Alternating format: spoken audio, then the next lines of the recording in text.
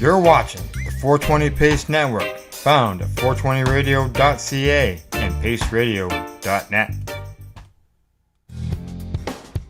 Stay tuned. We'll be back after this toke. Are you looking for non-stop, continuous cannabis and psychedelic programming? If you are, then turn your browsers to 420radio.ca or paceradio.net, where you will find the 420 Pace re-rolled Saturday. Everything gets started at 8 a.m. Eastern Saturday morning. Hi, I'm Timmy. And I'm Mary Jane. He's the newbie. She's the doobie, and this is the show where we toke cannabis. Talk.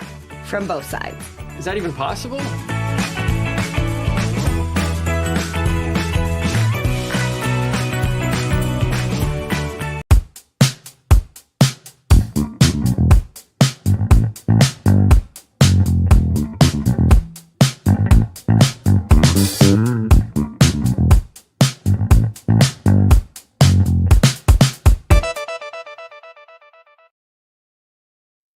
You're listening to the Pace Radio Network, here at paceradio.net. The views expressed by the individuals during this broadcast are their own opinions, and they may not be the same as those of their group or other organizations they may be involved with. All medical advice during our broadcast is not a medical opinion and should be checked with your medical physician.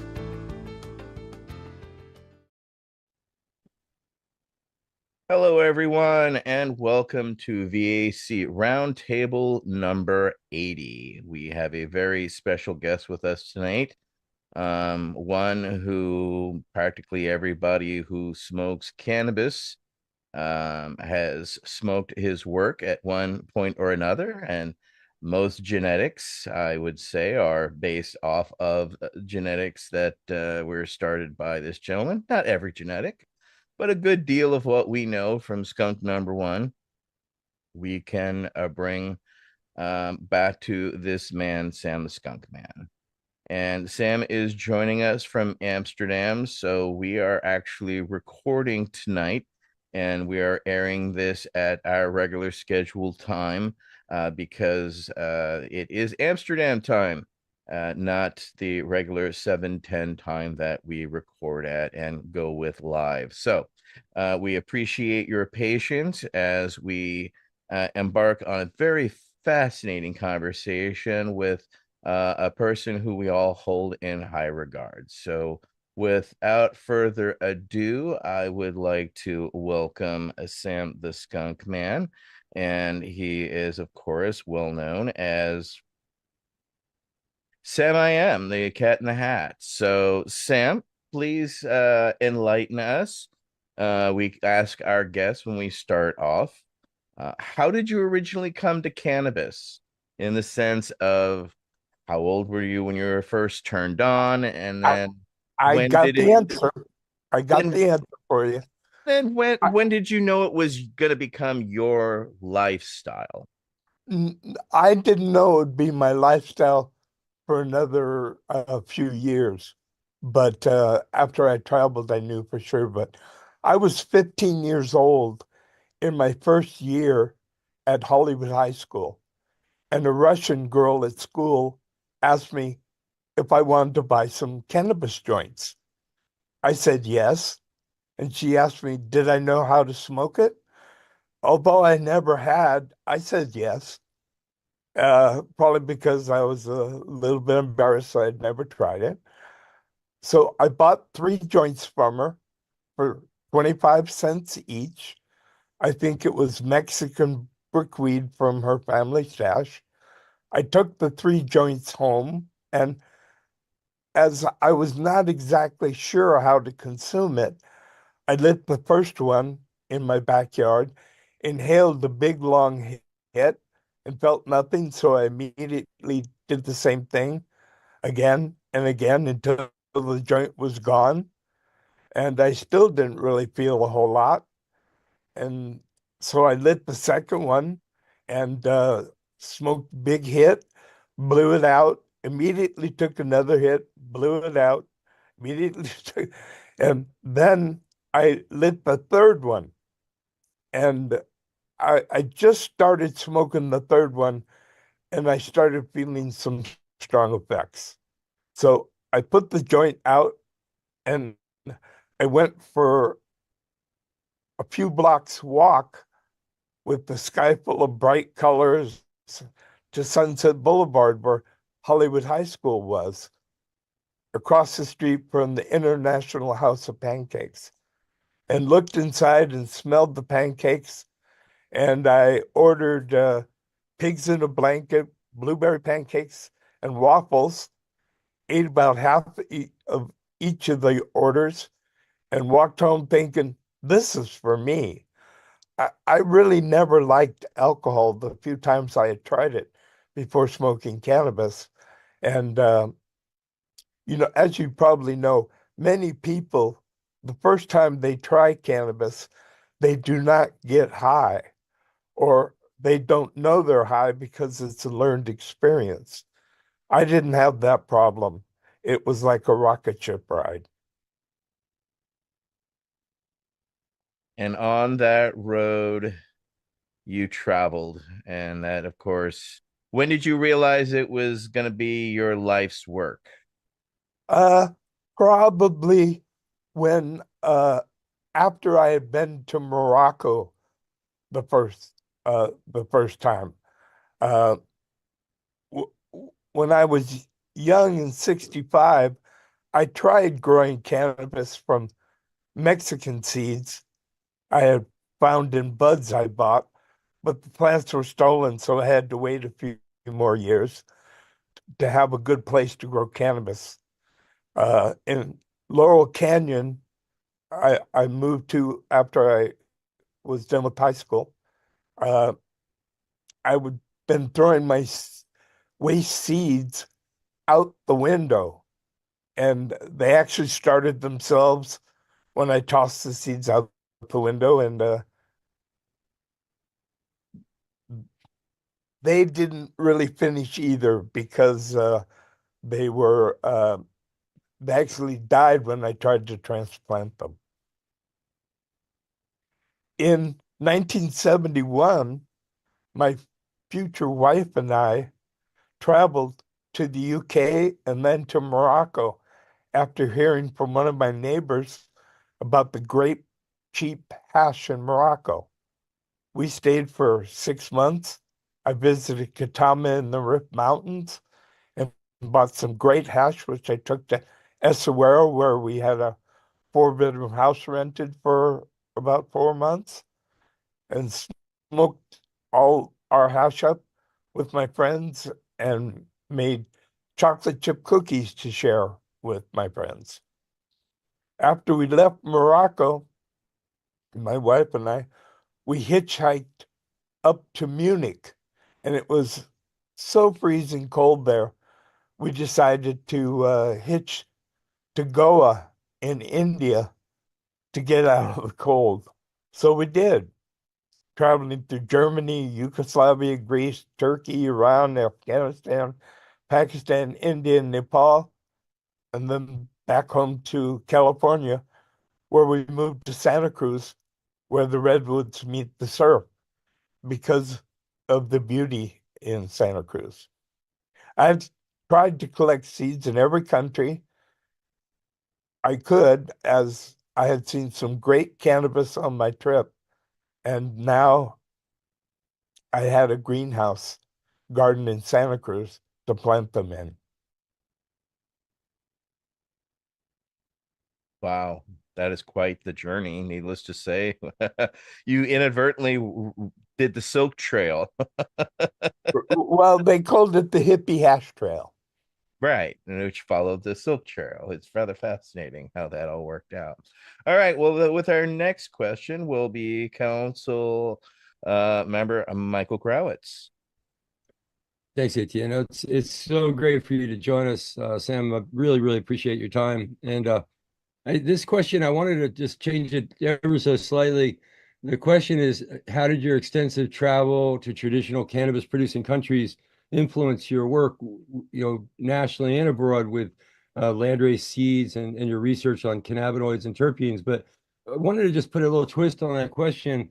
It seems like you in your life and your work blend three different experiences. One being the sort of the hippie cannabis movement, cannabis activist experience inside the United States. One being the traditional, 1,000-year history of cannabis, and another being modern botanical practice.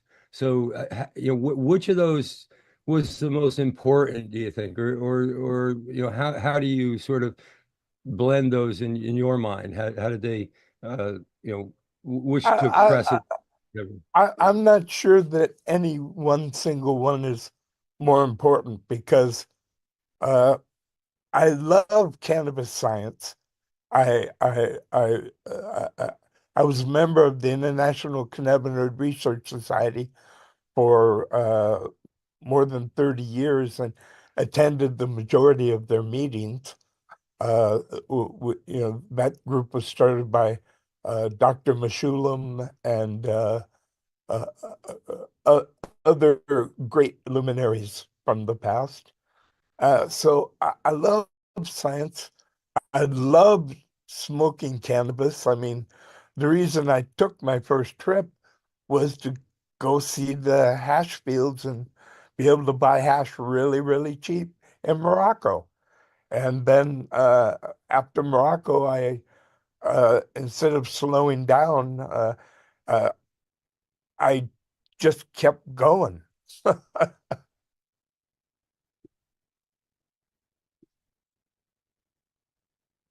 All right, next up will be council member Nate Landau.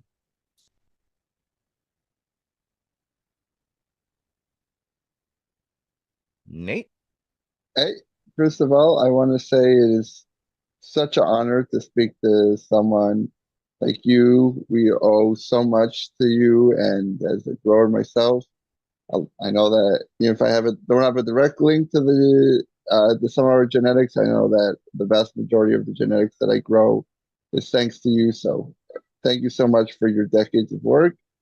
And my question is, what motivated you to establish Sacred Seeds in 1975, and how did it become the world's first cannabis seed? Well, I have been making my own heirloom vegetable seeds as a lifetime member of the nonprofit Seed Savers Exchange in the early 70s. After I had taken a class with my wife with Alan Chadwick at the UCSC garden that combined organic, biodynamic, and French intensive raised bed gardening. So that's the feet I stood on. And after growing cannabis a few years, what I found out was that seeds were what made really great cannabis possible. The genetics, if you grow shit seeds, you get shit weed. No matter how great you grow it, it's still going to be shit weed. Uh, so in 1975, I began to make seeds of the highest quality plants of landrace varieties I had collected and to offer them to my friends and their friends of friends and their friends of friends. Because back in the old days, you couldn't advertise cannabis seeds. They were illegal and it was verboten. So what I did was I packaged them and sold them to my friends, who then sold them to their friends, who sold them to their friends via my new underground cannabis seed company called Sacred Seeds. And one of the main things I was also trying to do was make it so you didn't have to buy your cannabis from some violent gun carting cartel.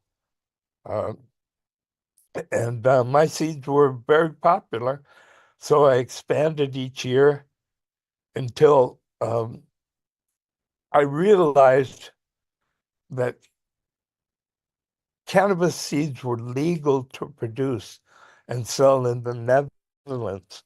So in 1985, I moved myself, my seed collections, and my wife and my two daughters to the Netherlands. While in the USA, the pressure on cultivators kept increasing each year with the government war on cannabis. Uh, I had actually left just in time and asked Robert Clark to join me here in the Netherlands. Nate, you have a follow-up?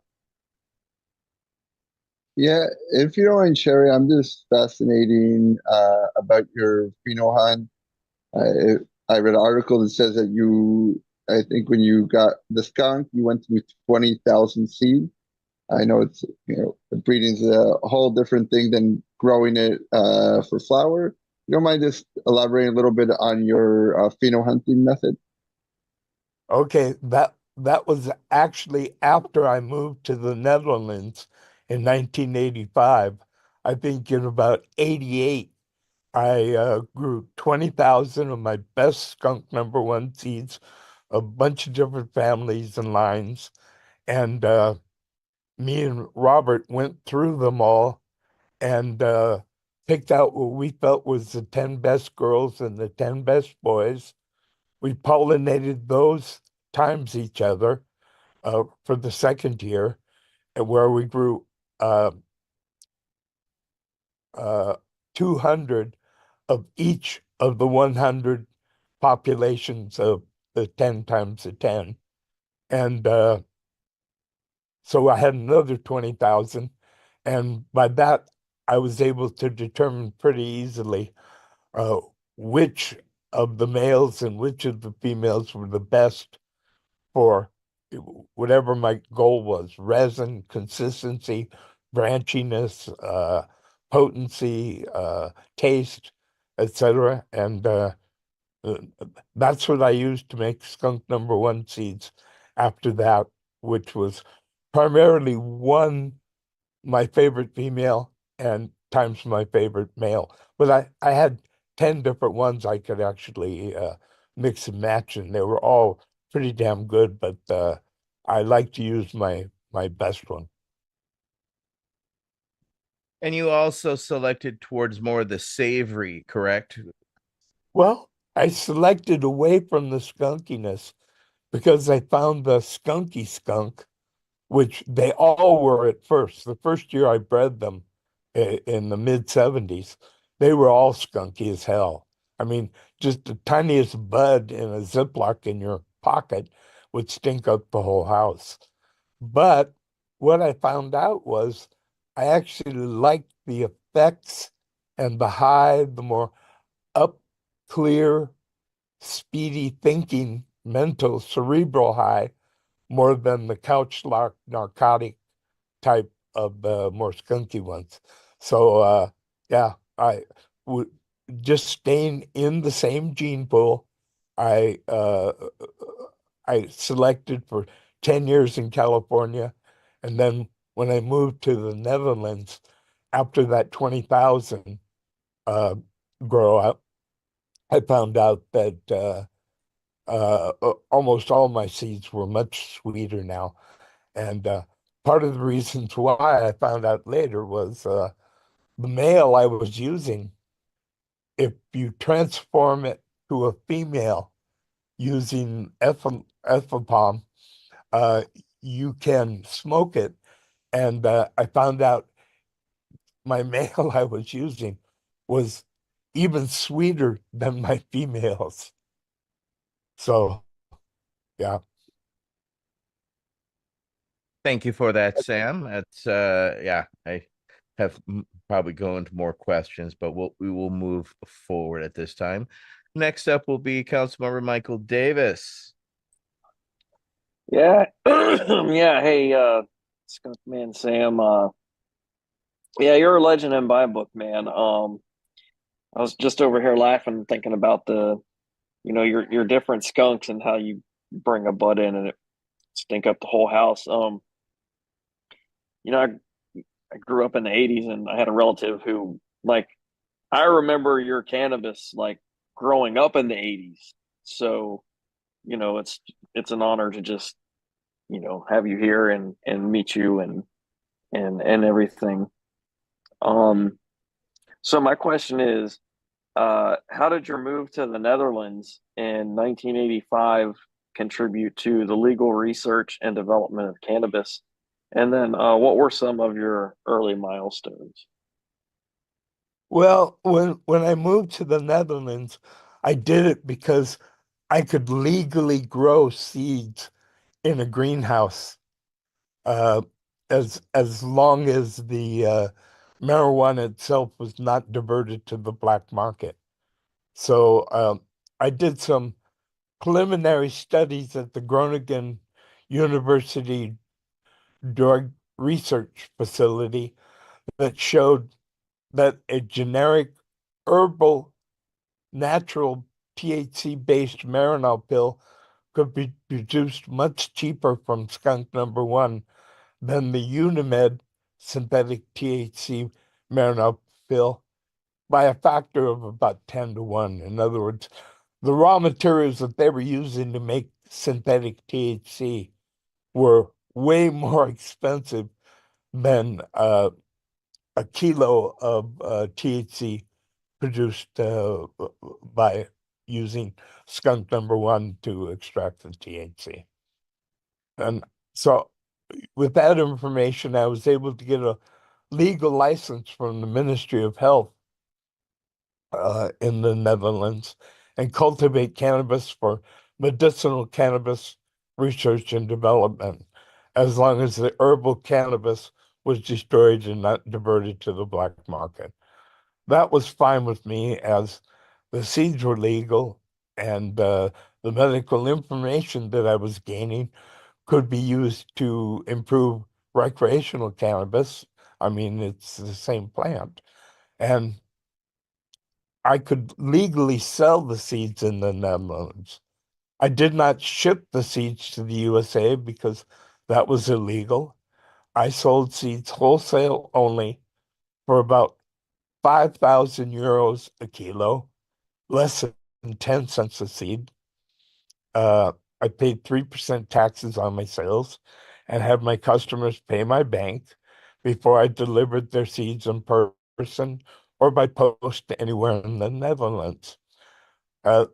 Very soon, I was the largest cannabis seed seller in the world and used the funding to support my medical cannabis research, which led to many of my other ideas to create, for example, all-female seeds using STS, as well as polyploid, triploid cannabis seeds to supply farmers to grow seeds that were, this is what I was thinking when the project began, that they were sterile and unable to be pollinated. Therefore, they would produce a higher quality plant.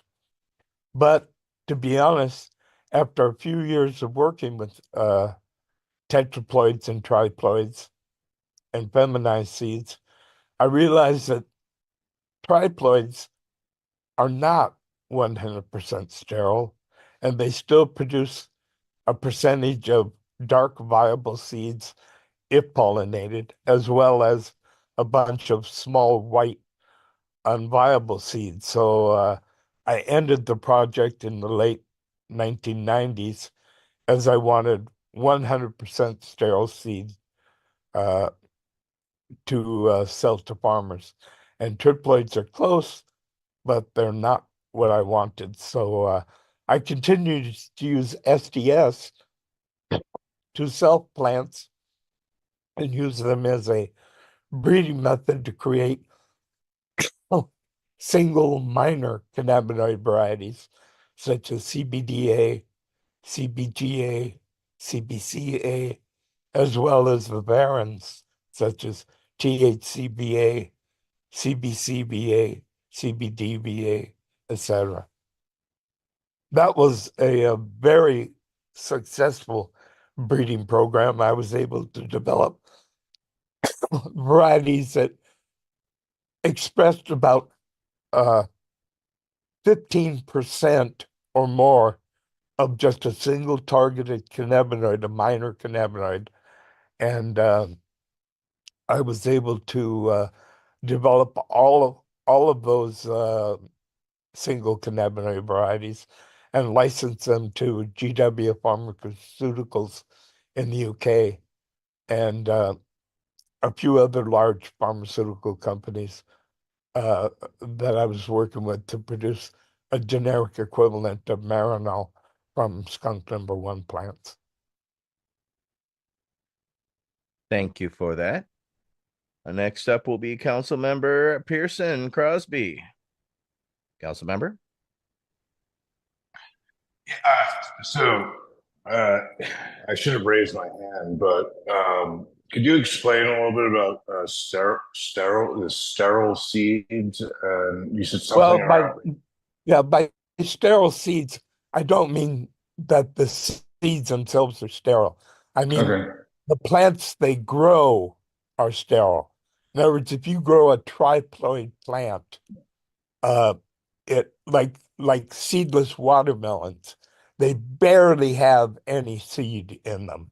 And we were the first to do that with triploid cannabis, but the level of seedlessness that we were able to achieve, because triploids are not truly sterile, they can seeds. And is somebody saying something? Sorry, that was me saying it was a light bulb in my head as you're explaining. I'm sorry. Your question, Pearson? Yeah. Can you explain the founding and mission of the International Hemp Association? Okie dokie. The IHA was founded by myself with Robert Clark and Dave Pate in the early 1990s to help farmers interested in growing industrial hemp worldwide. We were dedicated to the advancement of cannabis through the dissemination of information via our scientific peer-reviewed journals, the JIHA, Journal of Industrial Hemp Association, for 6 years. That was 12 issues printed on 100% pure hemp paper, and the journal JIH, Journal of Industrial Hemp, for another 7 years after the first one. And that was 14 issues. So a total of 13, 14 years that we sold our journal for the membership. And we also sold books, and we sold an IHA educational kit because a lot of people didn't know that you could make hemp plastics and hemp fabric. And so we had educational kits with many dozen different hemp products, as well as we were offering industrial hemp seeds to farmers worldwide to use in trials in their local countries. We supplied them with a dozen different varieties at various times, as well as suggestion advice, and we supplied phytosanitary certificates and import-export permits if required by their local countries. Our goal was really to return industrial hemp to farmers worldwide. The original issues of the JIHA are still online for free not the second journal, because that was actually the publisher didn't want to make them freely available like we did. But if you look up the Journal of the International Hemp Association, you'll find our the original 12 issues of the JIHA, and they're quite enjoyable. We interview luminaries such as Raphael Mechoulam, Dr. Osole, uh, Dr. Rudolph Brynesen, a whole bunch of really, really interesting cannabis people. And I think you'll enjoy them. Pearson has a follow-up. Pearson? Yeah. So, in regards to the International Hemp Association, do you, how do you think it affected? What was its a role in advancing cannabis research and legislation globally? We were a mentor. Our ultimate goal was really to get industrial hemp to be able to be farmed in all countries that where people would put it through the process to approve it to be allowed to be grown. It was still being grown at that time in France, a tiny, tiny bit in Italy, but it was coming to an end. And there was a few countries that were, China was still growing industrial hemp, but most countries had given up the industrial hemp because if you don't know what you're doing when you wet industrial hemp using retting ponds, it can cause a lot of water pollution, which can kill the local fish. And but there's new modern ways to do things without the problems. And as you know, hemp is now grown in dozens and dozens of countries worldwide. So we were actually very successful at bringing, and then we sort of withered on the vine after about 15 years of doing it, and other groups picked up the bat, like there was a hemp organization in America, there was the EIHA in Germany, and they took up the reins and accomplished a lot of the same goals that we were doing. Pearson, you had another follow-up? Yeah, really quick. So I know hemp in early America was mandatory for landowners, from what I understand. And also, I was involved with a project in Western Massachusetts with hemp fibers and banana peels as a way to make paper. I'm off topic right now, but I was very curious. Banana peels, banana leaves, not the peel. But banana leaves can be used to make textiles also. So can pineapple leaves. And they're even making leather from cactus now. Yeah, it's amazing the advances in vegetable leather technology. We are people advocating cannabis education here at paceradio.net. Limestone City Hydroponics is Kingston, Ontario's hydroponics shop. Take your growing to the next level and create the optimal environment with a tent kit, or maximize your yield with an ebb and flow flood table kit. Either way, Limestone City Hydroponics has more sizes and options to fit your needs. Are you looking for the power of the sun that adapts to your budget? Then look no further, as they have professional grow lighting. They have indoor grow systems that are easy and cost effective, with many options to fit your living space and lifestyle. Cultivate your growing potential. We have everything you need to succeed. And if you can't make it to the store, they offer local delivery to the greater Kingston area. Remember, when you're looking for experts to help you grow, then look no further than the locally owned Limestone City Hydroponics, 105 Sunderland Drive in Kingston, Ontario. Call them at 613-548-0420. Are you looking for non-stop, continuous cannabis and psychedelic programming? If you are, then turn your browsers to 420radio.ca or paceradio.net, where you will find the 420 Pace re-rolled Saturday. Everything gets started at 8 a.m. Eastern Saturday morning. Enjoy the buzz of legalization with Campbellford Lifestyle Shop. From lights to plant nutrients, books, consumption accessories, and more, we've got all your basics to grow or consume cannabis. Visit our info center or take a look at our piercing services and body jewelry, now available in-store through Campbellford Lifestyle Shop, 17 Bridge Street West, Campbellford. Are you looking to get your medical cannabis grow license? Limestone City Hydroponics can help patients through the process of obtaining their license to grow medical cannabis. What's that?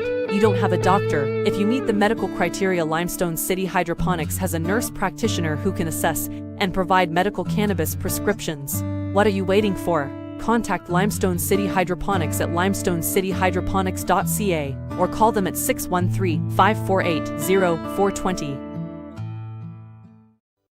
PACE Radio is the People Advocating Cannabis Education Radio Network. Legacy 420 have an awesome array of cannabis-infused beverages, from pop to Nature's Nectar's teas, all in amazing flavors. What a selection! We even have a delicious mango-infused juice, and let me tell you, it's delicious. Everything is infused in-house, so we buy our syrup from the same place where everybody else buys their syrup for their pop, and the infusion is done in the lab. It's all canned here, labeled here, produced 100% on Tyndonega. We have two lines of drinks. One is called our Nature's Nectar. That was our original line that we came out with, and then we also have a line under the Red E brand. We have them in 10 milligrams, 30 milligram, and 60 milligram cans.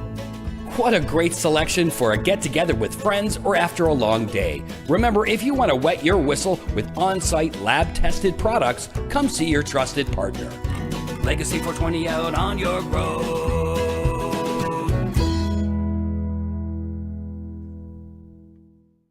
You're listening to the Pace Radio Network here at paceradio.net. All right, that I have our next question, which follows along the lines of while you were in Amsterdam. Well, you still are, so but when you traveled there. So what led to the creation of Hortifarm BV in 1992, and how did your research with cannabinoids contribute to the development of medical cannabis products such as Sativex as well as Epidiolex? Well, as I had already mentioned, I was able to apply and obtain a legal license from the Ministry of Health to cultivate cannabis for medicinal cannabis R&D in our 1-acre greenhouse in the Netherlands. We were actually the first privately licensed medical cannabis research and development greenhouse in the world. It was a 1-acre greenhouse. One of our first projects was the breeding of single cannabinoid varieties, which the THCA skunk number 1 variety and the world's first high CBD A variety, which we bred in the 1990s at Hortifarm, were used for Sativex. And the CBD A variety was also later used for Epidiolex. Our team also advised GW that CBD could be used to modulate the effects of THC and allow naive users to avoid the paranoia that some naive users got with THC containing meds. As well as we taught our staff at GW to cultivate cannabis organically with IMP to control pests and diseases. I had suggested to GW a greenhouse facility that had been previously offered to me in Sittingbourne, Kent, where they did base their operations in the UK and grew into a multi-billion-dollar company before selling to Jazz Pharmaceuticals. By the way, contrary to many stories, I have never owned a share of GW stock. I did receive royalties from GW and from other companies also, but yeah. Um, I forgot where I started here. So the end effect is Sativex, because it was a combination 1-to-1 of THC and CBD, needed a CBD variety source, and Epidiolex also needed CBD because that's what it is. And they didn't exist before we created the first one. And now though it's now owned by Jazz Pharmaceuticals, correct? They own GW. Yes, correct. Okay. All right. And Next, they don't want to give me any money. that's a common theme, unfortunately. Well, unfortunately, they're a shark and I'm a minnow. That is true. Michael Crowitz, you have the next question for this minnow. Thank you. So it said, I think you covered this sort of a little bit, but if you could go a little bit deeper into exactly how breeding methods like breeding methods like STS to create single cannabinoid cultivars, and a little bit if you could touch on a little bit of the significance of breeding the first high CBD variety back in the late 1990s. Well, I I bred the world's first high CBD variety because I knew I could. I didn't have an end use for it, although we were in communications with Carlini in Brazil, and he needed CBD materials. So we could certainly help people like him because CBD wasn't really controlled the way that THC was. But SDS can be used to self plants by creating S1, S2, S3, S4 generation plants that with each generation of selfing, so you start with, let's say your target is THCV. You find some plants which have minor amounts of THCV. For example, Afghan does, Thai does, South African does, and a variety I had from California called California Orange. They all had 1, 2% at the most of THCV. So we took each of those 4 varieties and self them 2, 3, 4 generations, and each generation, the seeds that we produced would we would grow them out and find the ones that was the highest. So we would test them in our lab, see which ones had the most THCV, and so the S1 that had the most THCV, we bred and made S2, and did the same thing with S3 and S4, and we were able to increase the single targeted cannabinoid from 1 or 2% up to 15%. And the only problem, of course, is that S3, S4 generation plants have no vigor or no resistant to pests and diseases.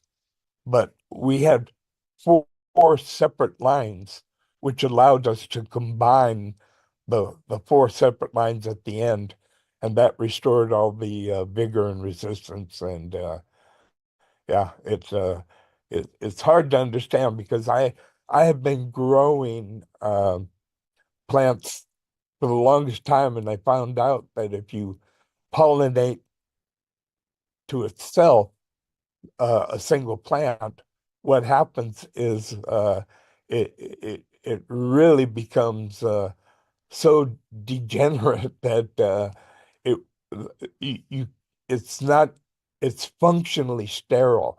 A pollen doesn't drop anymore. It remains sticky and you have to use a Q-tip to remove it. But after I restored the vigor, everything was rock and roll. And one of the reasons we did this was that CBDA and the rest of these minor cannabinoids were very expensive a kilo. And research was difficult and expensive to undertake. So we bred single cannabinoid varieties to allow research into all of the minor cannabinoids for medical uses, in the hope it would allow cannabis and the cannabinoids to be brought back into Western medicine. And we were actually successful beyond our wildest dreams at doing that. And there's many single cannabinoid varieties now, but in the 1990s, we were the only people doing it. Well, you were the only people who had access to do something like that, much less the wherewithal as well. So, It's very hard to do cannabis research and science when it's your work is illegal and it could be taken from you at any time. When it's legal, it changes the picture. And we also had an analytical lab with GCFID and HPLC, etc. Yep. I'm late on that one. All right. Well, next up will be Nate Landau with our next question.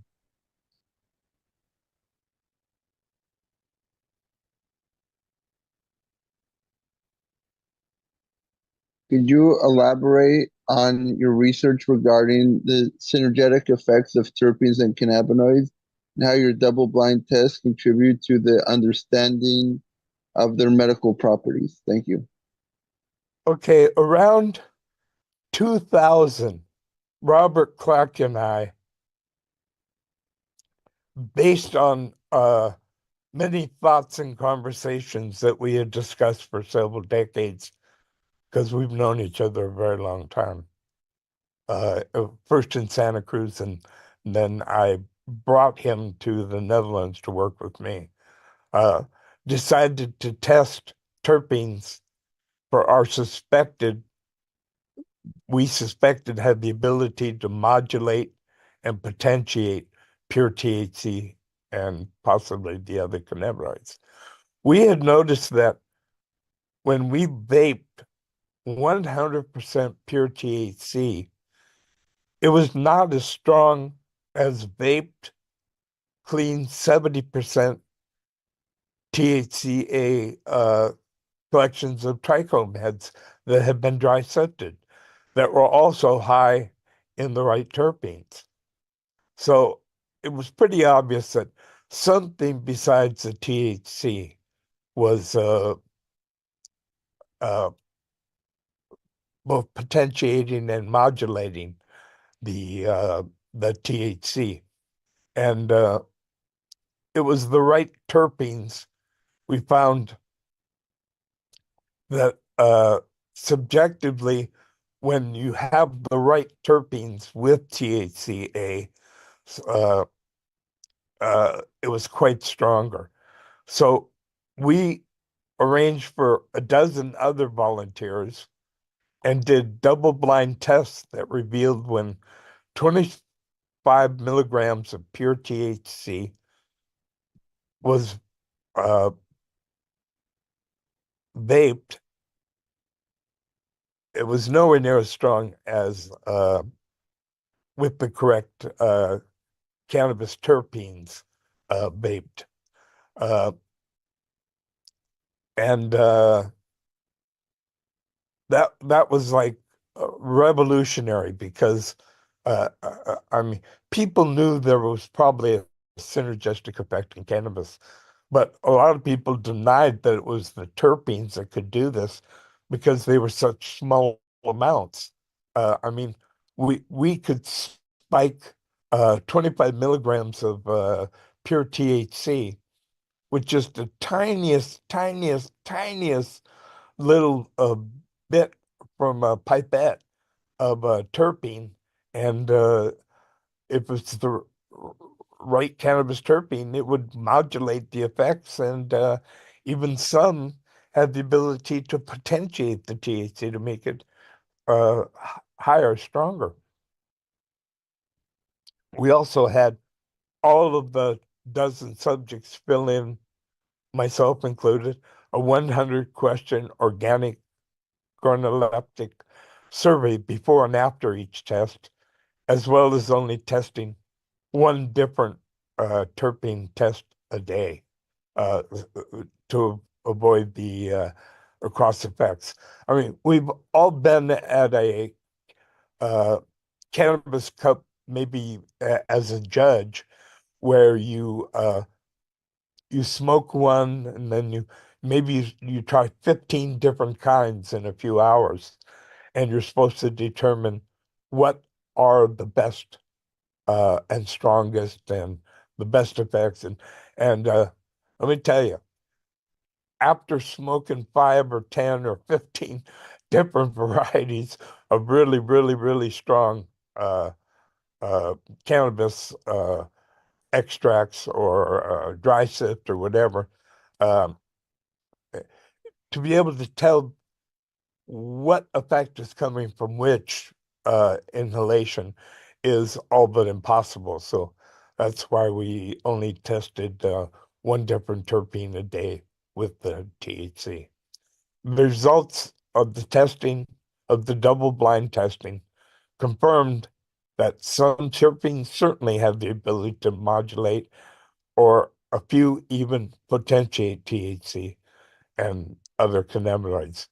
This information spread to the cannabis community very quickly because me, Rob, and everybody else was telling all of our friends. Nate has a follow-up. Sure.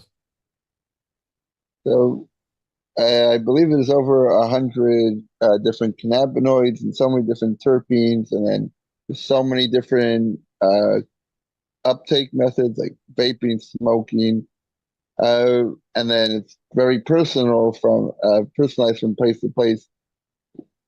Do you see a future where we can? You said at the beginning, I think before we press recall that the herbal form of it is medicine, but to really get it exact and repeatable, like FDA approved medicine, do you believe that it will be able to be in a flower form, or will it have to be in concentrate to be a repeatable medicine, kind of like the D-double pharmaceutical medication you were talking about earlier? That's difficult to say because number one, I don't smoke herbal cannabis. I only smoke dry sift or rosin or things of that nature.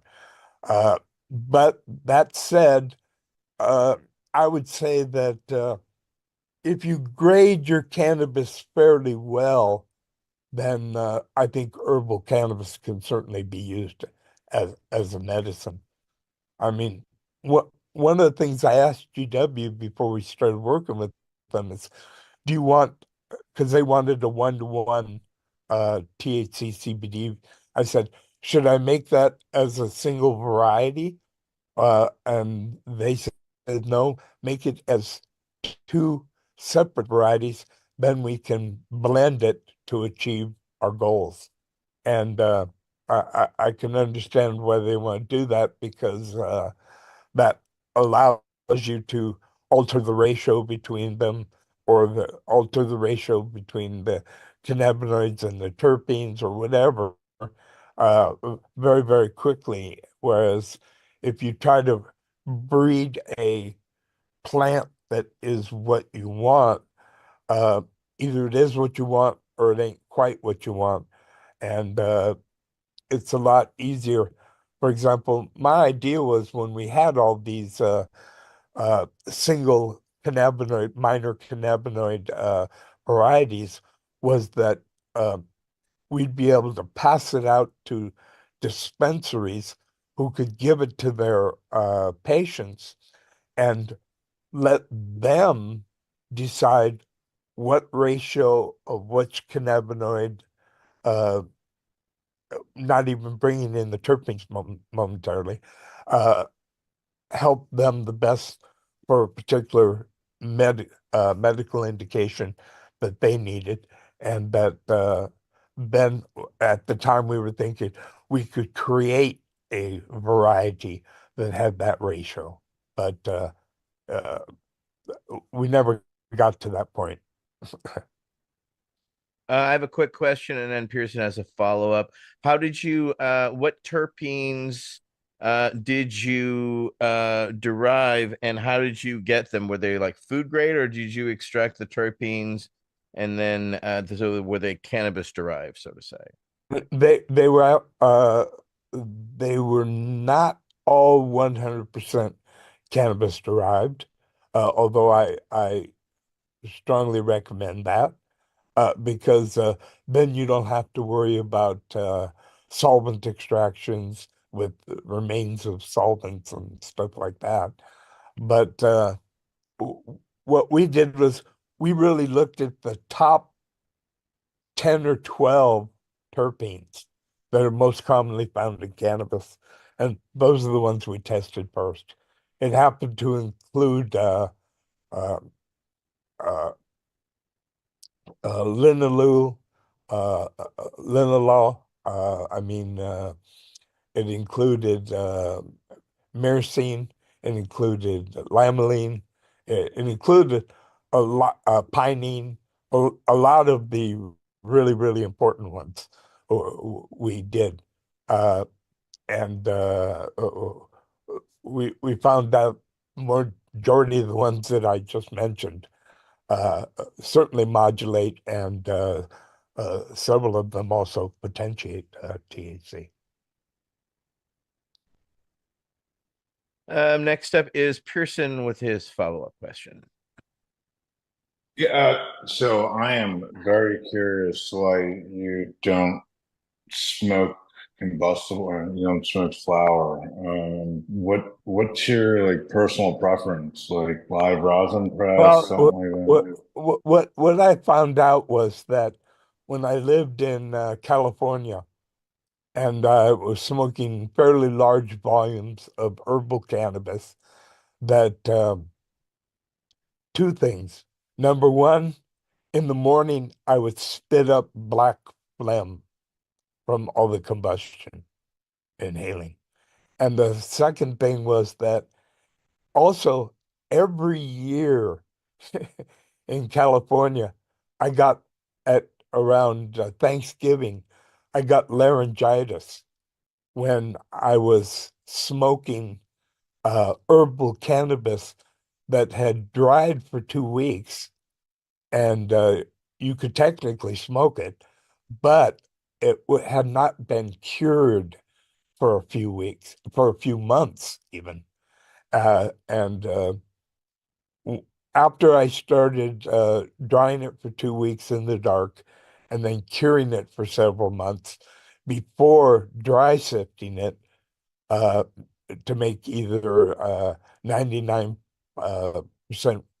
trichome head hash that was in the low 80s of THC and rich in terpenes, uh, I I was having trouble with the amount of herb that I was smoking. And when I switched over to dried and cured, dry sift, all those problems disappeared. Thank you. All right. Next up will be Council Member Davis. That's interesting. So, in what ways do you believe your work with cannabis has impacted its return to Western medicine? And what challenges do you see ahead in achieving broader acceptance of cannabis for personal use and medical treatment? My goals from the beginning have been to allow all adults to grow any cannabis for any personal end use, medical, recreational, industrial, by anyone, anywhere. I personally believe that if grown for commercial consumption, uh, uh, it should be modestly taxed and lab tested, regulated to keep all consumers' products safe. World still has a long way to go, but that journey is well on its way. I am one of the many who have helped cannabis get to the place in society and agriculture and medicine that it is today. Uh, my suggestion is we all keep moving forward, and I know you all agree with that. Oh, absolutely. Amen to that. Yeah, for sure, man. Next Yep. up is we do have a follow-up of kind of a question because you helped us this past year. The Veterans Action Council works at the national, local, state, federal, and international level. And yeah, you were very helpful. So Michael Krawitz has a question for you. Thanks, Etienne. Yeah, this has been a crazy year. When I was thinking back, I was thinking in my mind it was 3 different years, but it's actually all just been 1 year.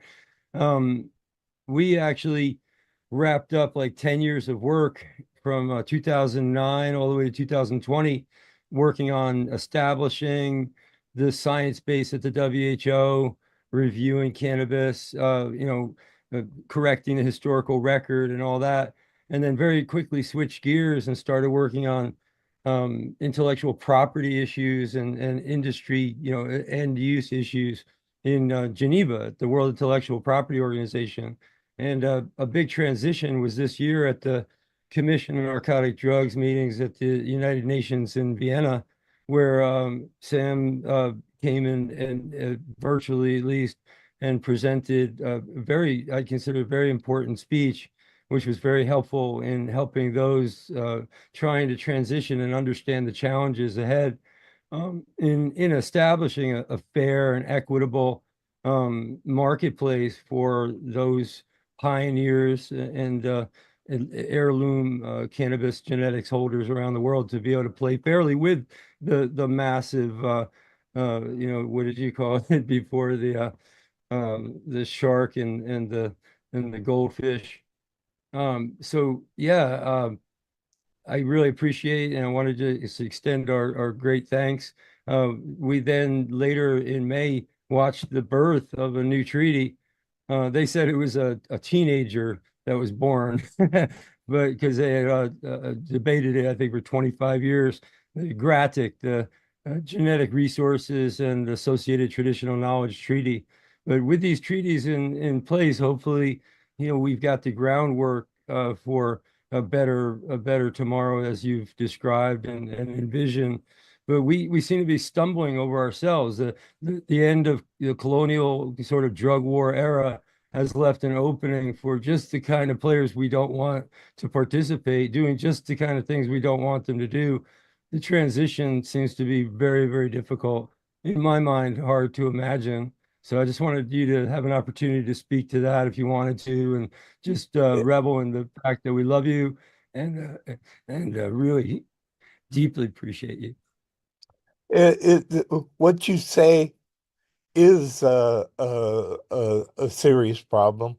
In other words, if a large pharmaceutical company goes to a third world country, gets seeds and medical knowledge about how to use the plant materials, uh, and they don't want to share it with the farmers, that seems obscene.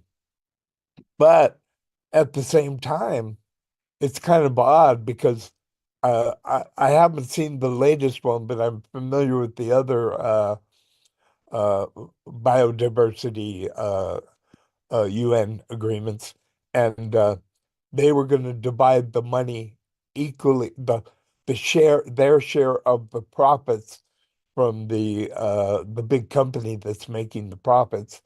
They were going to share them with the government. They were going to share them with the farmers. They were going to share them with uh, I mean, let's be honest. The governments are the ones who were persecuting cannabis for years and years. So it seems like we're rewarding their negative behavior.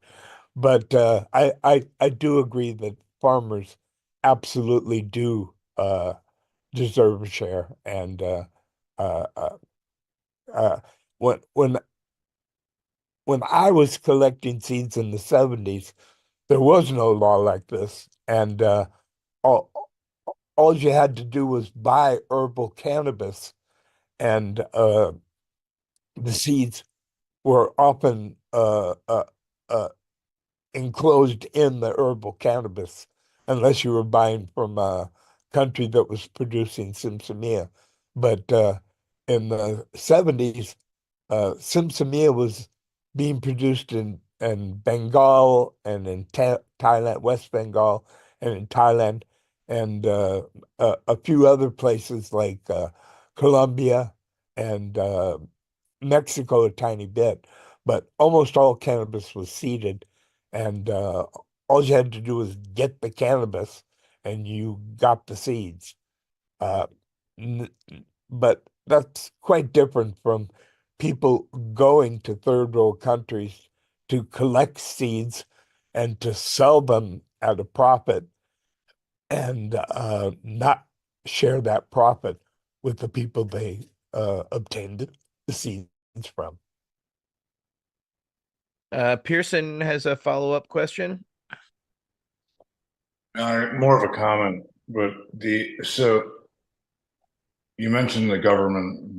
I just want to just throw out there the belief system that it lies in, and you know the power is held by the people, and as long as we're able to continue educating said people, I think the government will fall in line just as it has been. That's all. That's all.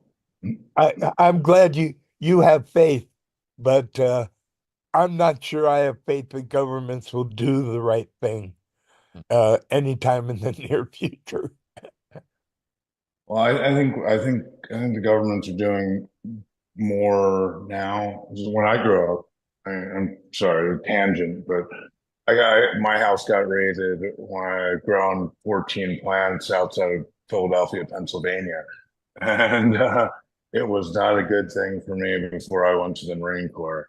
But now that same narcotics detective that picked me up that day, that had that warrant signed out for me, smoked weed with me before he died from Parkinson.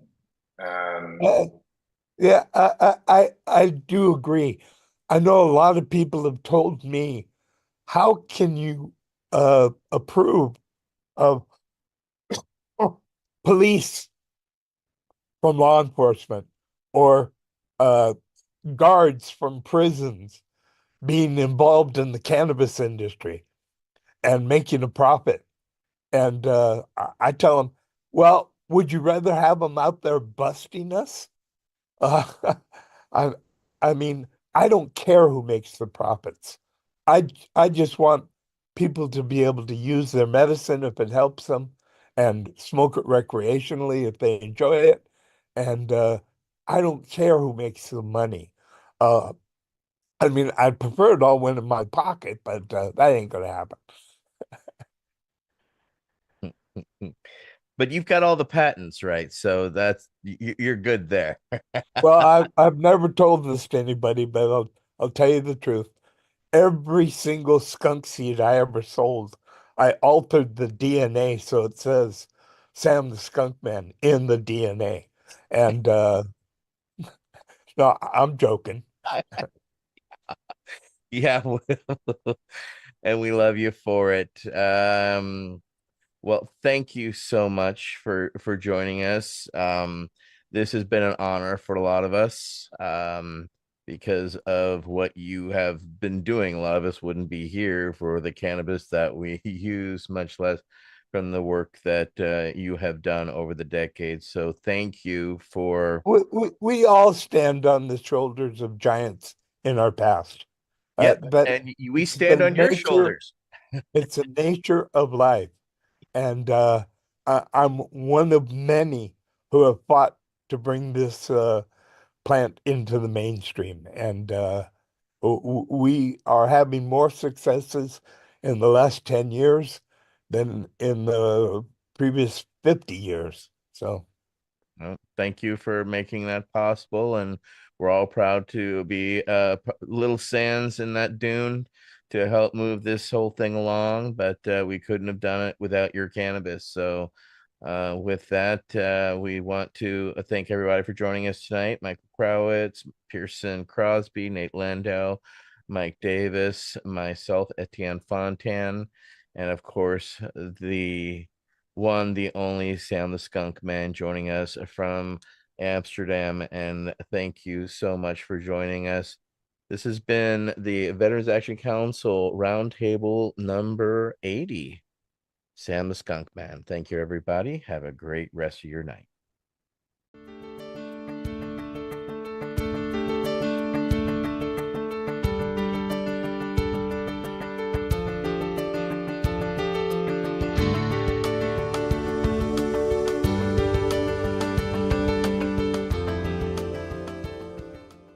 You're listening to the Pace Radio Network here at paceradio.net.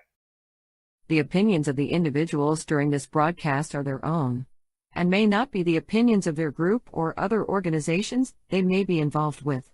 All medical advice during our broadcast is not a medical opinion and should be checked with your medical physician.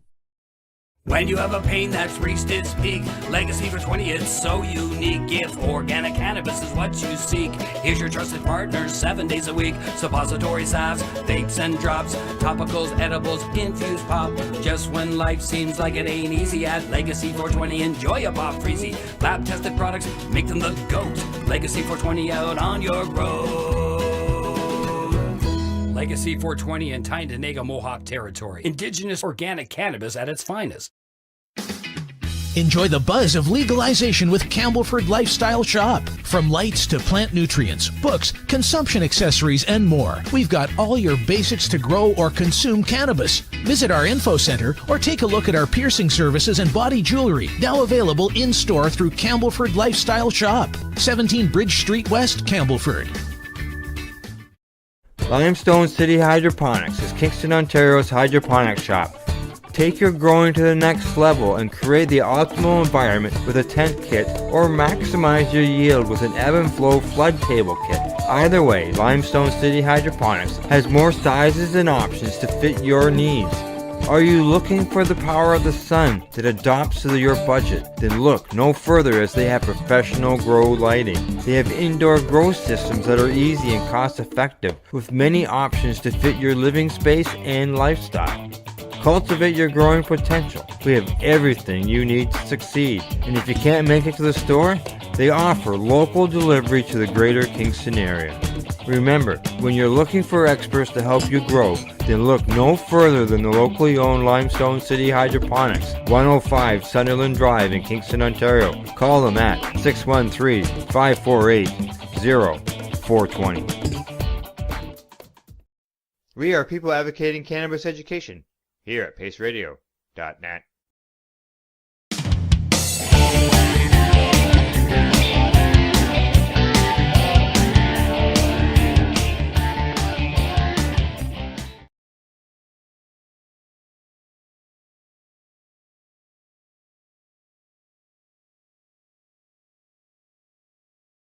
We're still in entertainment. Bring it on.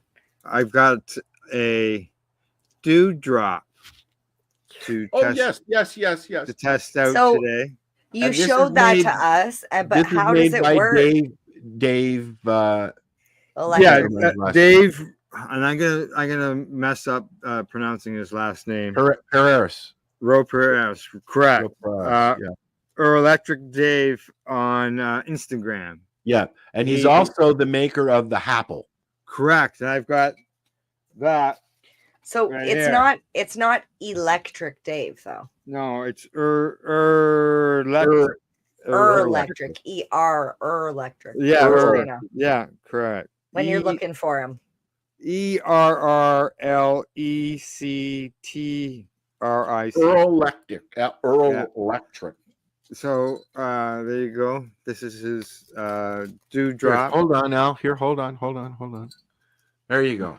This is the dewdrop. As you can see, it's nice and clean, and it's nice and clean because I have not used it yet. Okay.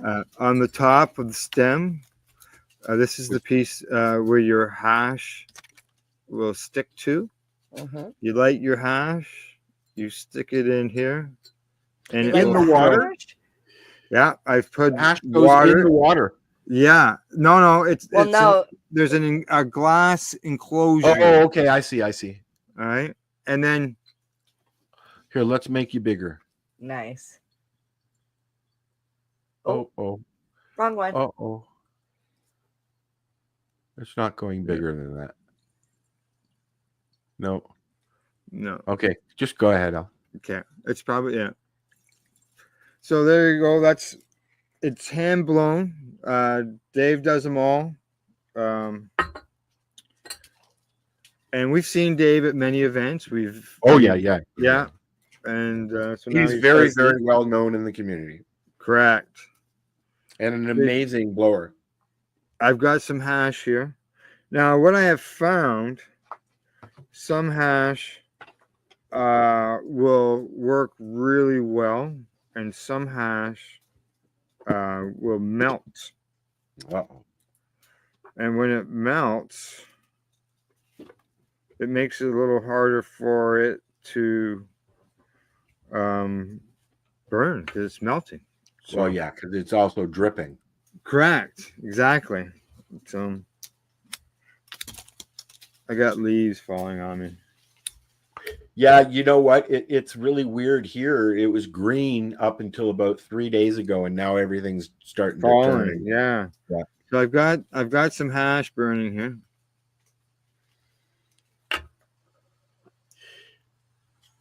Do you find you waste a lot with these toys?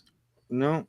Yeah, just gotta make sure it's burning. It's not burning. Come on, hash. I should have maybe put some on here previously. Tested it out. But then I would have smoked it all.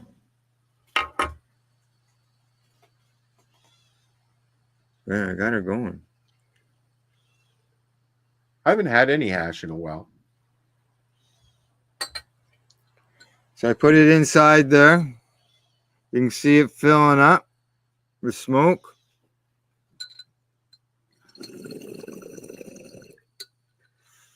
You just see it doing its thing. It sort of looks like our background. Yeah. Nice and smooth. Oh, Wow, yes. nice. Yes, I like this. And you could flavor the water as well, eh? Yeah, I imagine you could. Yeah. Put a couple of droppings of some terpenes or something in there. And it's very, very nice. Dave says it's got a new reinforced stem on it here.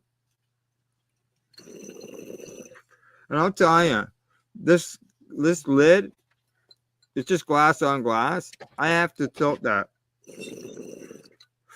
to clear the chamber. It seals that well. Yeah, it's got the little bubbler in the bottom. Pork holes. The handle for this has got some ridges on it, so it's not a completely smooth surface, so it's good to grip onto. And you know, the thing about smoking hash too is it goes forever. And what's the price range on those? You could have just said you don't know, Al. I don't I don't know. Now I can tell you, the apple that I've got, the apple here. Yeah, I purchased it at Spirit Leaf in Campbellford, and it's a smaller version. I gotta clean it. This was $55, but it depends on the store, right? Yes. But if anybody's interested in one of these, you can buy direct from Dave. Correct. Yeah. Check your store, your local store, if you see if they've got one. Oh, stuff. I was checking out another store. It says it's $55 too. Pardon me? I was just checking out a couple other stores. They're $55 too. $55. Yeah. Good. Yeah, it's coined one of the best hash pipes in Canada. Yeah. Exactly. Yeah. It's no wonder Nugs was like, we want to brand it. Oh yeah. Yeah. Yeah, okay, you got a little cough on me, but yeah, but that's a concentrate for me. That's right. Exactly. Any concentrate can make nice, a hack. Nice, and it pulls nicely. It's easy to hold on to. And then it'll be easy to clean. Just like the apple will be easy to clean as well. I put my student glass, I take it apart and put it in the dishwasher on the top. Well, there you go. I don't know if I'd put that in the dishwasher, but yeah, it might be a little too thin. Yeah, but it's good stuff. So you can check out Dave's Instagram at Electric Dave, ERRLECTERIC Dave. I should have probably pulled him up on Instagram. And here is his page right here. There we go. Electric Dave. Some of his posts of his stuff. Oh, look at that. He's put an e-nail on it. Oh, yeah. Yeah, see, I was wondering if the top had a different feature because it looks wow. Different. That is cool. I might be able to do that. I might be able to do that. You know what? I enjoy I use the student glass more as a bong than I don't even have water in it at the moment. No, you just use it dry. Just use it dry with the module as my vaporizer, and throw some shatter in there or some diamonds. I've got one scoop of diamonds left. Yeah, right. It's my movie watching bong. I don't own a bong. That's the only thing. I use my shatterizer and my student glass. Now here it is with a banger on it. Is that a banger? Oh yeah. On the front of it there? Yeah, that's. I was wondering because the way the thing, it just looks different. Yeah. Here, let's make it big, Al. Yeah, I got it. Yeah. There you go. Yeah. That's cool. Funny. I've got like 6 bongs and I don't use any of them. Oh, 7, 8 bongs. Now he's got. I've got a glass one, a raw one up there on the shelf, but I don't use it. So he's got a bowl on it. Yeah, there. he basically made it like it's in everything. Yeah, it's gonna smoke everything. Flour, concentrates. Yeah, you can see he's changing it out, eh? Yeah. The drop. You're a genius. Yeah, he did. Fucking brilliant. I wondered because as soon as I seen that, I was like, what the fuck is that? Like, I've seen the hash kettle for years, but you look at the hash kettle prices, holy fucking shit. You could buy like 6 or 7 of the Happles. Yeah. Yeah. Yeah. Why would you buy that other thing? Steven, fuck off.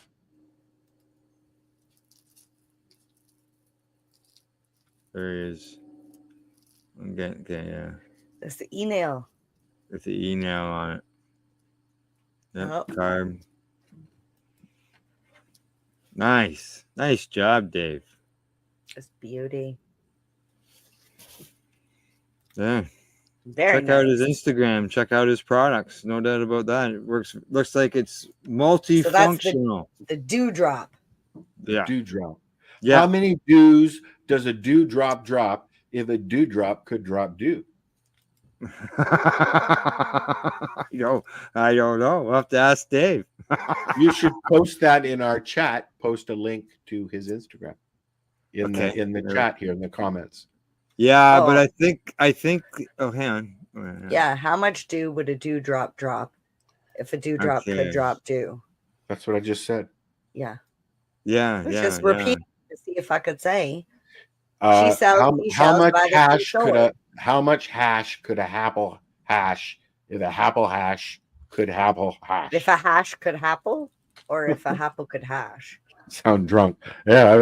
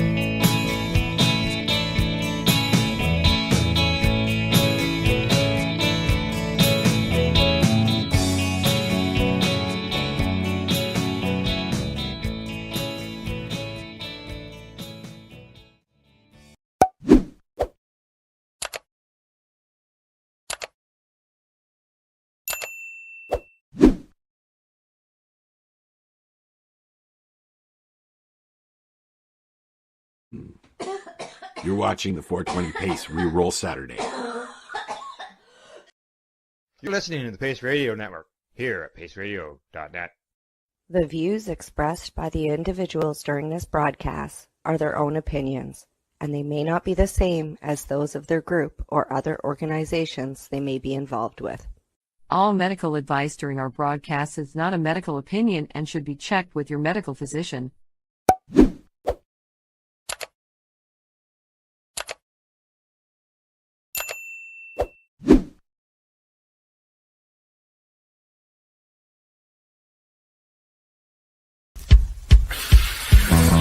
Oh yeah, baby, that's lovely.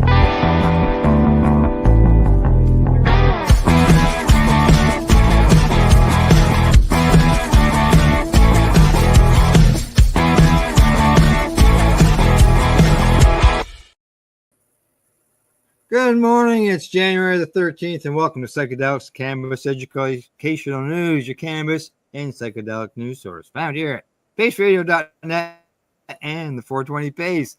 Good day, Rev Sydney. How you doing? Good day, Al. How are you? Oh, I'm doing all right. Doing all right. I'm just sitting here looking out the window, and for our morning eyewitness weather, I see some snow flurries. They're coming your way. yeah. Well, they're predicting a warm Nova Scotia winter, so it might turn to rain by the time it Yeah. actually gets here.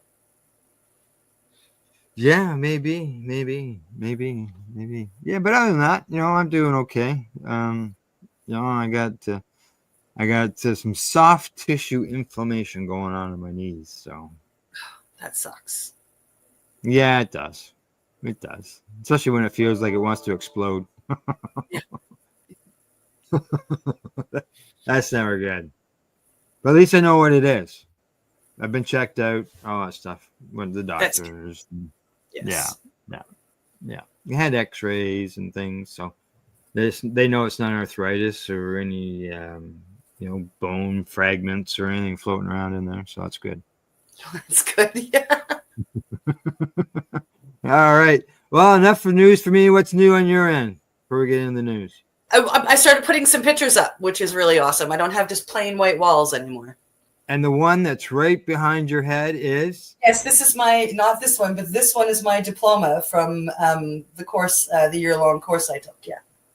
And that's why you got psychedelic medicine facilitator listed underneath your name. That's right. That's right. All right. Okie dokie. What do you say? We get into the news. Might as well, right? All right. Here we go. First story of the day. Coming to us from Barrie today, growing list of travelers charged with trying to smuggle cannabis via Pearson. Where are they going? There you go. Little tray there with some cannabis in the picture. Several arrests at Pearson Airport, which is in Toronto, over the past 6 months have prompted the RCMP and Canada Border Services Agency to remind travelers that it is illegal to bring any amount of cannabis on an international flight. In the case of travelers being busted at Pearson, the amounts of cannabis people are attempting to smuggle are worth tens of thousands of dollars, and the penalties are serious, the police say. Although cannabis is decriminalized in Canada, I don't know if we call it decriminalized, but it is still illegal to carry any amount of cannabis on international flights and amounts exceeding personal use on domestic flights. And this is from Inspector John McMath, who is the officer in charge with the RCMP Toronto Airport Detachment. If a passenger chooses to smuggle cannabis, they will be arrested and charged with serious criminal drug smuggling charges, McMath says. Yeah, as we saw just in other countries, some people get life sentences. But it was the nice part about that last paragraph, second last paragraph you read there, was the fact that it says, basically it tells you can fly domestically with your cannabis as long as it doesn't exceed the amount allowed, 30 grams here in Canada. Unless you have your prescription, and you are then allowed to carry a month's worth of medicine. That's with you, right. As long as you have your prescription on you. Well, you should have your prescription on you. Correct. Now, the RCMP say that on November the 14th, 2 separate travelers arrived at Pearson with a scheduled departure flight to London. Outbound package examinations uncovered cases of cannabis concealed inside their luggage, totaling about 45 kilograms, with an estimated street value of $175,000, the RCMP allege. Yeah, officials seized the cannabis and arrested the travelers. One was a 40-year-old woman, and she has been charged with being in possession of 21.95 kilograms of cannabis. 32-year-old woman has also been charged with transporting 22.5 kilograms, according to the RCMP in a news release. They each face charges of export contrary to the Cannabis Act. Yeah, both accused were released and were expected to appear at the Grenville and Williams Davis Courthouse in Brampton coming up in February. Now, and then stop you there just for a second. I believe in the other story that we were looking at to cover that part of it. I believe the only difference was that maybe there was a connection between these two ladies. Yeah, they were working together, maybe. Yes, yes. Yeah, so one was carrying 21.95, the other one was carrying 22, basically each carrying 22 kilograms of cannabis product. Yeah, and both of them heading towards London. So yeah. Yep. Okay, go ahead. Where were we? On October 26th, a Canadian destined for the Netherlands was found to have 45 kilograms of cannabis in their bag, valued at $180,000, according to an RCMP news release. And a 20-year-old was charged under the Cannabis Act with possession for the purpose of export. The accused was released with a scheduled court date. On October the 25th, a Canadian passenger bound for Germany who underwent a baggage examination was found to have 45 kilograms of cannabis concealed inside her luggage, valued at $180,000, the RCMP said. A 21-year-old woman was charged with possession for the purpose of export under the Cannabis Act. She was released on an undertaking with a scheduled court appearance. And on October 23rd, an outbound baggage examination found 62 kilograms of concealed cannabis, valued at $248,000 for a traveler heading to London. In that case, a 26-year-old woman was charged with export contrary to the Cannabis Act. She was scheduled for a court appearance last month. The estimated value of everything was approximately $248,000. And the penalties for cannabis importation in the UK are up to 14 years in prison, the RCMP noted. On July 25th, the CBSA stopped a 36-year-old Canadian woman after she was found with 23.25 kilograms of cannabis concealed in her luggage. 3 days later, the CBSA stopped a 53-year-old Canadian man after 8.8 kilograms of cannabis was found concealed inside his luggage. Both were charged with possession for the purpose of export contrary to the Cannabis Act, according to the RCMP news release, and were scheduled to appear in court. All of the accused are considered innocent until proven guilty. The discovery of travelers arriving at Canadian international airports attempting to hide cannabis continues to be an issue with serious and possible lifelong consequences for those travelers. And this again comes from McMath of the RCMP. McMath also had a message for people who believe they have been targeted by a criminal organization to transport cannabis. Report the incident to your local police, he says. Don't carry luggage for others. Awareness is your best defense. Be suspicious of any offer that sounds too good to be true, as you will be held responsible, and that dream vacation could end up turning into a trip to prison. Yeah. It will. And as you know, one Canadian fellow found out, life in jail. Yeah. Right. So. Yeah. It's not very often I see any stories of dealing with people smuggling cannabis, and so that one there, it came along, it had that whole list of almost people were getting charged, and did you notice that they were all approximately the same weight, 20 to 23 kilograms? I saw that. Yeah. There was one that was a bit more, and then there was one that was a bit less, but they all were pretty close to like the 22-ish for the majority of it. And that makes me wonder, like, I mean, are these people just doing it, or are they, like, that last paragraph said being targeted? Or they're being targeted, yeah. Or is that the weight that they allowed to basically carry? Is that bring it up to the maximum that a passenger can have? Who knows? Yeah, all right, on to our next story, and here you go. What's up? Yes, coming to us from Marijuana Moment. New York bill would legalize psychedelics like psilocybin, mescaline, and ibogaine. Another psychedelics bill has been pre-filed in New York for the 2025 session. This one calling for the legalization of certain entheogenic substances such as psilocybin and ibogaine for adults 21 and older. Sponsored by Assembly Member Linda Rosenthal. Along with 8 co-sponsors, the legislation would amend state statute to make legal the possession, use, cultivation, production, creation, analysis, gifting, exchange, or sharing by or between natural persons of 21 years of age or older of a natural plant or fungus-based hallucinogen. Wow. Yeah. DMT, ibogaine, mescaline, psilocybin, and psilocin would fall under the definition of natural plant or fungus-based hallucinogens that would be legalized by the bill. Further, the legislation would authorize people to engage in psychedelic services with or without as well as the entheogens in religious ceremonies.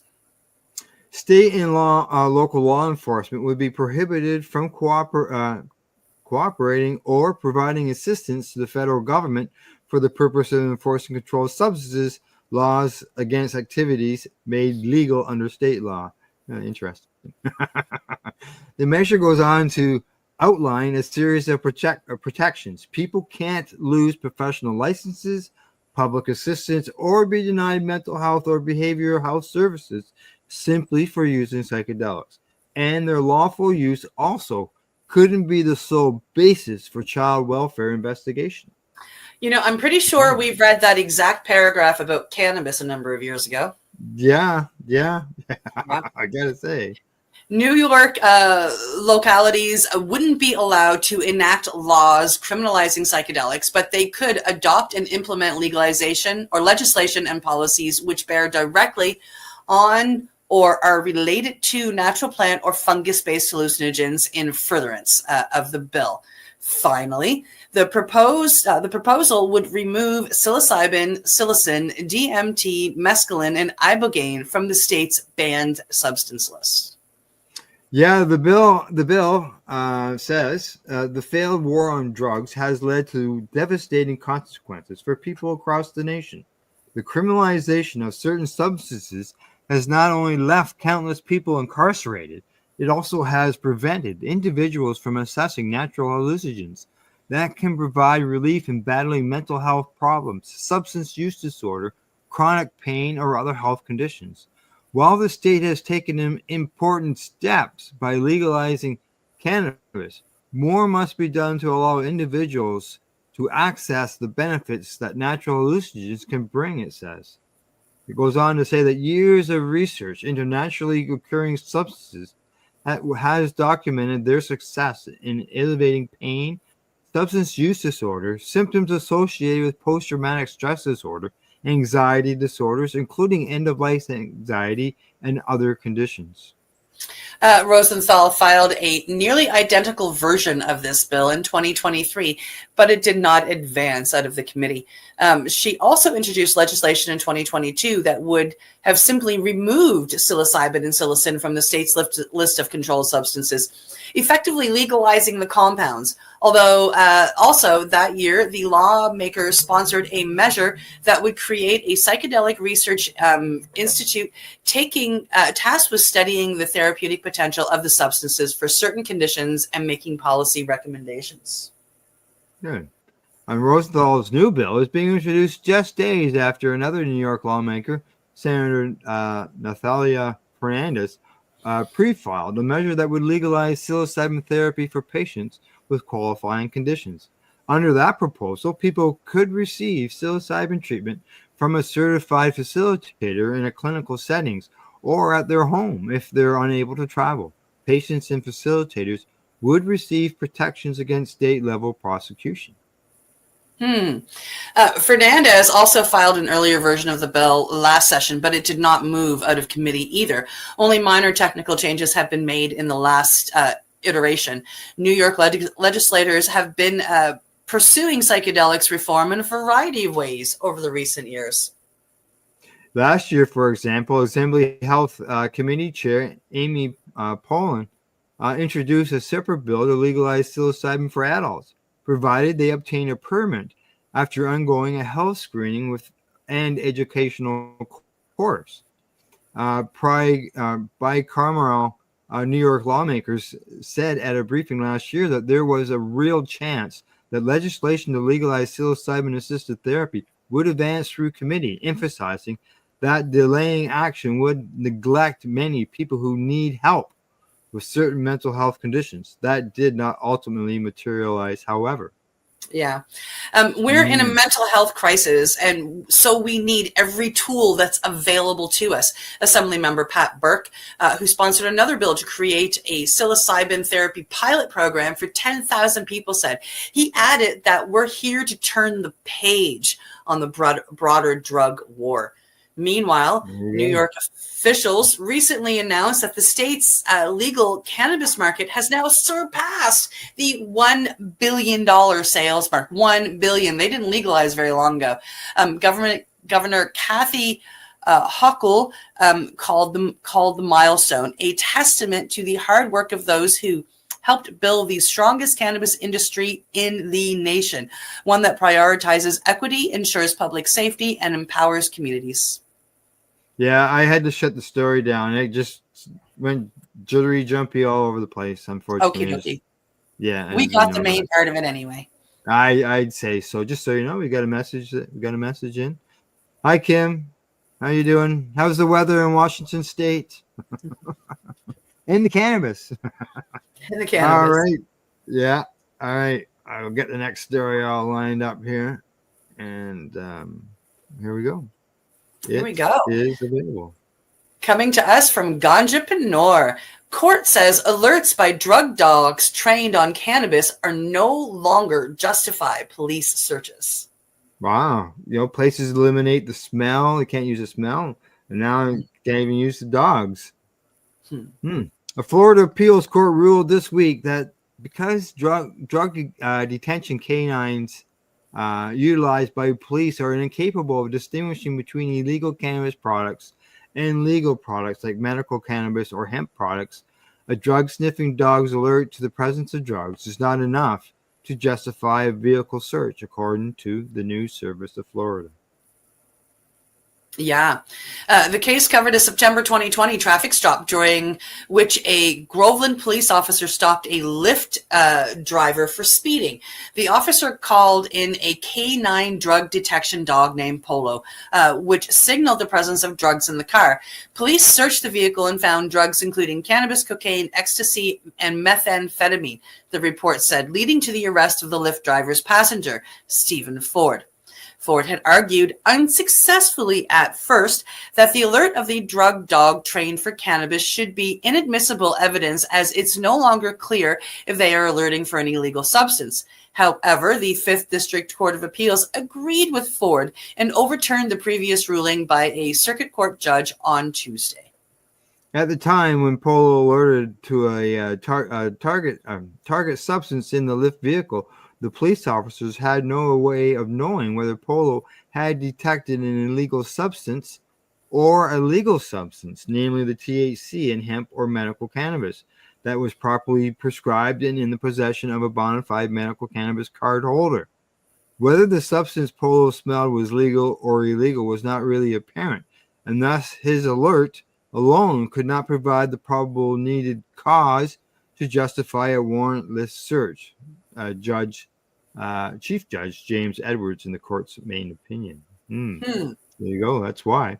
In a concurring opinion, Judge Jordan Pratt of the court wrote that under the week's ruling, dogs trained to alert on cannabis can no longer provide the sole basis of a stop or search.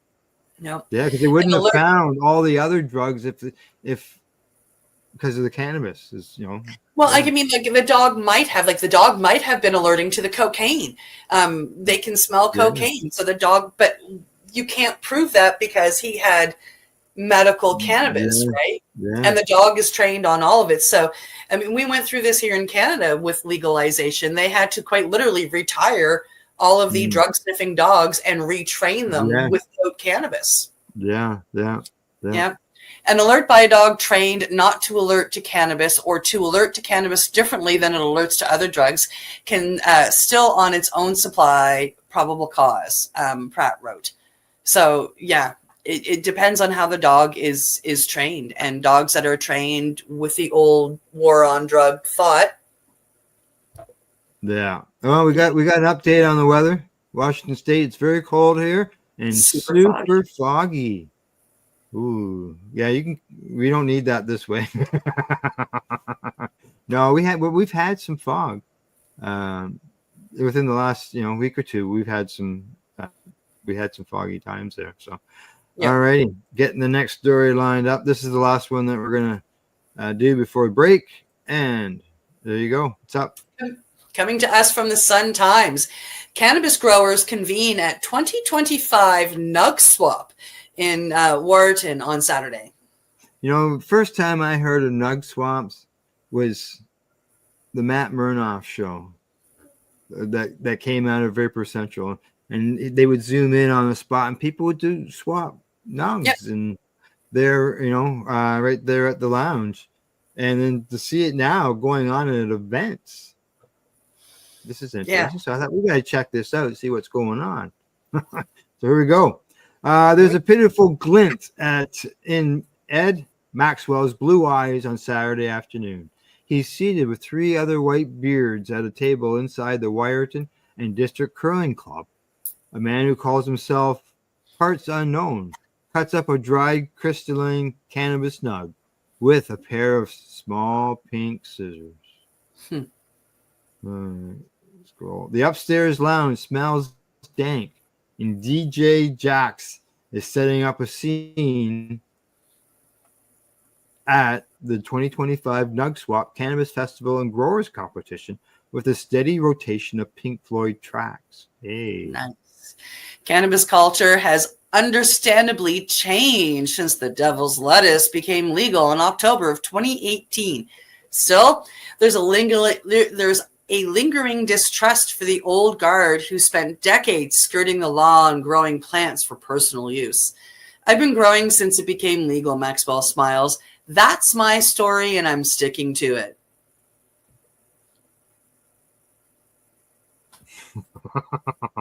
Ted Radcliffe wanted to normalize enjoying a spliff with friends when he created Wyerton's Bong Spiel 6 years ago. I remember that. A weed-themed curling event aimed at fostering community spirit and creating an opportunity for cannabis enthusiasts to socialize. Thought to be the first of its kind in Canada. Yeah. Every weekend, people gather to throw back pilsners and have a few laughs. With cannabis now legal, boy, does it seem strange to spark up a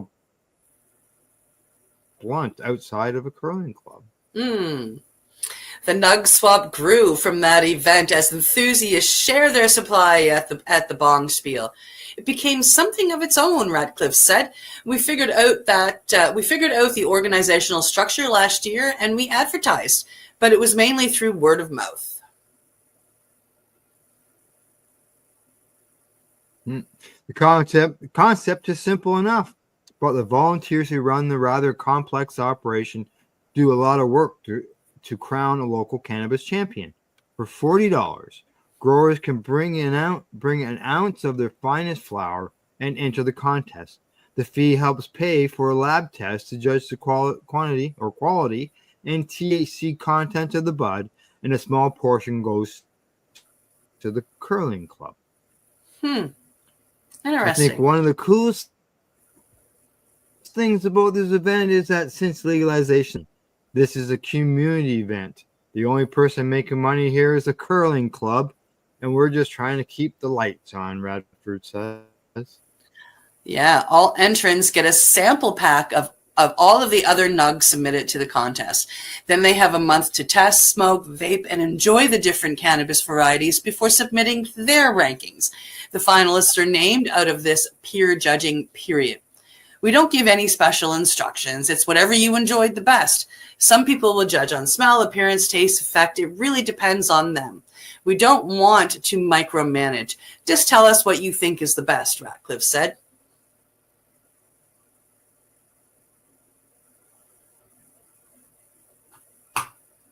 Samples from the finalists are sent to an expert panel that includes judges from sponsors Loon Rise Farms, a cannabis grower in Teeswater, and High Society, a legal cannabis dispensary in Owen Sound.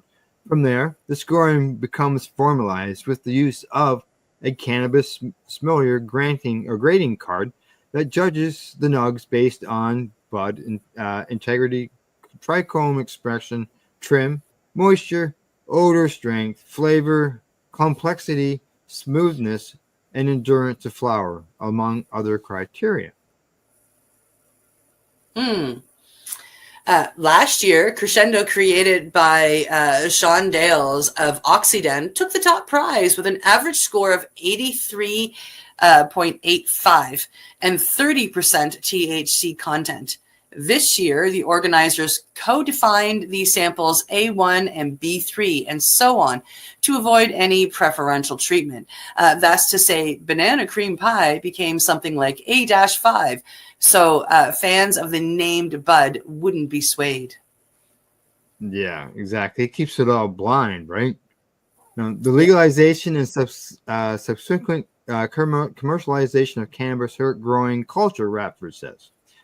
He says that it's actually been eroded because people are just opting for the convenience instead of growing their own.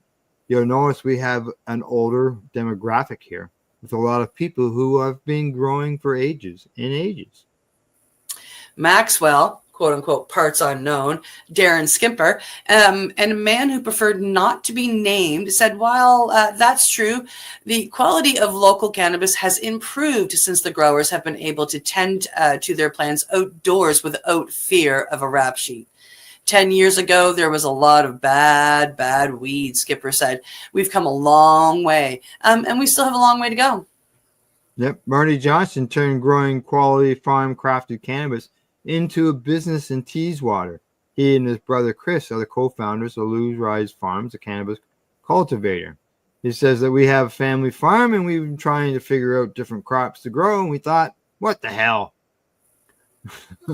There was a big learning curve. We ended up hiring great people. There were a lot of good growers in Bruce County, a lot of cash crops. You can just kind of grow them and leave them. This is more like vegetable farming. Vegetable farming, you have to make sure everything is watered and pest resistance is there. It's a lot more finicky. And you know, some people say that cannabis is a vegetable. Yep, absolutely. Yeah. Johnston said it's also tricky growing for a new market of people who don't necessarily know what they're looking for as consumers. He said it's not like a wine novice who knows enough to grab a bottle of red while heading to a friend's house for a steak dinner. I don't think the market is that mature. I bought cannabis in university, and you say, here's $10, and they hand you something, but you have no idea what the heck it was. I think now people are trying to buy high THC, but it's still very new and still a little uncomfortable for them, he said. There's a lot of knowledge, and that still needs to happen. Yeah, as a producer, he says that they're constantly experimenting to improve their product. He says that we're always trying out new genetics, finding something different, trying out different strains. You don't know if you've got it until you finish harvesting, and we only get one chance a year to figure it out. Yeah, exactly. Unless you're growing inside, so they're growing outside, obviously. Yeah, because it's a farm, right? Makes sense. Yeah. Yeah, the day is likely nearing when bringing a package of pre-rolls to a barbecue becomes just... What's that? Yeah. What was that? You still there? I'm still here. I was going to say, why don't we just shut this story down? Oh, yeah? Yeah. I'm just going to shut that story down. It's jumping crazy. Yeah. And it's about an hour. But I think we got the gist of it. What I found, instead of being a nug swap, it seemed to be a nug. Yes, more like a competition. A judging competition versus swapping of cannabis buds. So, but it's good though. Still, even though it's a judging thing and not a swapping thing, it's still good to see it going on someplace. It starts one place and it can spread to somewhere else, right? That's right. Why not a local fair or something like that? That'd be a handy thing to do. That'd be fun. I'd go to that fair.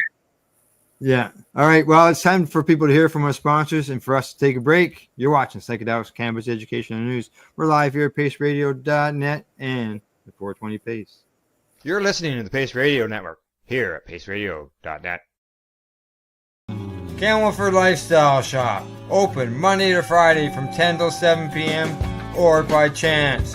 Check out our flags, our t-shirts, plus our hats. And look of that supply of rolling papers, plus much more. We've got bongs and your favorite herbal vaporizers. Look at all the incense we have, as well as for those who collect knives, check out these knives in our collection. And while you're here, stop in to see Shay at the piercing room, where you can get poked by Shay. Daily deals, check them out. Camelford Lifestyle Shop, 17 Bridge Street West, Camelford, Ontario. When you have a pain that's reached its peak, Legacy for 20, it's so unique. If organic cannabis is what you seek, here's your trusted partners 7 days a week. Suppository salves, vapes and drops, topicals, edibles, infused pop. Just when life seems like it ain't easy, at Legacy 420, enjoy a pop freezy. Lab tested products, make them the GOAT. Legacy 420 out on your road. Legacy 420 in Tyndonega, Mohawk territory. Indigenous organic cannabis at its finest. What do you find at paceradio.net? People advocating cannabis education.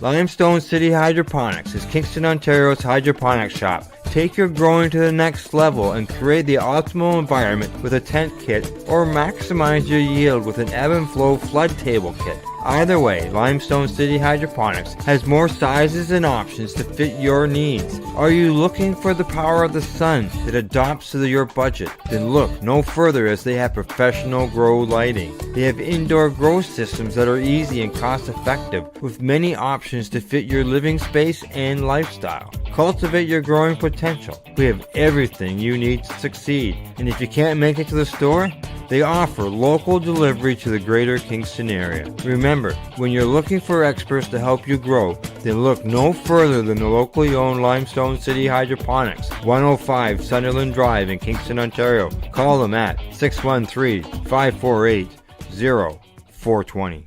Are you looking for non-stop, continuous cannabis and psychedelic programming? If you are, then turn your browsers to 420radio.ca or paceradio.net, where you will find the 420 Pace re-rolled Saturday. Everything gets started at 8 a.m. Eastern Saturday morning. You're listening to the Pace Radio Network here at paceradio.net. Hey, you're back. Psychedelics and Cannabis Education News. We got, what, 4 more stories to cover, Cindy? We do. We do. All righty, let's go. First one's up. Coming to us from Mugglehead Magazine. Tennessee man handed sentence for delivering cannabis to prison inmate with drone. You know, Cindy, you always hear me talk about being in between the reserves. And I have access to a lot of stores. About 40 minutes to the south of me and about an hour to the east of me are several prisons. So I thought this would be interesting, finding out about how they're delivering cannabis to jails with the drone. You do it without getting caught, though, right? Yeah, exactly. All right, here we go. A man has been sentenced to 2 months in prison for using a drone to deliver 195 grams of cannabis to an inmate at a Mississippi jail in late 2021. 50-year-old Mark Anderson pleaded guilty to using an unmanned aerial vehicle to drop a cannabis package to his incarcerated buddy on September the 26th. He must have thought it was a good idea at the time. The U.S. Attorney's Office says he will be placed on supervised release for 3 years after serving his brief stint in the slammer for the relatively minor offense. He sent the drone over the fence at the federal correctional complex in Yazoo City. Drone delivery has become increasingly popular in the United States. Faster deliveries and reduced resilience on gas-powered vehicles are favorable aspects for this shipping method. Yeah, it says that certain major companies like Amazon and United Parcel Services have obtained approval from the Federal Aviation Administration for using UAVs to transport goods to customers. And in 2019, someone flew a drone over the Ohio prison and dropped a small shipment of cannabis and a cell phone. Footage shows an inmate playing cornhole in the jail's courtyard as a dark package falls from the sky. The incident occurred at the Cuyahoga Country Jail in the state city of, you give me all the good words, Euclid. It just works that way, right?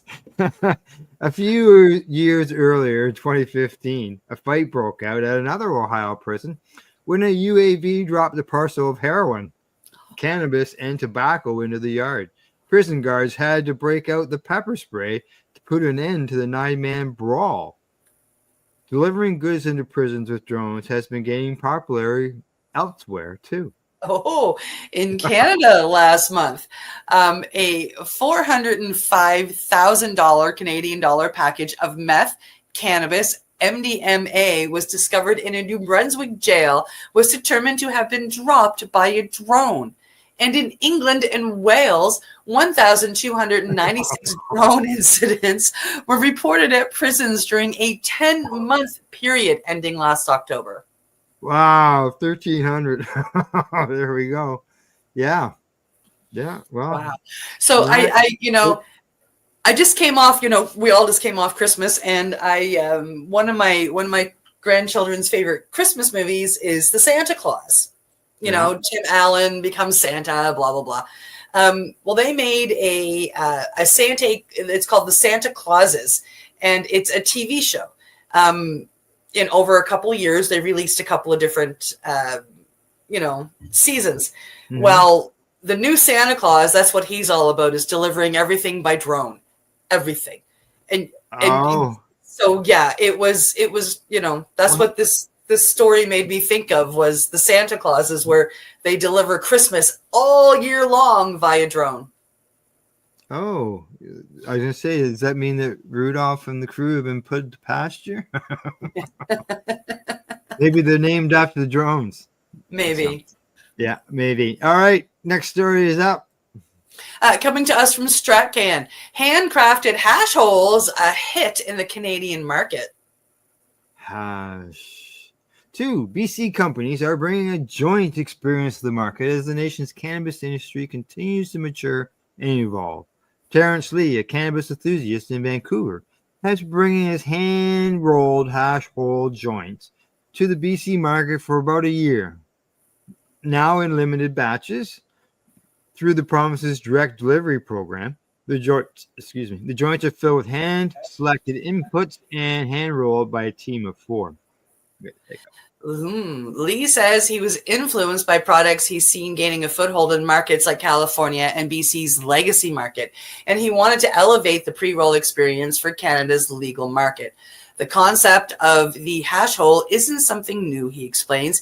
It's been around for a while and has been popularized recently in the California market. We just wanted to provide something like that experience. He explains that ensuring a quality experience starts with sourcing high-quality materials for the 1.5 grams of flour and half a gram of hash in each 2-gram pre-roll. Lee and his small team will work with producers who want their products featured in this kind of product before hand-rolling them at a small facility in Vancouver. The way the joint smokes, you can't really cut corners with anything, so it will show in the final product continuously. I'm not just putting together any flour and any rosin. There's a curating process, and the jelly platform itself provides an opportunity for other LPs from flower to rosin producers to get showcased on the packaging itself. So it gives them a chance to showcase their product in a unique way. When Lee first launched the jelly brand in 2024, it was initially just him hand rolling them all. With the product's popularity increasing, he said he's been able to bring on 3 others, a second hand roller, his friend, and 2 others, who handled the prep work beforehand. The entire process currently can hand roll around 150 joints a day. Wow, 150 joints. I'm going to scroll back up. Now it says something about some foam stuff. I scroll back to the pictures, and you can see a picture there. I don't know if you've got it in front of you. Yep. Like, is that the, like, I'm wondering, what am I looking at that's white around that? It's the bottom right hand picture. I don't know what, I'm sort of curious to what that was. Are you looking at the joints that are rolled there? Yeah, to the right of those joints. You look to the right, the bottom right hand corner picture. There's that white. It looks like white stuff, unless that's the cannabis. And then that's the hash in the center of it. Oh, I mean, like, that could be cannabis. That could be, I don't know. Yeah, because it's just that it looks white to me. That's all. Okay, yeah, no, you're looking at the cannabis rolled around and it's just a light colored cannabis, I think. Yeah. Okay. Let's see, where were we? In addition to being available in a handful of BC retailers through the direct delivery program, jellies are also available nationally to medical cannabis patients through Mendo Medicinal, and soon will be through Recover Can. We really ensure that the flower and the rosin we're getting from producers are high quality and it performs right, because at the end of the day, we're creating something that we want to smoke ourselves. So the QC aspect of it is very important. The reason why it burns so well is a combination of the inputs plus how we roll them. A second BC company, Pure Sun Farms, a large greenhouse producer about an hour south of Vancouver, also recently released its version of a 2-gram infused hash hole style pre-roll dubbed the Canazar. The 2.1 gram Twax Blunt recently launched under Pure Sun Farms Soar brand. The product is currently available in some stores in BC and will be available in other markets like Alberta and Ontario later this year. Twaxing is the process of combining cannabis flower with an extract in a joint. Well, that's the first time I've heard it. Orville Bobinshin, a president of Pure Sunfire, says he has been trying to bring this product, first developed by Carolyn Cudmore, to market for about 5 years. Made entirely with Pure Farms inputs, cannabis flower, shatter, distillate, and kiff. He says there were numerous challenges to ensure they could replicate the kind of quality of Cudmore's products while meeting the scale required to appeal to provincial buyers. He says they spent years researching the product, ensuring they could replicate it in a way that created the consistency required by Health Canada regulations, while also maintaining the quality of the traditional product and crafting them at a price point that consumers could still embrace. The 2.1 gram pre-roll contains flower wrapped around a hand-rolled shatter snake and then covered in distillate and keef. Bovichen says they experimented with different inputs, different sizes of the snake, and various ways to roll and pack before arriving back where they started with the original design. I mean, it's experimenting, finding out, and turned out they liked the first one better. He said they say that everything that we did impacted the quality in some kind of way. We ultimately came back to the design that Carolyn made. It was the best design. It got the best feedback from our sensory trials, and it performed the best. Highlighting their dedication to maintaining high quality of the product, he says the first batch of products they sold into the BC market was just 1,300 joints. They had initially rolled 2,000. But the company decided to hold back 700, which they felt didn't match the strict quality standards. Cudmore wants consumers to understand that each hand-rolled product is a work of art meant to be shared with others. The Canazar is a throwback to legacy days when every joint or blunt was a work of art. She says, I spent years handcrafting and perfecting the recipe to create a multi-dimensional layered experience. And now, in partnership with this incredible team, I have the privilege of bringing the art of twaxing into today's market. The Canazar to even more Canadians. Gather your friends. You'll want to share. Could burn for a while by the sounds of it. Bovinshin says a team of 12 hand roll the Canazars at the Pure Sunflower facilities, with each one taking about 5 or 10 minutes. They've been busy preparing for their next orders, which will be placed in the BC market as well as Ontario and Alberta later this year. Yeah, this is a product that's here to stay, says the company president. It's also a sign of what we can do. We're not just a large and expensive flower producer. We're so much more than that. We're very passionate about what we do, and we're very passionate about the products we make. And this is one of those products that fits our company well. It helps show a different side of what we are. We are truly passionate about cannabis in all forms and shapes that you can think of. There you go. Yes. Hash doobies. I know that I didn't buy, obviously there's products not here yet, but I have bought some hash joints, just straight hash in them, and like 25 minutes later burns for a while, right? Yep, they do. Yeah. Well, our next story that we've got coming up, campers and those who like the outdoor life, you might want to listen up. There you go. Yeah.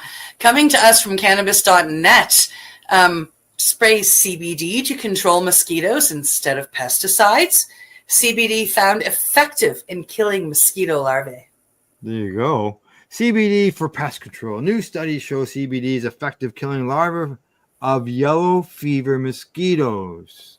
Yeah, if you know what these words mean, you will know how much fear these words can excite. All of these words are the names of mosquito-borne diseases that are so dangerous they could be fatal without early treatment and diagnosis. And just so you know, those names are dengue, and the next word I can't even pronounce, chikungunya, Zika virus, yellow fever, West Nile disease. We've pronounced that one. Yep. They say they can be transmitted by the yellow fever mosquito, also known as, I'm going to say that's their Greek name. Yeah. Yellow fever mosquitoes can live in any tropical or subtropical, as well as some temperature climates near human residences. There are many ways humans can inhibit the proliferation of these mosquitoes, particularly targeting a reduction or total elimination of eggs and larvae in human dwellings. However, it's just as important to wear insect repellent too. Unfortunately, we are yet to find a way to completely eliminate yellow fever mosquitoes, but this may be something that cannabis can help with too. Yep, you read that right. Weed. CBD is recently featured in a publication called Insects, documenting a study where hemp-derived CBD was found to be effective in killing yellow fever mosquito larvae.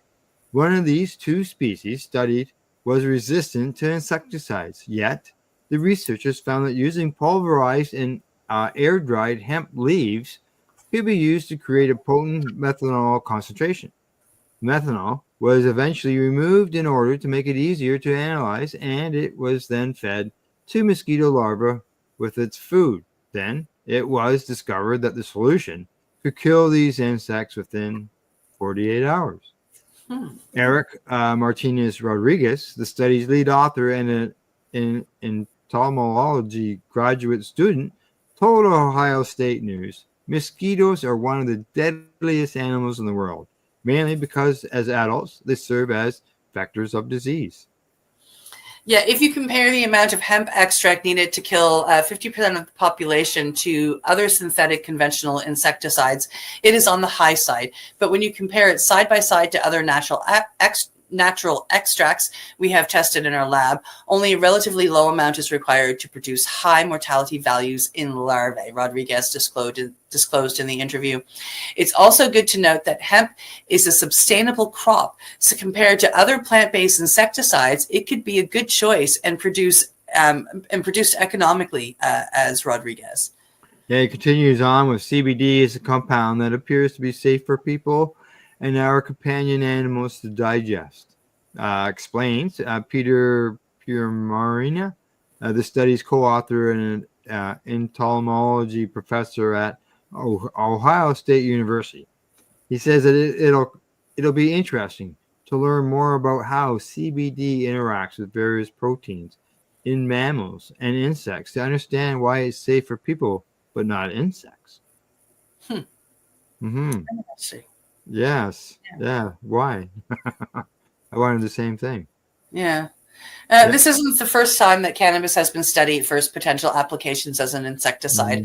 According to a recent scientific review from researchers at the University du Sol du Santa Catarina, together with investigators at the University in Sao Paulo in Brazil, analyzed the impacts of cannabis on the eggs, larvae, pupae, and adult vector insects, including 4 mosquito species and a type of flea, using existing studies. And the researcher said the results revealed the potential insecticidal effects of cannabis in the form of nanoemulsions, extracts, and essential oils. Different cannabis formulations showed an insecticide effect on the developmental stages of 5 species of medically imported insects, read the report. The larval phase was the most studied. It was approached in all the article reviews and taken into account all the cannabis formulation formats, the author said.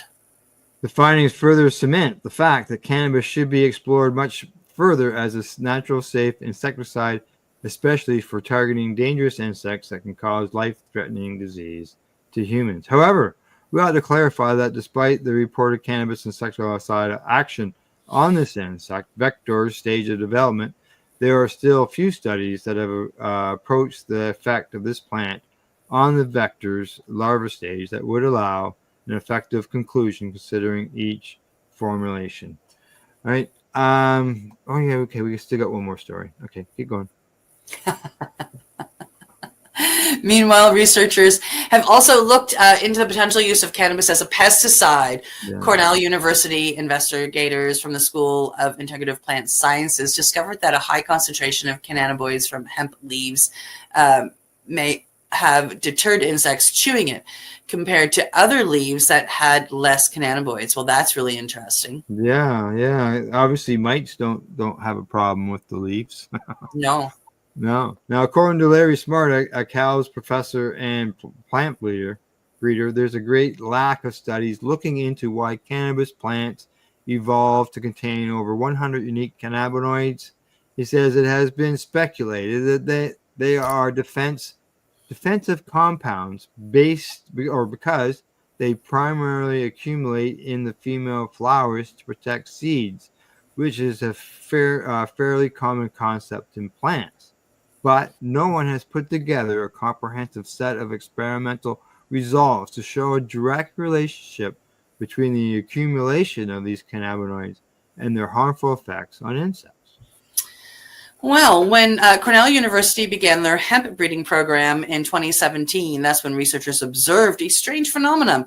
Hemp from Ukraine, which didn't produce cannabinoids, were far more vulnerable to being eaten by Japanese beetles. However, other hemp varieties that did produce cannabinoids didn't have the same results. In the absence of the cannabinoids, we saw heavy insect damage, and in the presence of them, we saw much less damage. And in conclusion, we do not need more studies on this subject. It's clear that this is an angle worth exploring. Cannabis and hemp in general have shown to be effective in killing pests, especially the larvae of mosquitoes that transmit potentially fatal diseases. Aside from being effective, cannabis is also a much more cost-effective and environmentally friendly solution. There you go. Well, that's pretty cool. Yeah, exactly. Cannabis coming to the rescue again. And Yeah. it would be nice to know, like they said, like why does it kill the insects, the larvae of the insects, but it doesn't have effect on us? On Yeah, mammals. yeah. You know, maybe it's got to do with it's such a low whatever. If it's the cannabinoids, you know, yeah, it just isn't, I don't know. I guess Interesting. someday we'll find out, right? Okay. We'll learn eventually. Exactly. We will, just like others do. All right, here we go. Next story or last story of the day. Coming to us from Green State. New to cannabis? Here are the best products to start with. Cannabis acceptance is on the rise and legions of stoners is stronger than ever. This increased demand has led to the proliferation of interesting products like cannabis cocktails, bath bombs, and sensual lubricants, to name a few. There was a time when picking up cannabis meant going to a neighborhood dealer's house and grabbing whatever they had. Now, new users might find themselves in decision paralysis as their first dispensary trip. Questions start flying when confronted with the often lengthy menu at the cannabis shop. Should you try an edible? Will it make you too high? Should you go with an old-fashioned joint? Or will you be missing out on something better if you do? What are the cannabis concentrates and how do you consume them? Oh my God. Oh no, there's so many choices. A solid beginner's guide to cannabis can provide answers to these questions before ever stepping foot in the dispensary. Some cannabis products are ideal for those who are new to the plant, and others may be considered expert only. Let's break down the basics of cannabis offerings meant for newcomers. Now, they say these are the best products for beginners. Pre-rolls. Because pre-rolls provide a classic smoking experience. With little experience, no need to buy the whole weed kit for grinding and rolling your own. That is already handled. While pre-rolls are easy to smoke, they can also be hotbed for low-quality bud. Yeah, knowing how to shop the products is essential. Ask the bud tender for sun-grown or clean green certified brands. Joints rolled with full flower rather than shake would be ideal if possible. Check whether there is added hash or other concentrates, as this might be a little too intense of a high for first-timers. Lastly, check the packaging date.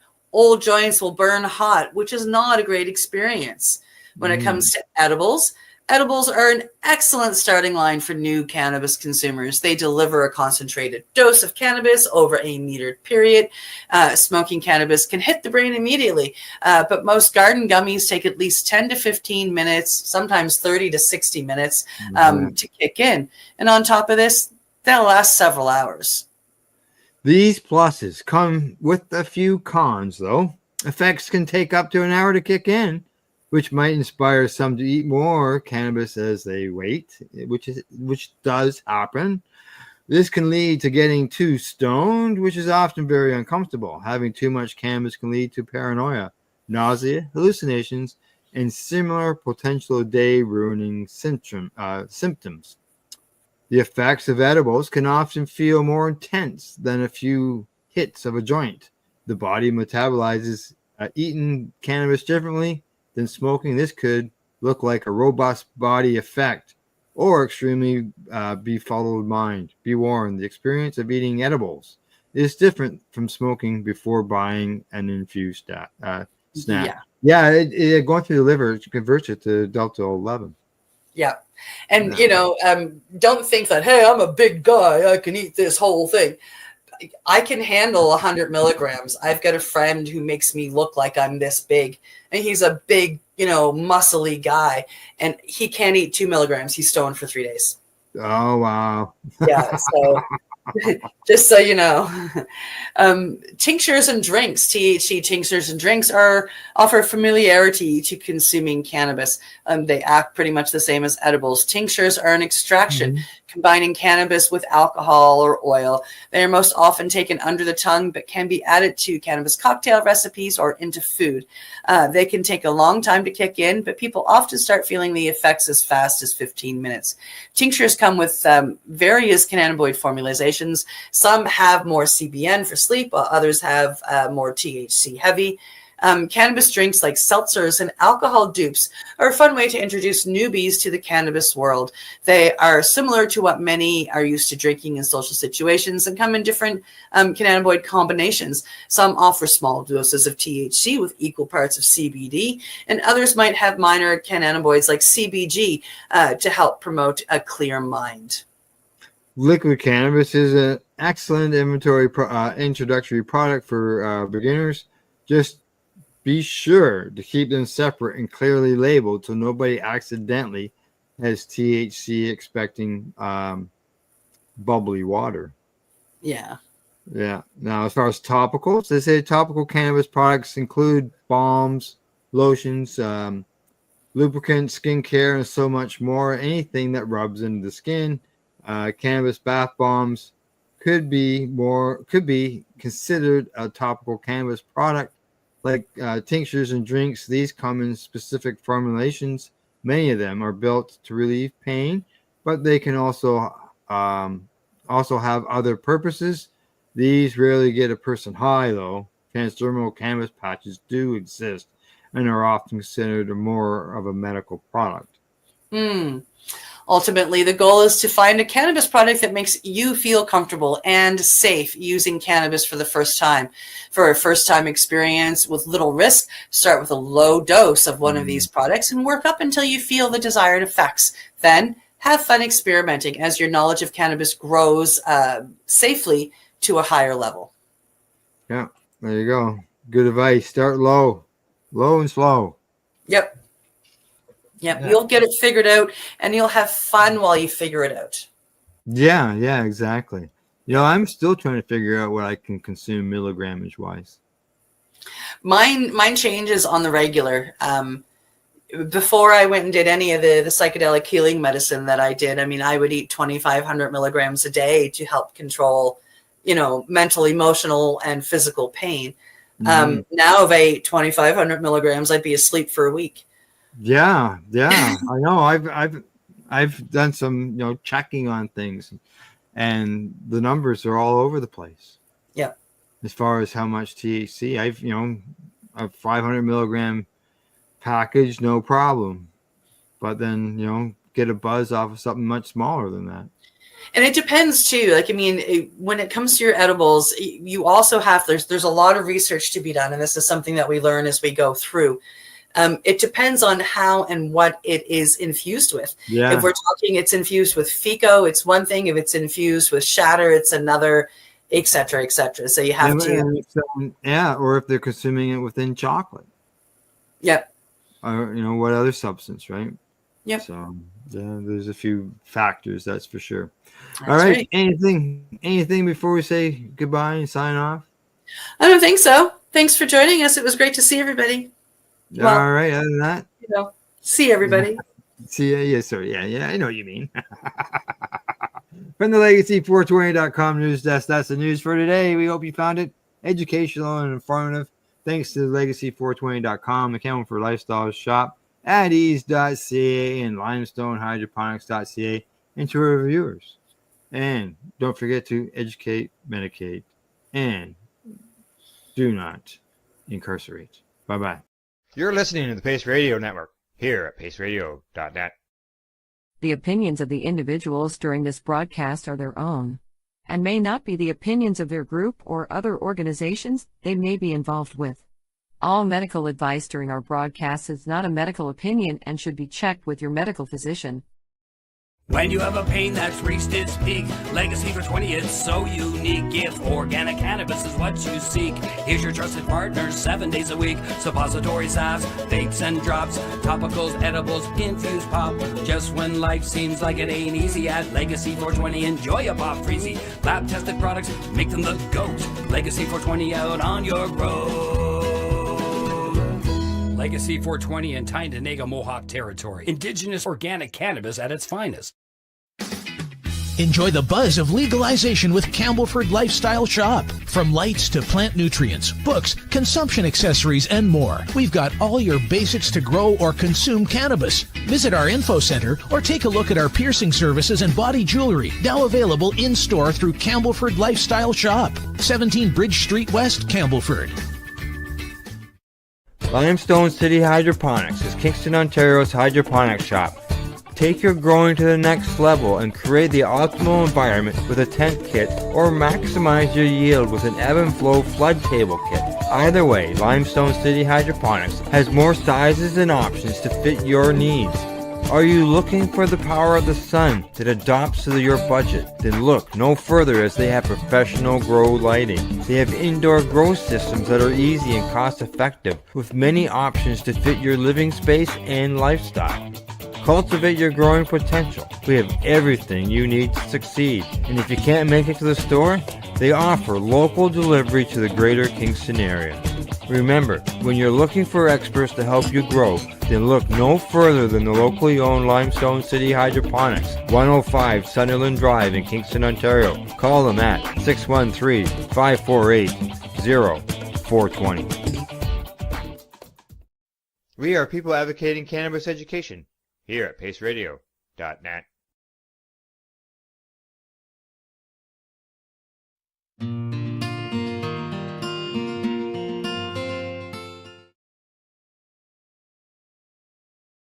I'm going to take us back down memory lane. Okay. Okay. I've got a spot here all lined up. Who do I see there? Whoops. There we go. You see that? You are handing out. You're actually. Oh my God! Yes. We're in the grindhouse. I didn't see me there, Al. I was looking at the picture on the screen, and I'm trying to think. Okay, who is that? Who? Oh, sorry. I recognize that bald head anywhere.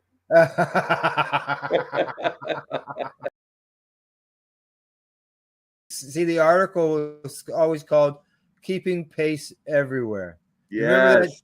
Remember that saying that you used to always say before the at the beginning of the documentaries? It was something about adding the E to make it peace. Correct. Yeah, it was something about share pace everywhere, so it creates peace. So it's people everywhere advocating cannabis education. Oh my God, Al! Yeah, I mean those are experiences that I'll never ever forget. Well, first of all, as you were saying, being at the Toronto Home Show or the Toronto Women's Show, and these are just regular shows at the convention center, and people are walking along, and all of a sudden there's a table there, and it's all to do with cannabis, and yeah. The cross section of people that we would get, a lot of people in favor, but we used to come across some people who weren't very happy about having us there. Yeah, that's right. That would happen. Well, here's there on the screen. You can see the National Home Show. Oh, right. Yeah. Yeah. We go to these things. Oh my God! Look at that. But do you remember what happened that night when we had it there with Boris and in the restaurant, and who came in the door? I'm not sure. What happened? You remember that we were all up on the up at the front by the front window on the stage. On the stage, and the cops came in, and they stood there at the doorway, inside the doorway, just staring at everybody. I forgot about that. Yeah, and then people were saying when they were leaving that they were getting their picture taken from across the street. Really? Isn't that interesting? Oh my God, I'd forgotten about that, Al. And then, not only that, the Belleville Intelligencer got involved in it as well, and it became part of the editorial. What was the Belleville police force doing? That's right. Bothering law-abiding citizens who were discussing politics that the government is asking for input on. I forgot all about that. You're absolutely right. And is that a Exactly. grow up game right beside it? Yeah, that's the grow up game right beside it, man.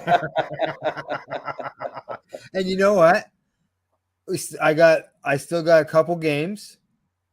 They stopped because of COVID, but Yeah. right up until COVID, we were still holding anywhere from about 2 to 3 games a year. People were still coming Al, to. We were still playing them. we should do another one. We have to. Oh yeah, for sure. Exactly. I've got Yeah. people that are on a list that are waiting to play. People who haven't even played before that want to play. So it was always a great time.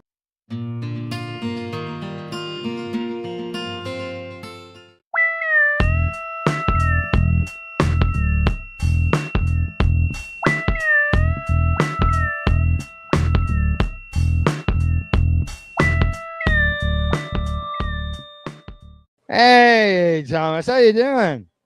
Good. I got a quick. Yeah, that's right. I got a quick question for you. Ask away. All right. Legalization globally, and for me, it's logical legislation here in Canada. We're just doing it badly for the wrong reasons. So for me, I want to stand against that. Still fighting for cannabis law reform. Exactly. What a way to say it. Yeah, that's what I thought. I was thinking, well, why do I march? And I thought, well, why did I march in the beginning? And it had to do with to change the cannabis laws because cannabis is illegal, right? This is the second march for me in the 25. I think I went 20 years ago when I moved way too much weed to be out here openly. I never went again.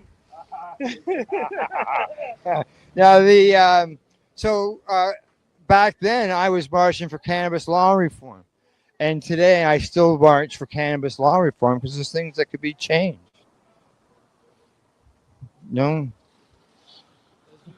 The regulatory end of things, as well as I look at it as, taxes would obviously make it better. I think I adjust that. Patients can have tax-free medicine. Why not a location where a patient can actually go into and get their medicine and talk to somebody who's, Well, I would just take the boot off the neck of the industry. It's stifling innovation. Nobody can move. It's a stranglehold in favor of monopolizing for corporate interests that do not care about the average Canadian, doesn't care about the medical patient, doesn't care about the recreational user. Let's smarten up. Yeah, exactly. And some countries use us as an example of way to do things, and we're still fighting in order to make change. Yeah, well, one punch at a time, right? That's right. Exactly. All right, Thomas. Thank you. All right, keep marching. We will.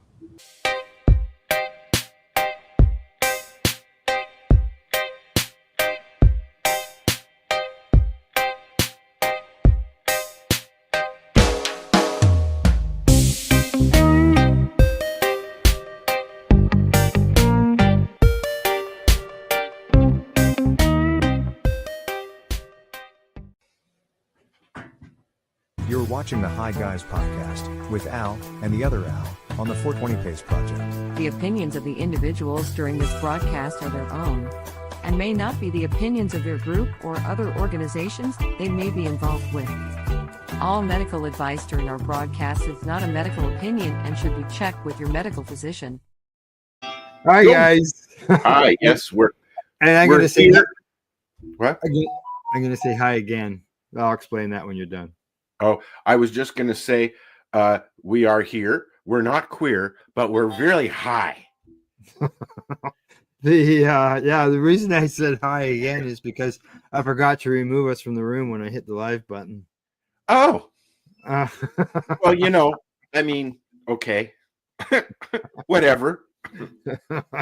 Oops. I better hit that go button. You'd think you'd know what you were doing after how many years? Oh. Yeah, I know. I know. Well, normally I've been using the intro automatic. I thought it was set up, and I'm mistaken. Yeah, it wasn't. So I just hit the button afterwards. I went, oh shit, So better hit her now. let me just hear. There, that's what we're missing. Oh, okay. So we'll go here, and there. Now it will go. Now it will go. Yes. Yeah. But so I got a question for you, and for everybody else who tunes in. All right. What are you smoking? I have to change that. I got it. Did you see what I did, Al? Before I answer, I put our avatar. I stole your avatar that you made. I'm smoking some Mac 1 at the moment. Mac 1? Yeah. Today I've got 1, 2, 3, 4, 5, 6 different vape cartridges to consume during the broadcast. Okay, now how can you actually test 6 different fucking cartridges in a 90-minute show, Al? Who said anything about testing? That's in the review stage. Okay. I got something completely different for that. Oh, all right. I've got a few things loaded here in my Facebooky stuff. Oh, yes. And one of them is from our friend Steve Bloom at Celeb Stoner. That we're going to talk about 10 cannabis dispensary brands that are owned by celebrities. Oh, interesting. Yep. Yeah, I imagine there'll be some that will be maybe finding out the first time. Yes, I'm sure there are some that we know. I'm sure most of them we know. Yeah. But yeah, I found that interesting, and I've got a show that I want to show a trailer of that I watched from Prime as well. I will do that later. It's called, we'll do that during the entertainment and section there. But that's called On Call, which is a new cop show that they've got on Prime. All but right. It was different. So. And for myself, for today, I've got some recipes. They call them the 10 best cannabis recipes. I think so. We'll find out when we go through them. And I've got some news. Being this is the first show of the year that we've been back live, I've got some top 2024 international cannabis stories, as well as I got. We really didn't do a lot of year-end stuff. No. And I've got some year-end when it comes to sports, year-end sports cannabis-related news as well. Cool. So we'll get into that as the show progresses throughout to the morning. And what are you drinking? What am I drinking today? I am drinking something. One of your little concoctions? No, nobody else can have that unless they live here, because they have to be on my well in order to get the well water I got in my mug. Oh, you got nice spring water? What's that? You got nice spring water? Yeah, well water or whatever. Yeah. See, when I lived in town, you sort of had the taste of the river. A little bit of an algae taste sometimes. It used to be really bad when we first moved to Campbellford, and then over the years it got better and better and better. But people from out of town say they could still smell the water. I could smell the water when I was in Hastings because I lived up there for a little while, as you know. Yeah. And same water source. Well, yeah, it's the same thing, but it wasn't. Oh, that's very small. Yeah, no, I don't like that. Welcome to my world. I'm doing things while we're doing this. You're talking about the little screen up there, little logo. There we go. I was trying to put our. It's the wrong logo. It's still not the right one. There's only 2 of us, man. We could call our audience. Anyways, audience the third one. I never tried the water at the farm because all I had was a well, or like a pond. And although several people said you would have been fine using the water for my plants, Good morning, Kent. I got a message I there. can't. I didn't ever use it. I got bottled water, as you know. Oh yeah, yeah. Oh, yeah, I hated it until we got the bins. Al took me to get some water jugs, Yeah. big. What do you get? 1,000 liter tote. We had got you a black one in order to help you create some warm water. Yeah, and you know it was really really cool because I had it up on the top of the hill, as you know, by the gate, and by 11 o'clock the water was not boiling hot, but nice and warm enough to have a shower. Well, that was the thing, right? And if you needed water to be cold, you can always put it in the fridge, right? Well, I bought bottled water still because I was told not to drink out of those jugs because I didn't know what was in it. So all I did was water the plants, the dog, and showered and did stuff. Right? Yeah, not for consumables. Exactly. No, we didn't drink it. We didn't drink it, but you know, and the water here in Terrace Bay feeds right from Lake Superior, which, as we've discussed many times, is the coldest of all our Great Lakes here in North America. And the water is always cold right out of the fucking tap. It's like ice cold right out of the tap, dude.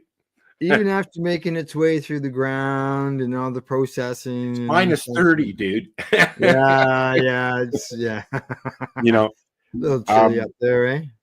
It is a little chilly, and it's been windy, and I lost another panel on the greenhouse. Oh, so is the other side now? Is this ice fog that I'm seeing in the screen? Is this from the coldness? You know what? I'm trying to light a joint, but what I've done is I have my buddy Dean got me this little stand, and incense goes on top of it. Yes. And the incense has a hole in it. And it draws down, not up. So it creates. But what I've discovered is draws so that the smoke from the incense comes down. It comes down, it goes through a little into hole. The air. Yeah, it goes through a hole, and then it goes out into the air. And what I've discovered is that if I put it directly under the camera, I get a really neat effect. Oh yeah. I'll do it with my doobie. So like what draws it down? It's just naturally you light it at the top, and as it burns down, it draws through the hole in the center of the incense. Yeah. And comes down the little holder and spreads. It's just it's like a cool little. But Dean made sure that he got me a mushroom in a hand. So that's kind of cool. Yeah, that's cool. That's cool. Yeah. He gets me mushroom stuff, incense, and gnomes. He likes to find gnomes that look like me. Yeah. I have a few. You do, eh? Yeah. Okay. Let's see. Shall we get on to your 5 high list? High 5 or however you pronounce it. It's what it's called the list. the list I have today is 7 reasons to eat nuts. Oh, really? Eat these nuts. And I'm going to try and pull it up as big as I can. Okay, well, hang on. I got to run this. It's certainly high on the list. All right. I'm certainly high on the list. Yeah, I can't eat nuts. I know. I'm tapering off nuts because I am seeing that problem. Yeah. Do we want to do 7 nuts, or do we want to do 10 cannabis dispensaries? Oh, cannabis dispensaries. Why not? All right. There are cannabis nuts. Well, I don't know. Are there cannabis nuts? Is cannabis nuts? Cannabis makes me nuts. So flavor, roasted, whatever, cannabis related. But go ahead. This is our 10 cannabis dispensary brands owned by celebrities. Yes, yeah, we talked about that 10 minutes ago. Yep. So number 1 is Burner. I don't know who Burner is. Neither do I. Burner. Be Real, of course, we know who Be Real is from Cypress Hill. And he has several dispensary locations in California, as you can see. Now, when we talked about this earlier on, it was we said, well, we'll probably know everybody on there. And the very first one, neither one of us knew. Yep. And let's see who. I didn't even look to see who he was. He's an entrepreneur, a rapper, and an entrepreneur. He has 75 in 15 states, plus Canada, Israel, Puerto Rico, and Thailand. Yeah. Wow, that's a lot of stores. So it's Lemonade's sister brand, is what it is. Huh. Oh, now is that?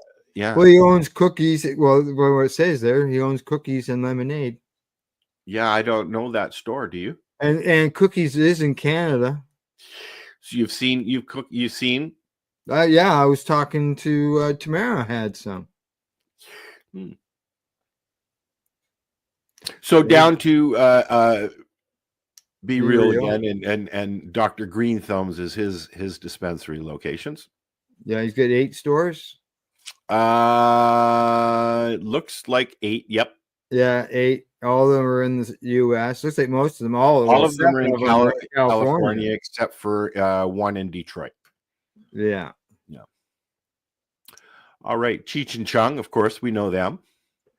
Yeah. 6 stores now. Geez. 6 stores. All yeah, in the and US. that's Cheech and Chong's dispensaries. I'm surprised, being that Tommy is Canadian, that they haven't opened anything here. But yeah. Who knows? See what happens. It's probably in the works.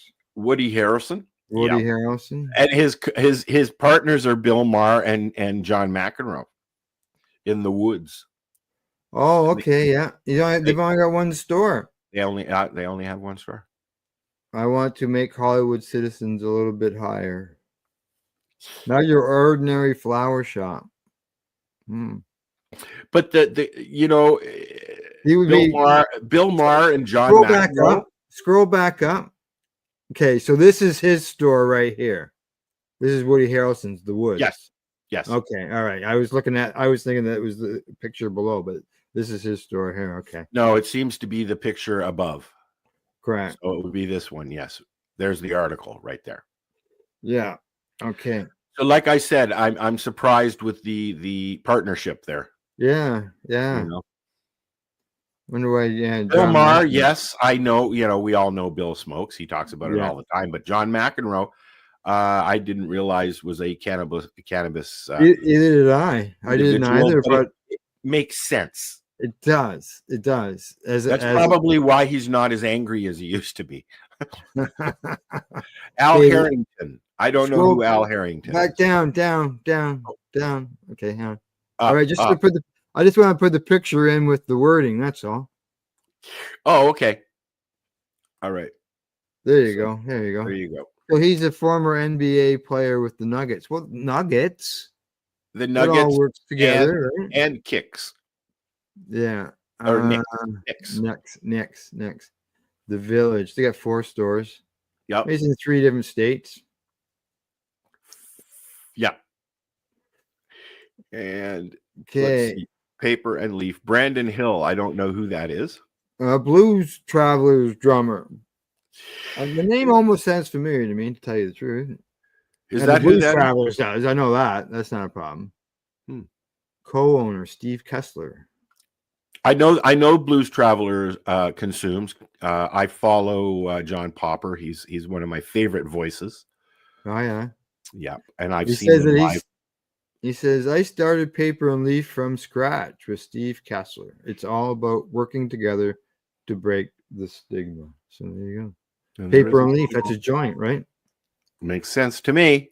What do we got here? Marley's Naturals. Yes, of course. Yeah. Bob Marley Although, family. you know what? I thought they had many more stores than that. Just the one, eh? The one in Kingston, Jamaica. They don't have any stores in the U.S. Yeah. But you can get their brands in the U.S. Yeah. I believe, and we covered this many years ago, they bought a prison in California and turned it into a full-out grow, where that's where they grow the Marley brand. Yeah. Yep. Huh. That's kind of interesting. What else we got here? Reckon the Chef. I don't know who that is. No. Wong Tang Clan member. Oh, Wu-Tang Clan. Wu-Tang. Okay. Yeah, Wu-Tang Clan. Okay, so he's a rapper.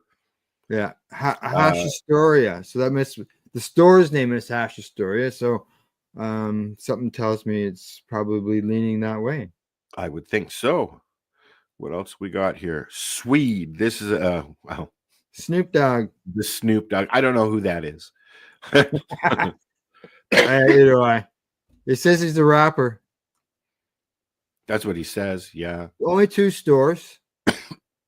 Again, but we'll see. One of them is in the Netherlands. You can get his products worldwide. Yeah, well, even here in Canada. Is it? It lists the Netherlands as one of the locations, and he was also at one time he was in a battle over copyright infringement because he had a brand called Leafs. Yeah, and the logo had a leaf on it. You know, it sort of looked a lot like the hockey end of things.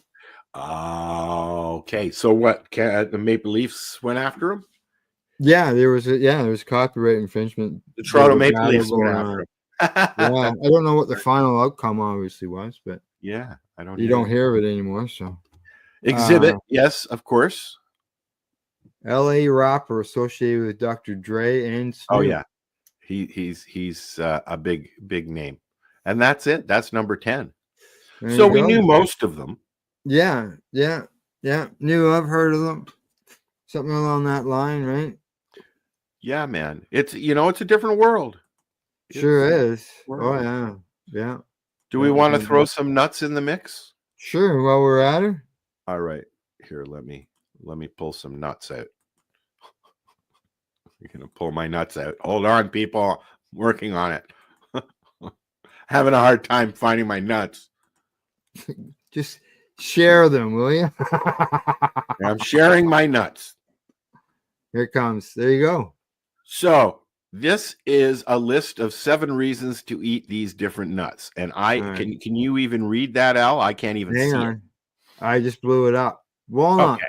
Yes, walnuts are a good source of ALA and omega-3 fatty acids that support bone health by boosting density and reducing inflammation. I enjoy walnuts. I that's one of my nuts that I like. Yeah, I like them too. Yeah, but you can't eat them. I can't eat any nuts now. I eat peanut butter, but it's not crunchy peanut butter. And I don't like peanut butter, but I like peanuts. So you get almonds as well as almonds. Brazil nuts. Brazil nuts are rich in selenium. That's an anti-toxin. So yes, good. and you can also get Brazil nut oil. You can get pretty much any nut oil. Yeah. No, I think I'm hearing my dog at the door. Mine hasn't been out yet. Isn't she? Yeah, I'm hearing mine scratch. So keep talking about the nuts on the list. I'll be right back. Al, I can't even read the nut list. Oh, can you? Oh, okay. All right. I'll continue. Okay, no, I got it. I can't read the words, but I will try. We got pecans, rich in something long, fats, and antioxidants. Such as vitamin E, which helps lower bad cholesterol. And then we got some cashews. Cashews. They contain unsaturated fats, especially some type of acid. Oleic acid. I don't They're mind. good for fiber, plant-based protein, which contribute to a healthy heart and overall nutrition. Yes, cashews are one that you will usually find in a mix. Yeah, yeah, yeah. And the infamous peanuts, which are a lot of people are highly allergic to. Yes. Well, it says though legumes provide healthy fats, protein, and fiber, supporting heart health, weight management, and muscle repair. Muscle repair is good. Yeah, yeah. And then there's macadamia nuts. They're high in monosaturated fats, supporting heart health, reducing inflammation. Hey. And it's not hazelnuts and macadamia nuts. I'm not a big fan of. Yeah. Aiding weight management, helping control blood sugar with low glycemic index. Yeah, so they would be good for people with diabetes, wouldn't they? Yeah, I've heard it's a good nut for people with diabetes. Yes. Yeah. So there you go. There's your list of nuts. That was nuts, man. Yeah, that was crazy nuts. All right. So remove that. There you go. You're gone. I took it off. That's what I was. That was nutty. But nuts are obviously very good for people. It's just, it's people like myself that are dealing with the digestive issues. They're hard on the system in order to break down. And I'm having a hard time with vegetables, with frozen vegetables, like corn and peas and things like that. Right. Yeah. It sucks. My list of not edibles are getting longer, like yours. Yeah. Well, you find out ways of cooking the same thing in different ways. Sort of like chicken, like I can only eat chicken, turkey, and fish when it comes to meats, like normally. Now I've added some pork though. You can't eat beef? No, I won't eat beef. Not now. No, that almost hospitalized me the last time I ate it. But you can eat chicken and fish. Oh yeah. So it's red meat that is. It's the red meat, and pork's not the same as beef as far as trying to break it down in your system. Yeah, but it's got uric acid a lot. Like it's really high in uric acid, and it can cause gout and things like that. Yeah, chicken, right? Wait. Yeah, that wasn't what was bothering me. It was just the beef's is hard for your system to break it down in order to process it. Yeah, it is. Yeah, and pork's not. No steak for you. No, I won't eat steak. No, thank you. Oh yeah, I love steak. Yep. All right, talking about steak and stuff. You know what time it is? It's that time.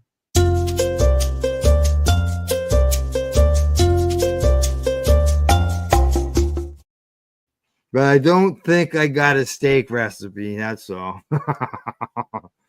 But I do have some recipes. Here we go. I had a steak last night that was pretty good. Yeah, and I'm just going through the list. I'm not gonna actually. This works out pretty good because each recipe has a video. So ooh, let's go. Let's sit back and smoke a joint and learn how to cook stuff. Here's special brownies. How to make weed brownies. Are we allowed to say weed still? Yeah, people do. Yeah. No bake can of cookies. So cookies that you don't even need to bake, Al. Oh. But do you get baked eating them? That's the question. We'll have to try them and find out. Let's play that video and see. Yeah. Let's play that. Tea. How to make cannabis tea. Yeah. Cannabis butter. Everybody needs to know how to make cannabis butter. Right? Okay. What's next after the butter? We go into space cakes. Ooh, yum. Basically brownies. Brownies, yeah. It looks like it's got nuts. I like nuts. We just discovered this earlier. Okay. Ice cream. You scream, we all scream for ice cream. Yeah, it's a 3-minute video. How to make cannabis ice cream. Wonder if it tastes like chlorophyll. Now you see, I've made ice cream. But not cannabis ice cream. I have an ice cream maker. Okay. And I made an orange sherbet that I'm going to eventually do medicated. Mhm. And it was just C plus, orange C plus, right? Or is it C plus? Yeah, I guess C plus. And of course your milk stuff and some sugar, or not even some sugar. No, I think that was it. Just the milk stuff. The what do you call it? Sweetened evaporated stuff. Yeah. It's not the cream. No, it's the other stuff. No. Yeah. The It's other the other can. stuff. Yeah, exactly. The other that's can. the It stuff. looks the same. I know because I bought the wrong can the first time. Did you? Yes, I did. It wasn't very good. Okay, I just took a quick look at the recipe and it doesn't tell me. Cannabis peanut butter cookies. Nope, just you can skip right that. Magic pancakes. Yes, I've made magic pancakes lots of times. I've put cannabis butter on my French toast and pancakes, but I've not infused a pancake. Yeah, I've infused them, and then waffles too, man. Waffles, I've had them, but I've not done them. Oh, it's the same mixture, just a different machine cooking them up. Kelly uses Bisquick. Oh yeah. Yep. Yeah. It's been a while since I've made them. Yeah. So, grandson's coming down for a visit. I heard the printer going. You got a 5-minute chocolate mug cake. I have a mug cake in a mug that I got for Christmas, and it comes with the mix, the mug, and Smarties to go in it. I have not done it, but I ate the Smarties already though. Did you? Did you get everything, buddy? Yeah, I got it. All righty. Have fun. Looks like he's going to be doing some coloring. Oh, cool. Yeah, homesick from school. So, all righty. And number 10. Look at these weed Oreos, man. Oh, yes. I've had a frozen version of this with ice cream. Have you? Yes. They say mixed Jello, Oreo cookies, and cream with 500 milliliters of milk in a bowl. How long is the video? Oh, it says 1 minute. Let's watch it.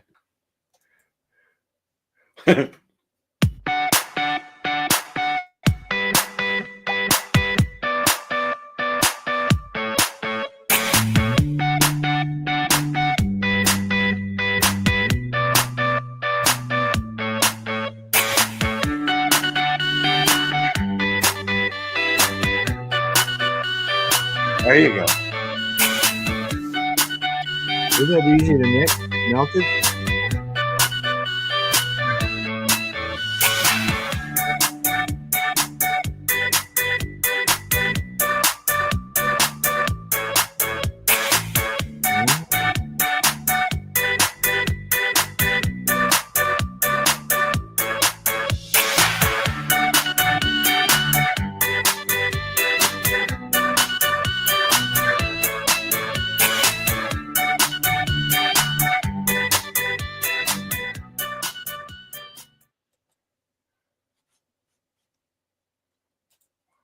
There you go. What'd you think of that? I'm in awe. So am I. You know, I tell you, like, I'm not much of a dessert cooker. I like to make meat and stir fries and meatloafs and stuff like that. But you know, I've seen enough videos and enough people doing like baked goods that it's not that hard, but you need to be good at baking. Yeah. Right? If you're not a baker, it's very tedious. But if you're a baker, you know, you got this. Well, my son, he went to school to be a baker, worked in a bakery for like 10 years. Oh, really? Yeah. So does he do your baked goods? He's a 4 hours away from me, so no. Mm-hmm. But yeah, he loves to cook. Loves to cook. Yeah, yeah. So okay, I am putting these recipes. The link is going into our chat, and oh yes, I forgot to put the link for the article that I had as well, but it's on my wall. From the there other you go. day. Today's recipes, including the cannabis Oreo cookie. Cannabis Oreo cookie. Yeah. That was good. I like that. So we'll have to try that. You know, I thought that like when they took the top and bottom off and they removed the icing, the thought that come to my mind is whoever's doing that is going to really love that job, because everybody loves looking. That's what you normally do, right? You separate them and you eat the icing first, and so that's what I thought they had done. But but in the video they throw it right in the mix. It probably helps stiffen things up too. well, my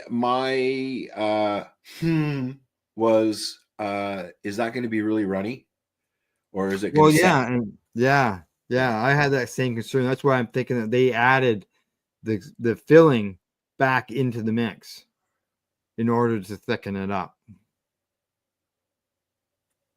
That's what I was thinking, anyways. So, all right. Anything else on the recipes? No, I'm hungry now. You're hungry now. Sorry. It's okay. You do this to me every week. Every week. I yeah. know. All right. Okay. Well, let's just run a quick video, and then we return with a product review. Okie dokie. All right. We'll be back in like 23 seconds. Okay. Are you looking for non-stop, continuous cannabis and psychedelic programming? If you are, then turn your browsers to 420radio.ca or paceradio.net, where you will find the 420 Pace re-rolled Saturday. Everything gets started at 8 a.m. Eastern Saturday morning. All righty. It's time.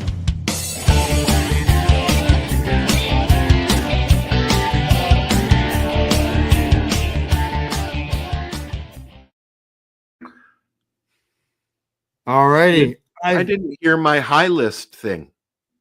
Did we do that?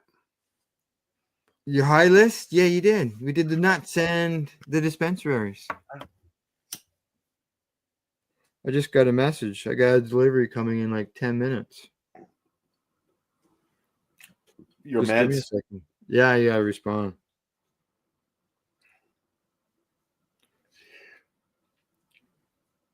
Dead air. Yeah, no, you gotta keep talking while I respond to this guy. How can I smoke a joint at the same time?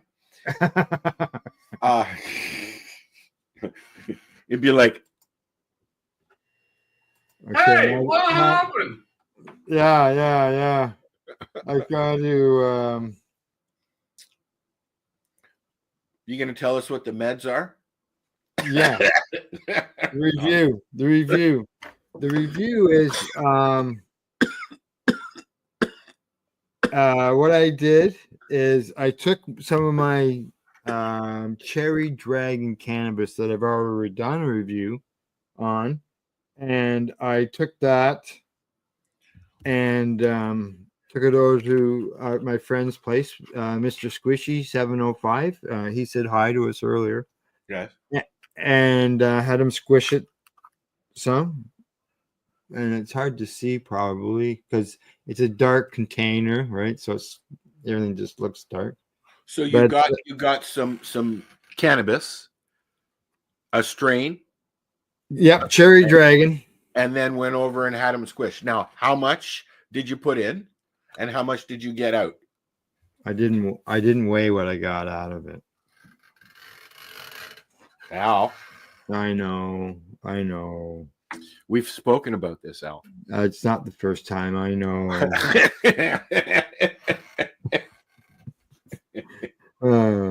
But I got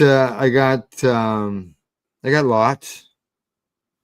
And so what I did before the show, I loaded your Shatterizer.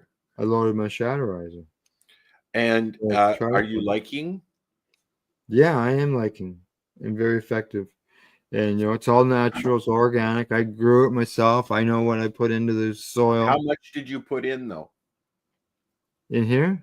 No, how much weed did you squish? An ounce. Okay. I have not squished in a while.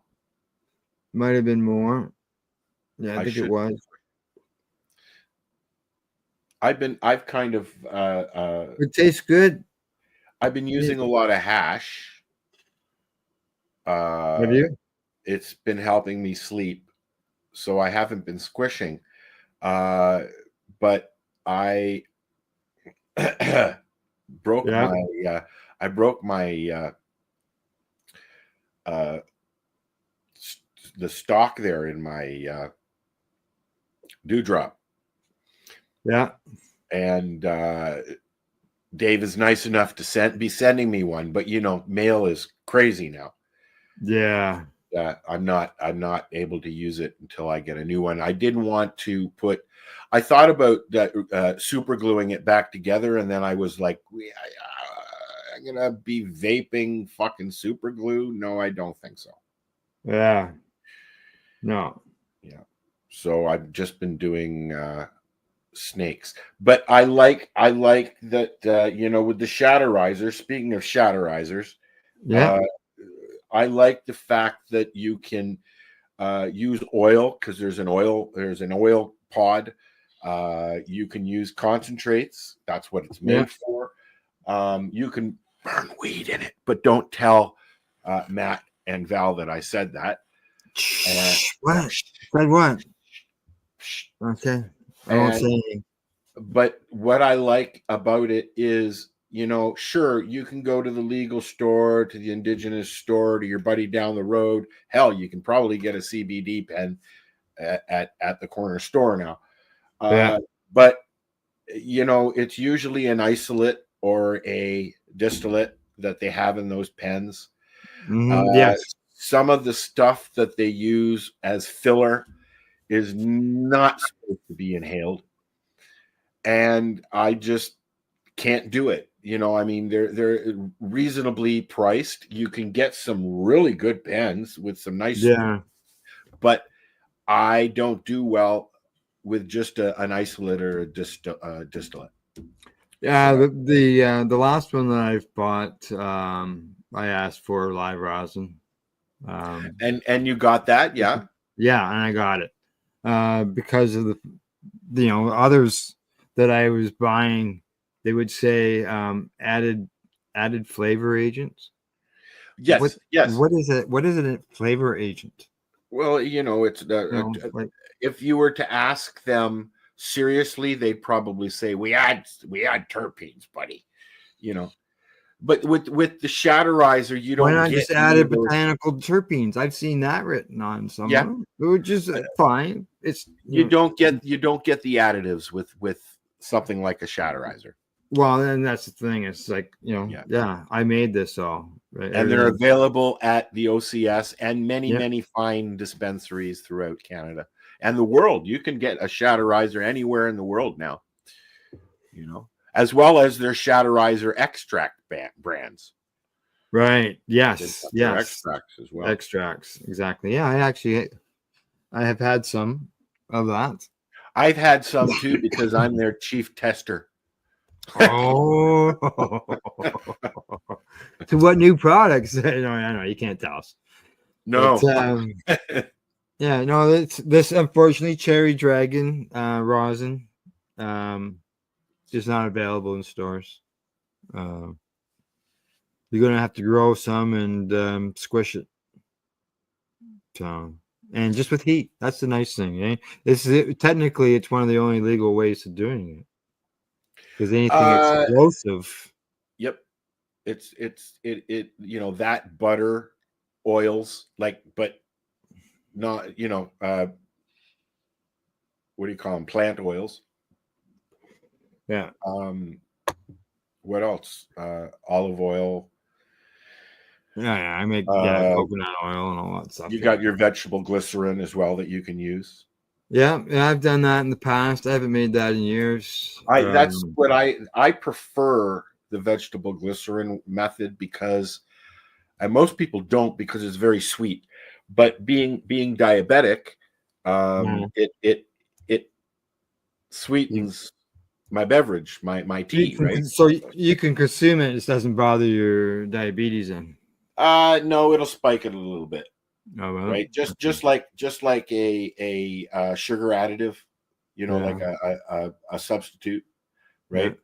They actually spike your AC1 as well. When I was making the vegetable glycerin, I gifted some to a lady who was dealing with throat cancer, who was in her 90s. Yes, and they were quite impressed with with using it. I had a big jug that I got through Ross, actually. Yeah, and I was making, because I got my magical butter machine, and I was just it was going nuts making fucking tinctures, but I was using it, right? Mm-hmm. Like I wasn't giving it away even, really. I was, I put a couple of drops in my tea and in my craft dinner or whatever I was making when I needed it. Right now, I've got a cannabis and virgin olive oil mix, which is different. That's what I've got going on right now. Well, it's good for cooking, right? As long as you're not cooking too high. What I do is sometimes I'll make what I make, and then I'll put some in after it's made, so that I'm not burning it off while I'm cooking it, right? Right. Yeah, because it's no use putting it in and then cooking it off, right? That's what she said. Yeah. But there we go. Okay, I haven't shared today's show. I did. Did you? I tagged you in and everything. Did you? I did. Well, I'll have to do that, but I'll do that at some point. Okay, so product reviews. You got anything you want to review, or is that it? I don't remember, Al. Sorry. Not products. Whatever you smoked. Because if you can't remember, like I said, you know what? I went from basically maybe 27th until the 7th, and it was 10 days that I waited for my meds with none. And so then I got my meds, and I've been like mixing, and I've got some nice strains, and I'm enjoying it. Nice. Yeah. It's helping because of my knee, right? Big time. Yeah. So I'm highly over medicated at the moment, and I forget things. Well, you've got something that needs to work on. You got that sore knee that's bothering you. Yeah. Which is an ongoing thing, from my understanding, right? Yeah, it's been going on for a while. This leg, right? This is one of the reasons why I fell in the forest and a few other places. Yeah. I'm falling in my mom's footsteps. Literally falling. And using her walker. Yeah. Yeah. Yeah, that's right. The walker has helped, because the first 3 days I couldn't move. I just kind of sat on the couch. Yeah. And then I had to limp, like literally. I was using I have a camping chair that I unfolded, and I was using it as a walker to go to the bathroom. Oh. Didn't shower. I couldn't shower for 3 days. I couldn't get in and out of the shower. Yeah, so happy to say that's not the case at the moment. Yeah, a walk-in shower would come in handy if you're in that type of situation. Fortunately, I have a low tub lid. I call it it's a 1960s, 1970s shower pod. It's a complete, yeah. you know, Yes. Yeah. my shower pod. Yeah. But luckily, I have a seat in there, so I've been all right. Mm-hmm. Yeah. It's just change frustrating the because, cartridge. well, yesterday, as I told you earlier, I got up and walked into the kitchen and got halfway there and I went, oh. yeah. Because I didn't take the walker with me. So I'm having to walk with the walker to keep the weight off of it. I'm not supposed to be walking on it at all. Yeah. Right. So yeah, here we are. Now an hour into the show, 45 minutes. I mean, so at least now you're looking at me. Yes. I hate looking at the wall. We might walk into it. So, all right. I'm actually, the funny part, I'm actually sitting in a closet. Oh, are you? My desk is actually in the closet. I'm not in the closet, but my desk and computers are all actually in the closet, right? And yeah, I've seen that before. It gets the desk out of the room, gives you more room. Yeah, like but you're it's not using it as claustrophobic. it's not a bedroom where you're hanging things in it. No, it's my laundry room. No, You'll be going into your laundry room soon. Yeah. I'm I don't know what you call this room. It's the front entrance. An exercise room. We got a treadmill. Oh, it's a bigger room, is it? I thought it was just like a hallway. Well, it is. It is, yeah. My bathroom. Our front entrance is there, and our stairs to upstairs is right there. When you come in my side door, it's a reverse location. The bathroom's right there. The bathroom is actually in the hallway. There's two doors that you can close it for some privacy, but when the doors are open, the bathroom is actually the hallway going into this part of the house. Yeah. Oh. It's weird. Weird. Yeah, weird. They maximize the space in these old houses. But anyways. Yeah. All right. I think is it time for us to get into some news? Sure.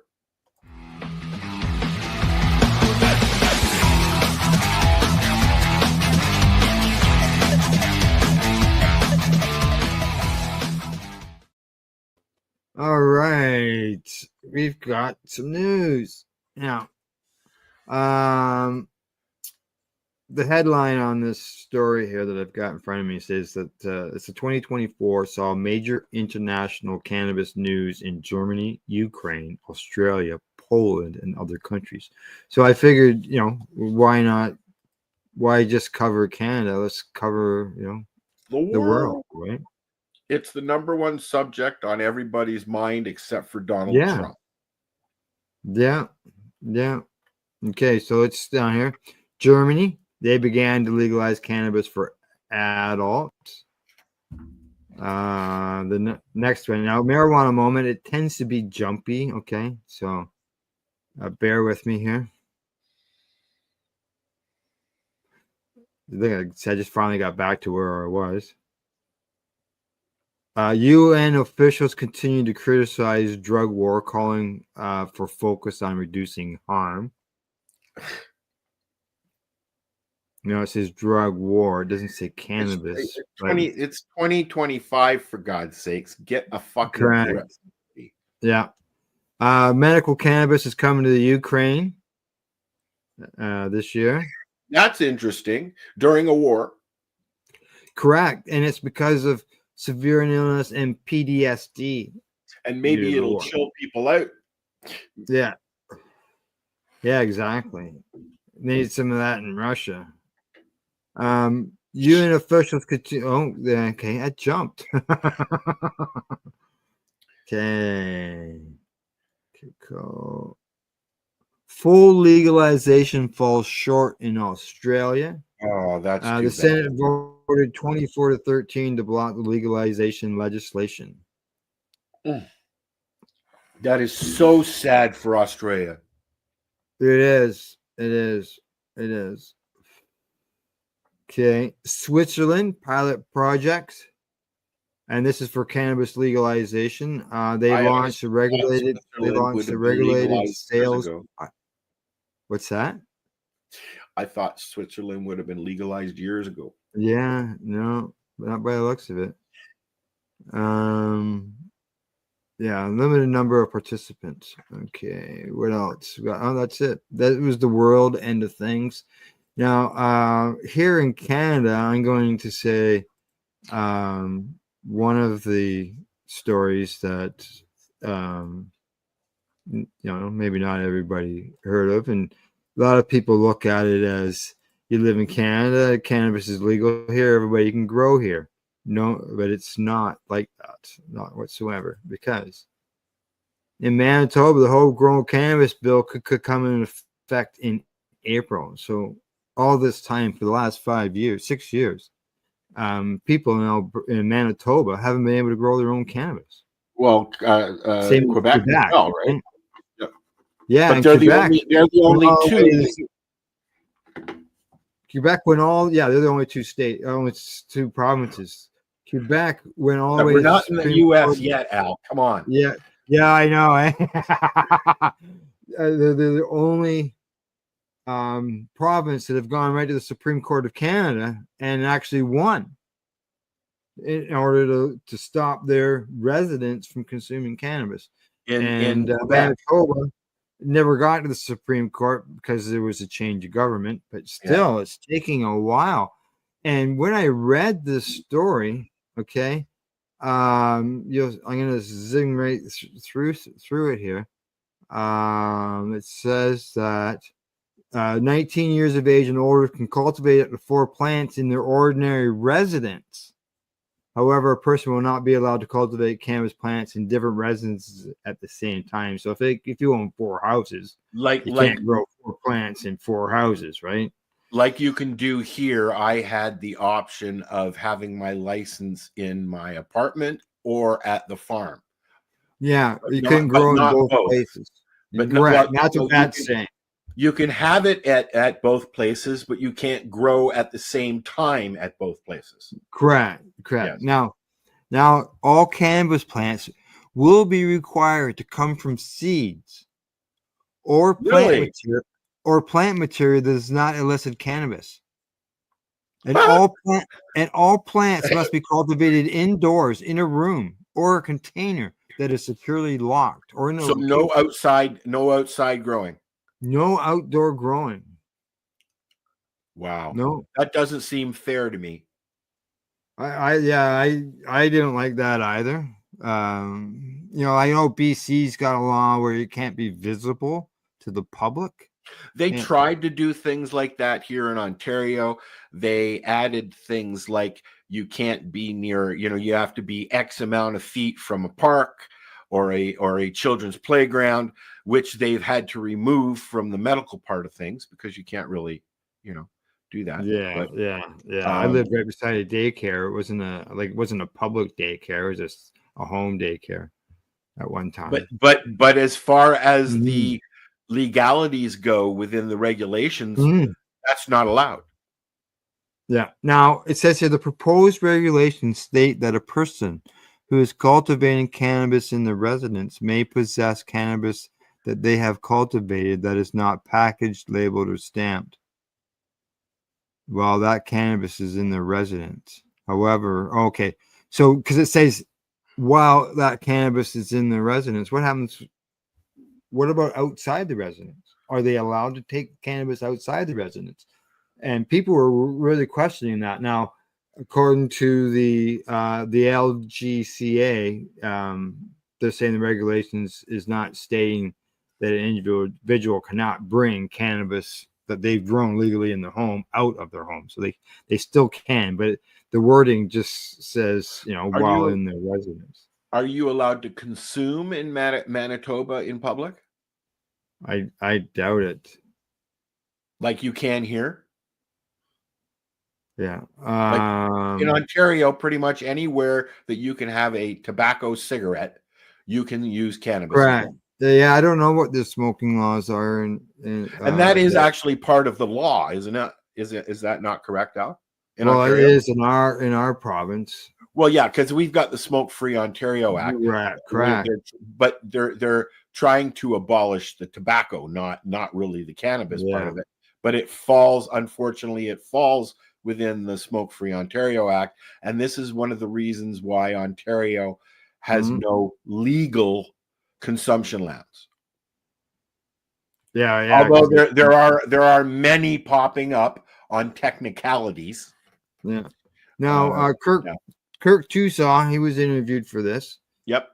Because he worked with Tobel Grown. And he says, we are pleased that Manitobans will finally be able to grow their 4 plants like almost all other Canadians have been permitted to do since 2018. That said, it is disappointing that Manitoba will continue to prohibit outdoor cannabis cultivation on the misguided belief that doing so will protect young people.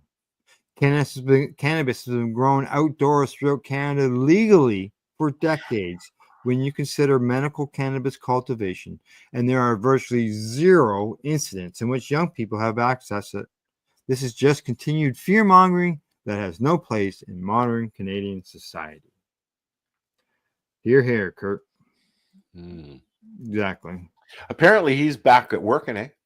Yeah, that's what I heard. Yeah. It's gonna be. Well, I saw John Conroy post that after the next federal election, he wish he was a lot younger because it's going to be a lot of work. Yeah. I know Jack is busy. Yeah. Oh yeah. Exactly. Okay, I can close that off. Okay, you got any other cannabis news that you want to add into there? No. Okay, all right. That means that it is time for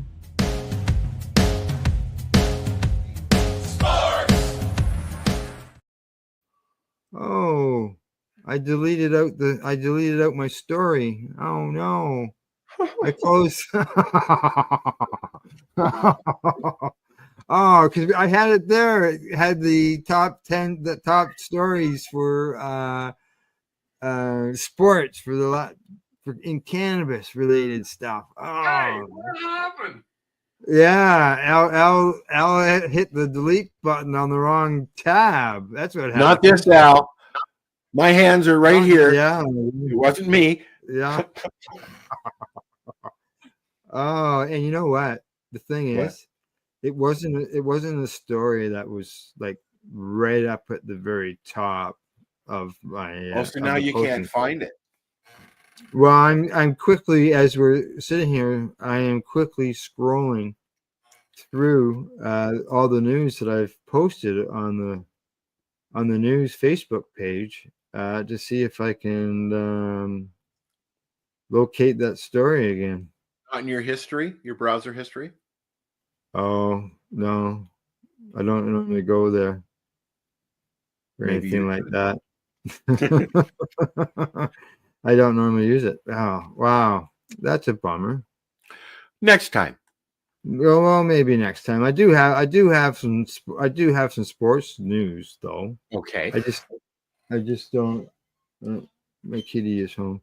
I just don't have that sports news story. You can't just walk in. Yeah, the cat just walked in. You're correct. I don't know if you heard the door squeaking there or not. Oh, you've got a pet door?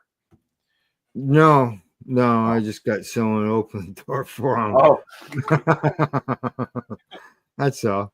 But yeah, well, that's a bummer. And I'm almost there. I can feel it.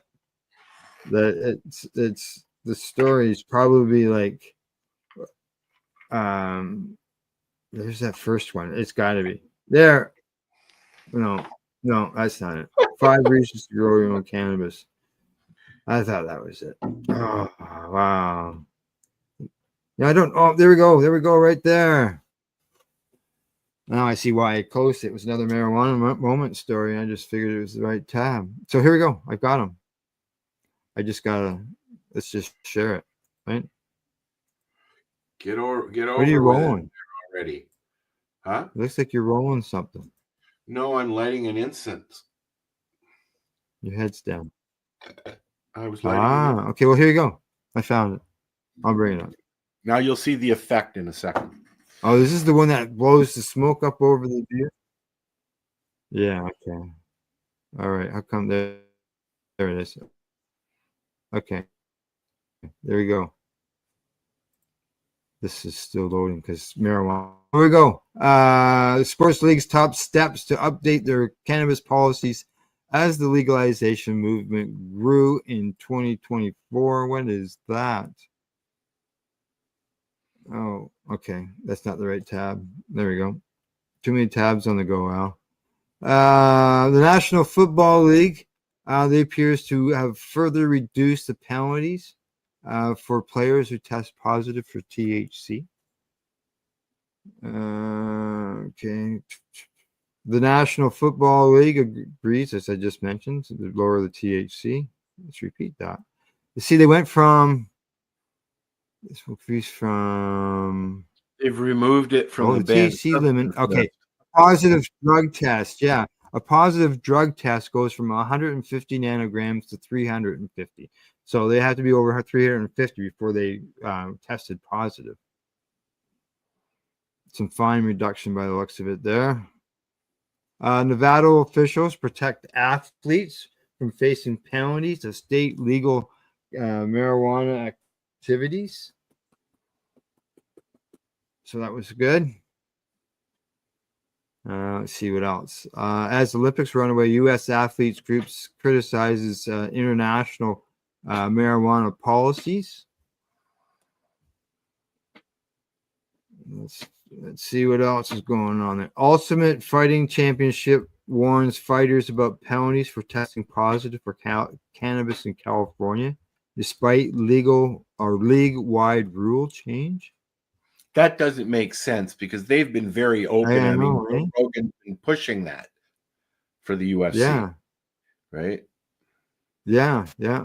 And Dana, what's his face? I can't remember his last name. Yeah, I don't know. Yeah, UFC. National Basketball Association and Women's National Basketball Association partner with CBD companies. NFL partners with Canadian researchers on CBD study. Wonder who they were with. I don't see a name there. NFL and the Denver Broncos face lawsuit from player who incurred penalties over use of prescribed synthetic cannabis medicine. So he's basically taking a prescription Nabalone or something, yeah, pill or whatever, the same as any other pill, and he gets hassled over that. Wow. Well, I mean, from what I understand, when I was on the Nabalone or Sesamet, as they called it, I still I would still have THC in my blood. Yeah, for sure, exactly. Right. You're very jumpy today, Alex. If they're taking a THC pill, it's obviously it came to them as a prescription. Like, but people don't make Nabalone at home. No, you're very jumpy today. Somebody's using your satellite. No, you think so? Yeah, it could be those marijuana moment things going. It could, yeah. It could be pot. You got pot in your keyboard. Okay. No pot in my keyboard, man. I don't see any. All righty. On sports end of things still. I've got some scores here. NHL scores. Philly over Florida 4-3. Calgary over Chicago 5-2. These are the hockey. NHL hockey. Yeah. And that's what we got here. Lenny usually sits and watches the OHL games while we're doing the show on Fridays. Oh yes. Yeah. Well, his brother used to coach one of the OHL teams. They went to the playoffs. Yeah. But he was fired last year for some reason. Oh, that's bad. Okay, well, Edmonton beat the LA Kings. There you go. There we go. Sports. Hockey has begun. Sports. Yeah, it started a while ago. It's almost getting ready. Well, a couple months to be playoffs, right? month. Well, in the local leagues, like the local towns and all that, they'll be starting their playoffs anytime soon. So, all right, there we go. Sports news, news. Are you ready? We got For entertainment and events. Oh. Here we go. Okay.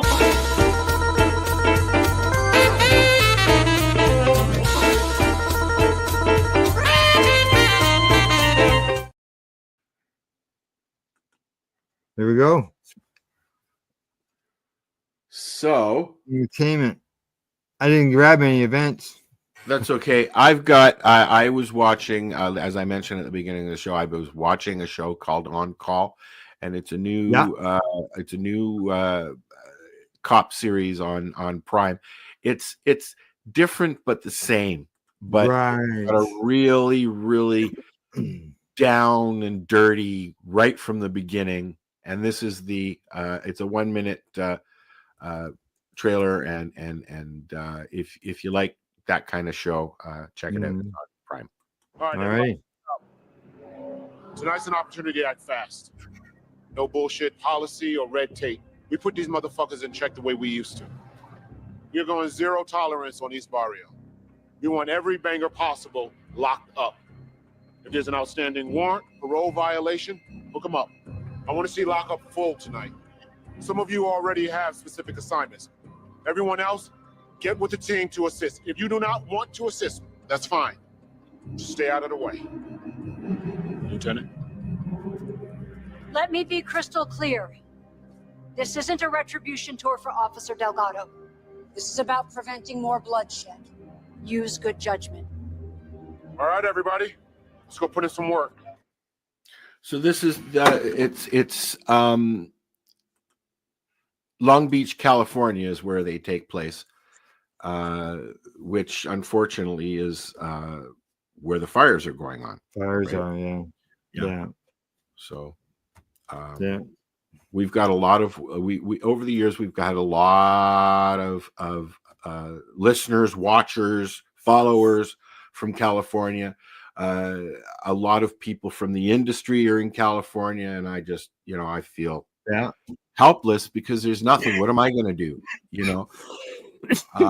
What I don't like is what I'm hearing the orange guy saying, and also some of the stupid things that are coming out of people's mouths, like it was green rays that came out of the sky, and it's ridiculous. This is really it was nature. Nature can be a beast, unfortunately. And California is no longer what it used to be. Los Angeles is no longer what it used to be. Hollywood is no longer what it used to be. I've been in the Hollywood Mountains. An old friend has a house up there, and I'm sure it's not there anymore. I mean, what I don't like about the coverage is we're not allowed to share anything about it on Facebook. And because U.S. news is, the articles and the things that I am seeing, Al, are a little bit disgusting because it's all about the celebrities. It's not about real John and Bob and Carol. It's all about Steve Gutenberg lost his, backyard or his home, or all these huge celebrities have lost their homes, and I feel really bad, but they're not talking about the public people. You and me. Yeah. Joe, yeah. So I mean, a lot of and like I said, there's a lot of celebrity homes up that way. So. And here's another one. They're not using ocean water because the salt will destroy the ground and the vegetation. So they're not using ocean water, but yet they'll go and they'll fill up from a pool and use chlorined water. They're taking from the lakes and the reservoirs and stuff like that, but there's not enough. In California, it's all water's all piped in California. I saw Newsom on TV saying there was enough water. He told President-elect and his buddy to come down to California and see for themselves. Yeah, he basically told him to shut the fuck up, I think. Basically, in a kind way. But I'm as far as your video there, that's on Prime now. It's on Prime. Yep. On how many episodes? 8 episodes, I believe. I watched them all in one day. I just put it on and go about my day. Right. Were they like 45 minutes or something? Were they like 45 minutes or hours? Yeah, hour long. It's you remember Homicide: Life on the Street? No. Was it a show? I never heard of it. Yeah, it's like it's from the cop's perspective, as opposed to like Law and Order. You get both sides. Although I love Law and Order as well. It's something that's new, and it's done with the same action that you would get from Chicago PD. Which is another show that I enjoy. I like all the Chicago series except for Chicago MD. I don't like that. Yeah. Since my mom passed away and finding my mom when I went into her apartment, I'm unable to watch rescue shows anymore. And because the instant I see somebody in distress on the floor, I get a flashback, unfortunately. That's something I'm going to deal with for the rest of my life, I'm sure. Yeah, exactly. Okay, now events. Just so you happen to know, I did find something. Now it didn't list anything that's happening tomorrow, but these are some bigger events that are happening across the country throughout the year in 2025. This is 2024. Ow. But I will say, I did see Can Expo. I saw Can Expo listed there, and that's in March coming up. Correct. And we are going to be broadcasting there the whole weekend. I'm looking forward to it. I'm looking forward to doing something out and about with everybody and having fun, because I enjoy doing stuff like that. So we'll be there. Yeah. And you'll be able to either watch us here, or you can go down. Of course, we want you to go down. You can go down and say hi to Al, and Sherry Ann will be there, and I believe Cindy will be there as well. Cindy will be there. I was talking to Cindy yesterday. She's going to start looking for a room, as well as booking her flight up here. Cindy and Al are getting a room. We're going to get a... so we can be close to the event as possible. Yes. Yeah, and that way I'm not traveling back and forth. Stay away from that building across the street, though. I know it's in a different place. It's down at. I'm thinking of a motel that is probably on Lakeshore Road. Am I thinking? Oh, so you're going to go down to the Motel 8 on Lakeshore, are you? is that what you're thinking? I've been there. I used to stay at the Seahorse. Did you? Oh yes, a few times. Yep. They had the party house there. Oh, so like how long ago was that? Late 70s. It would have been 70s, early 80s. Really? 70s, early 80s. They had a house there, which was the original owner's home, which they converted in, and you could rent it for a night or a weekend, and we would have parties there. Yeah. It's not there anymore. I think it was next door to the Rainbow Motel 6 or whatever. Now I think it was the Seahorse, because that was one of the most famous. That was one of the more famous ones where you could go and meet a really nice girl that you might get married to. Well, maybe it's not, but Gail and I when we got married, we got a gift certificate, and I believe it was a seahorse. Was it? Well, that place, it was actually a very, very nice place back then. Yeah, and we got to we went to a Blue Jay game down at the exhibition stadium. Yep. And so then her aunt got us this motel room. Going into the late 80s, early 90s, it was all the girls took over down there. Oh no, this was at one time it was a prime hotel. It was where you wanted to go because the beach was right there, and this would be 85. Well, most of those hotels that were down there had their own little private beaches as well because they were right on the lake. No, yeah, I can't remember. Yep.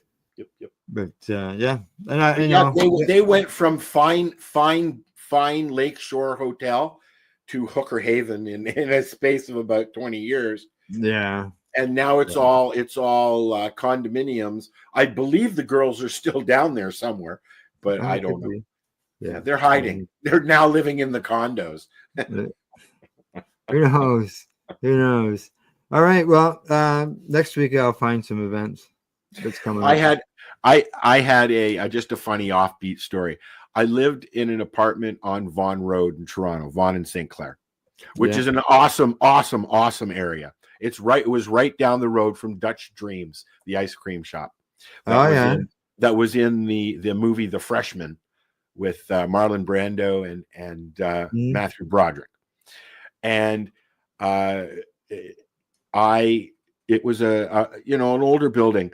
But anyways, I had a bachelor apartment when I first moved in there, and the guy beside me, I won't say his name, but the guy beside me ran girls. And he used the apartment at night, and he just went home to his condo. Yeah. And so to keep me happy, he was always coming over with weed because he didn't want me to be pissed off because you could hear the girls coming in and out with their johns at night and that, right? Yeah. So he was, once a week or so, he'd knock on my door and he'd have, a baggie here and a baggie there for me, keep me shut up. Toronto living. Now I've been able to do it. I checked the date this time. Oh, did you find some more lists? I found some, and there was an event over the weekend. I don't know anything about it. I just saw that Nikki Lawley had posted about being in Canada at an event. But this she website comes up here, to a lot of events. She does. The promo that we run on Saturday for the Pace Radio Show is an interview that we did with her. And she said during her interview that she credits Canadian cannabis for saving her life. Yeah, I've known her for years and years and years and years. Yeah. All right. So we got here. You can see it there. Okay, January. Too late for this one. It happened last week. This was Alternative Products Expo. It was held in Peru. This list is more than just this is world global. The Sunny Cannabis Conference. That's where Nikki was at this past weekend. And that was in New York. There's Niagara Falls, Culinary Institute in New York. I thought it was here in Canada, but all right. Well, you know what? People get that mistake because there's Niagara Falls, New York, and there's Niagara Falls, Canada. Yeah, and who knows? Maybe I just did that earlier. At the end of January, the 29th to the 31st, I get that word out, in Las Vegas, they're having the Total Products Expo. There's a lot of those shows in Las Vegas. Yeah. Probably weekly. End of January, the 8th Hawaii Cannabis Expo. Cool. Connecticut Cannabis Expos in February. This just keeps going on. Champs trade shows. Champs trade shows. It's in Las Vegas. It actually was at the Metro Toronto Convention Center for 1 year. They tried Champs up here, but it didn't work out so well. Correct. Much like Lyft. I mean, Lyft is still in the closet as far as I know. I don't know where they are now. Yeah. The Champs was here for the 1 year. I bought their T-shirt because it was a hemp T-shirt. Yep. But it didn't even have a leaf on it. Really? It didn't. No, it didn't have a cannabis leaf on it. Maybe it had something to do with coming across the border or something. I don't know. But they had no leaf on it. So, Lucky Leaf Expo in Minneapolis. It happens at the end of February. That 3 times. Yeah, exactly. Natural Products Expo in March. I'm just going to do the end of March. Alternative Products Expo. That's in March. That's in Colombia. Who's going to Colombia? Coming up in the Toronto area, we're going to have a lot of access to different things that are going on, not just cannabis stuff. Sherry Ann Baker is going to be out and about, showing us what's going on in the city. Spanibus. It happens in Spain.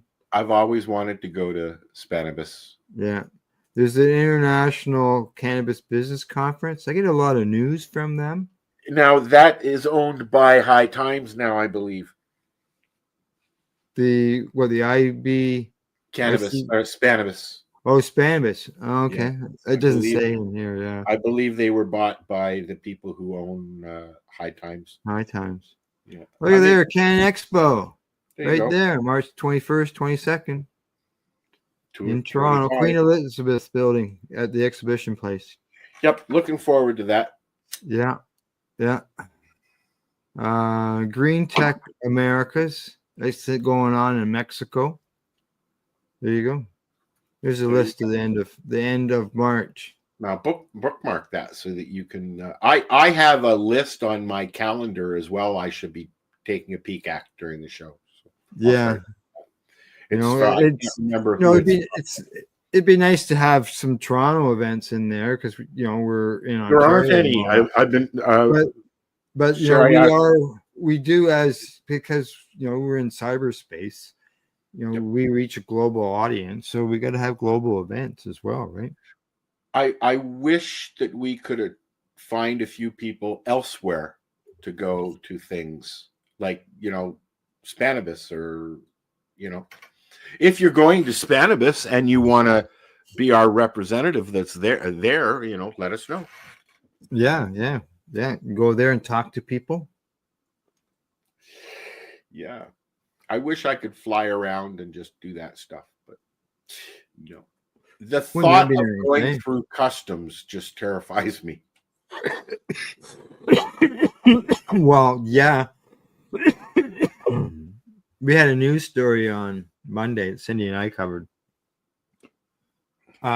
Pearson Airport. The number of arrests during the month of October was huge. Of cannabis stuff? Cannabis. People trying to smuggle cannabis in. Most of them was around 20 to 25 kilograms of cannabis. And I've been watching the Canadian Border Patrol. Mm-hmm. And a lot of the stories are about people traveling around, getting caught at the border. Like if you go up to Thunder Bay or you go down to Toronto, if you go down the wrong road, bang, you're in the US. And Niagara Falls, especially if you have Canada, and it the same way coming back into Canada. If you have cannabis with you, here's what happens. Yes, it's legal here. It may be legal in the state that we're bordering, but you'll be charged with smuggling. And it doesn't matter what amount it is. Right. Okay. What they do is they go to the HSI, which is Homeland Security in the States. And if they have an inkling to charge you, you're going to be charged. And if not, you're going to be lucky. But chances are you're not going to be able to come into the country. No, yeah, that's right. Yeah, you'll be removed.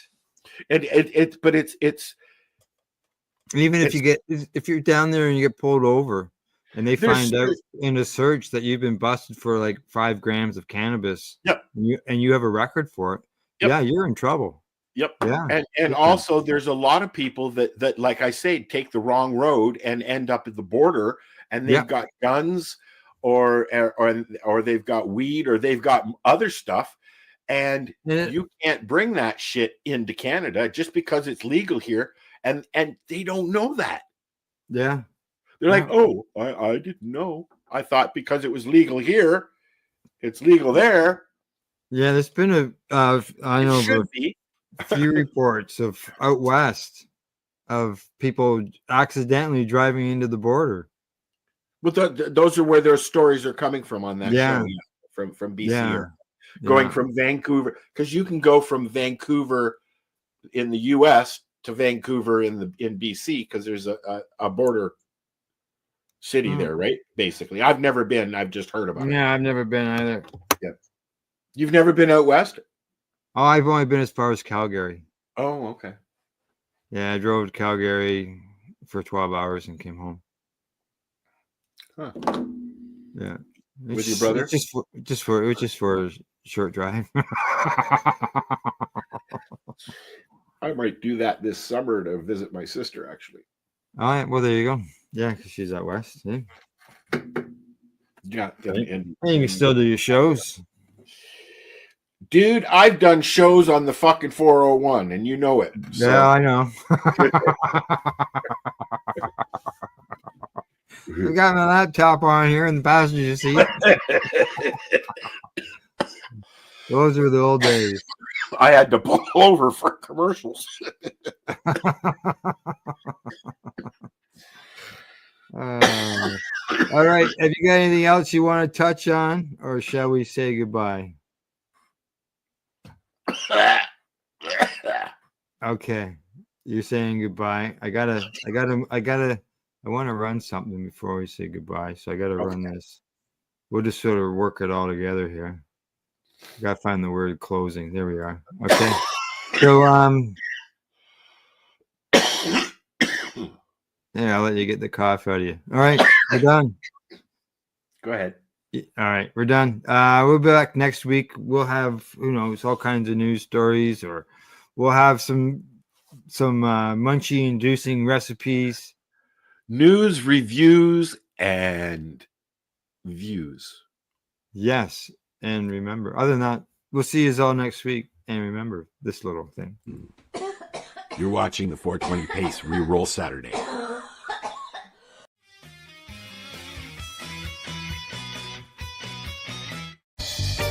You're watching the 420 Pace Network, found at 420radio.ca and paceradio.net. Are you looking for non-stop, continuous cannabis and psychedelic programming? If you are, then turn your browsers to 420radio.ca or paceradio.net, where you will find the 420 Pace Rerolled Saturday. Everything gets started at 8 a.m. Eastern Saturday morning.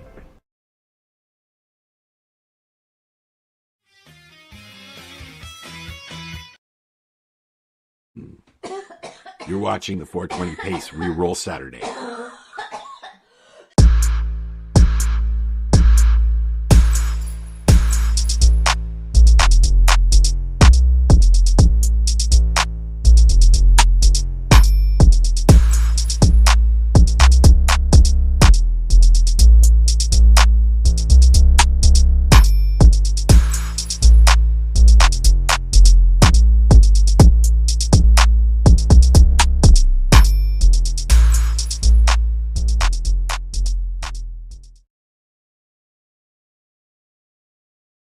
Halfway down. Yeah, we're about to start for it.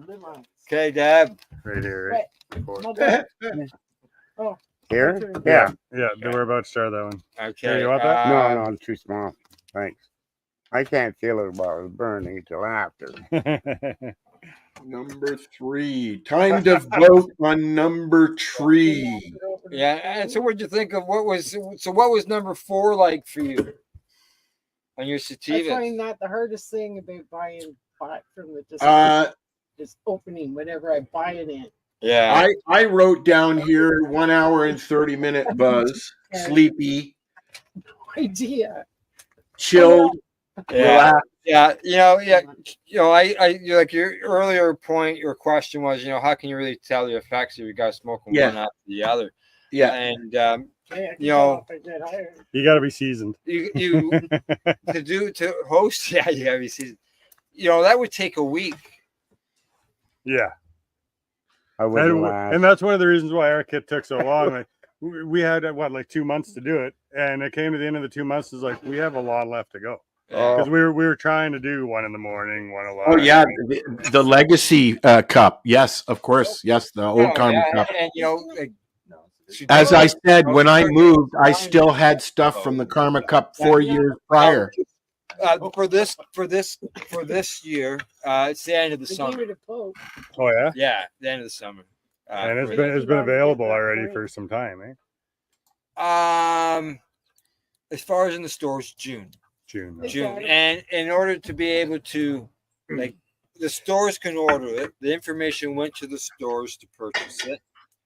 And so it's up to the stores to order them. Yeah. I'm gonna look and see if it's on OCS yet. If you want, you go into the store looking for one and they don't have it, ask them to order it. Yeah, the store beside us. Order it so that you can get one, right? And that'll make a store more up to want to have them available. Yeah. You know, and realistically, broadcast like this gives people a bit of an idea on what's available, and hopefully they watch, get a good impression, and we'll go buy a kit. Right? All right, here, Al. I've got some information here on the OCS website. Okay.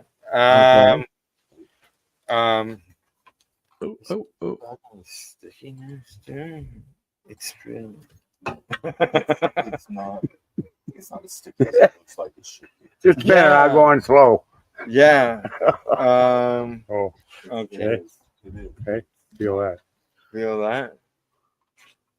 It says Karma Cup is only available in stores. It's not available on the. That smell when you cracked it. Yeah. There is some good smell. We keep Yeah. And it hangs. Yeah. Break her up. Whatever. Yeah, break her up because when I get it, I'm gonna grind it. All right. Overall visual appeal. Yeah. Oh, look at that right in the sun. Isn't that nice? You go right ahead. Help yourself. Yeah. Yeah. All right. You ready? What we're on? Number 4 there. Yeah. So question Thanks, 1 man. is the overall visual appeal. Oh yeah. Yeah. I would have got I didn't see any seeds, Moisture. anything. No The second hairs, one? no Yeah. contaminants. Because some of this stuff is hand trimmed. Right, so it's not done by a machine. Aroma so there's a strength is possibility number of 3. something being in there. Oh yeah, I see you shifted yourself a little bit. Yeah, I'm just playing. Yeah. Yeah, aroma you can see right down, pleasantness is number right 4. down beside there. Yeah. Stickiness to Okay, touch is Deb number is start- 5. Deb is starting to roll. Stickiness, yeah. Taking too long. Yeah, and once you get it, And physical contaminants. we'll ask No, I you don't some see questions anything. on the rolling. And Not then the the rest rolling, is but as smoking. far as the grinding. That's it, effect. eh? I like those light green ones, but they're hit and miss on the taste. Yeah. There we go. Still stuck inside the grinder. Sometimes I get stuck inside the grinder. Yeah, I do if it's when it's sticky. I gotta clean these grinders at least once a week. It's just gums up. Do you keep the hash from it? Not off the grinders, no. No. I do. Here, I'll show this to everybody. I keep. Oh, the you got hash. your knife box. This is my rolling tray. Yeah. This is the kiff. Lift it up. There you go. That gets caught underneath it. Yeah. I'll take that out shortly, and that'll be somewhere. Got me help you? That'll be somewhere close to an ounce of Yeah. kit. Yeah. And how long does that take to accumulate? Some in the past, I'm still collecting it up. Al, how long does it take you to accumulate that much? The other one. Yeah, in the rosin press. Yeah. And If anybody wanted what I'm feel going it to do that way is after press it to grinding make it. hash, and then I've got a apple. I got one. Oh yeah. And I'm gonna smoke it in my apple. Yeah. Okay.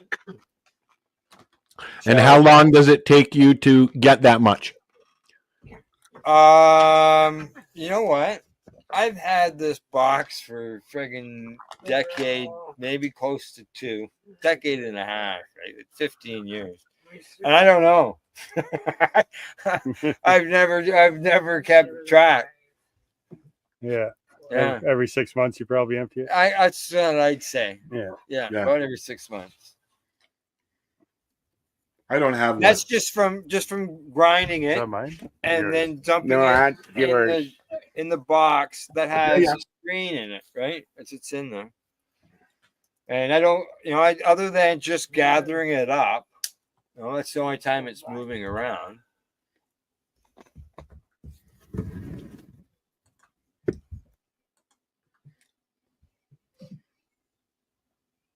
Oh, we got fire burning. Oh God! Call the fire Got her department. going. Now we're gonna check out the taste, the aroma, to taste the whole experience, whether it's harsh or smooth. Ash. Ash is really black, and it's kind of hard to get a suck on it. Draw? Is that rolled too tight?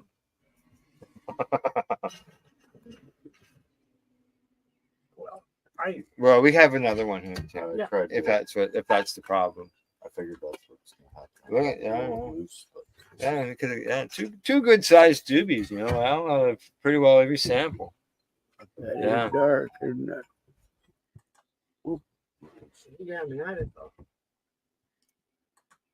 We're coming around. Doobies. I wonder if what it'd be like doing this with Volcano. Or even a student glass.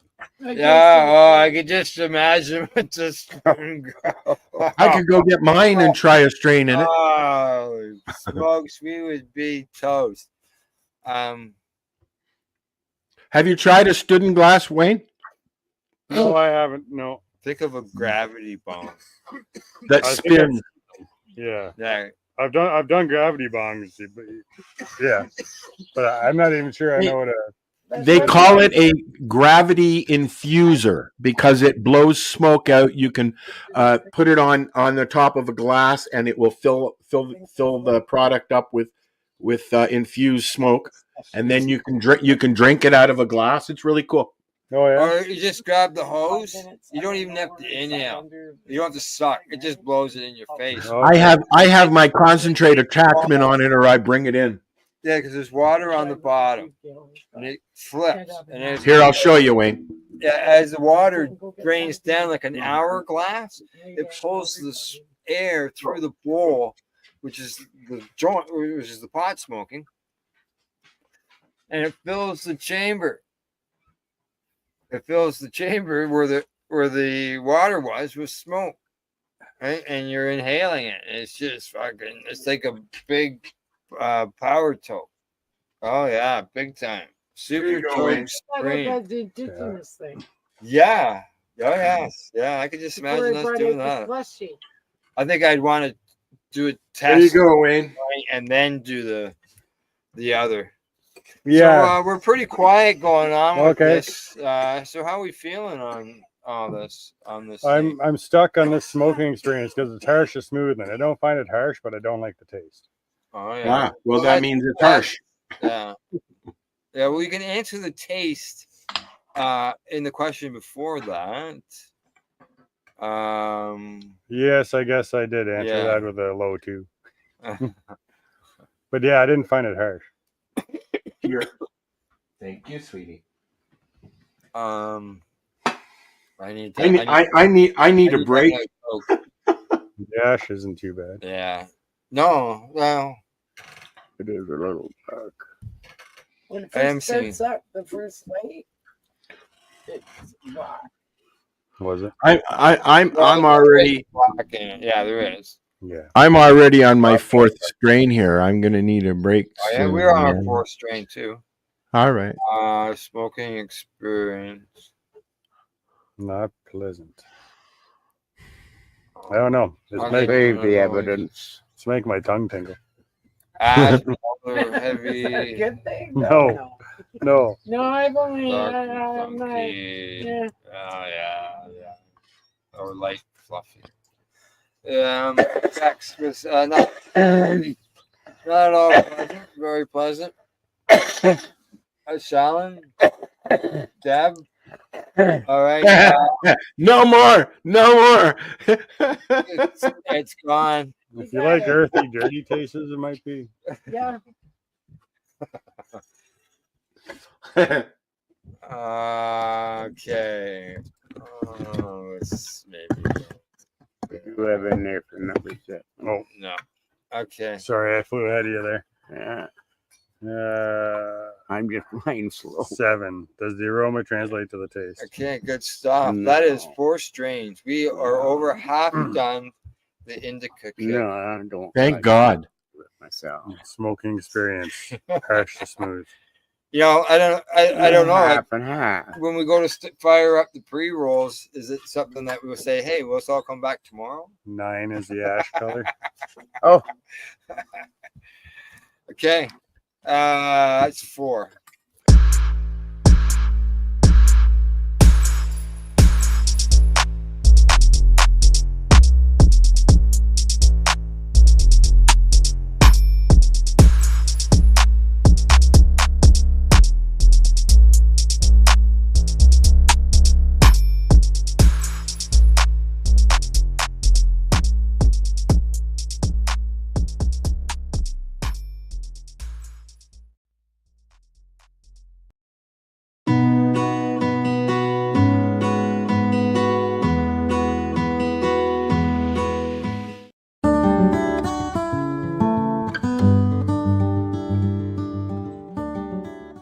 JJ.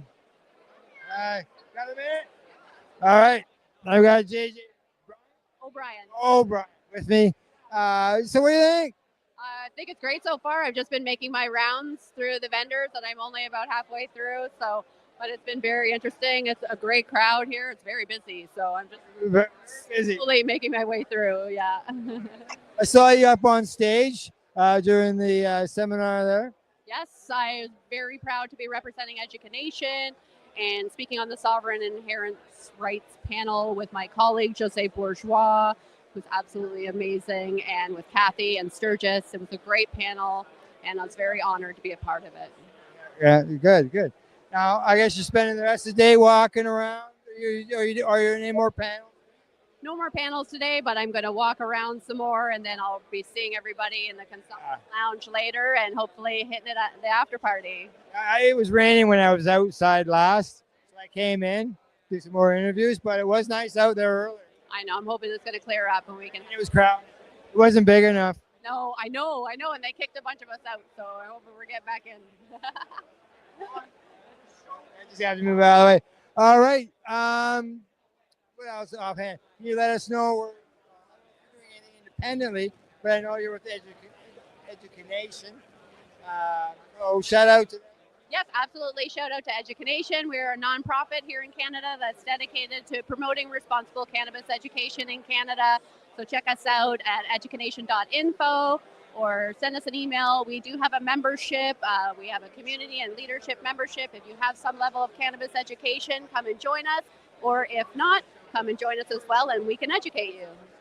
All right, super. Thank you very much. All right, I'll let you go and make your way.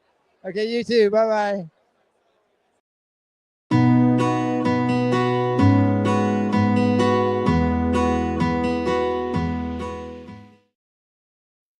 You're listening to the Pace Radio Network here at paceradio.net.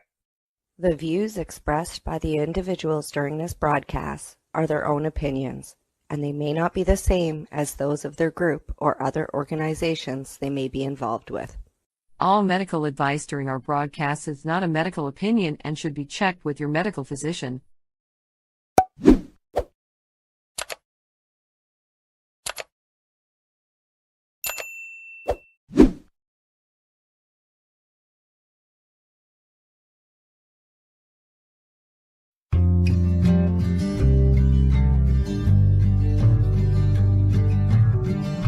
wanna talk about news, don't want the drama.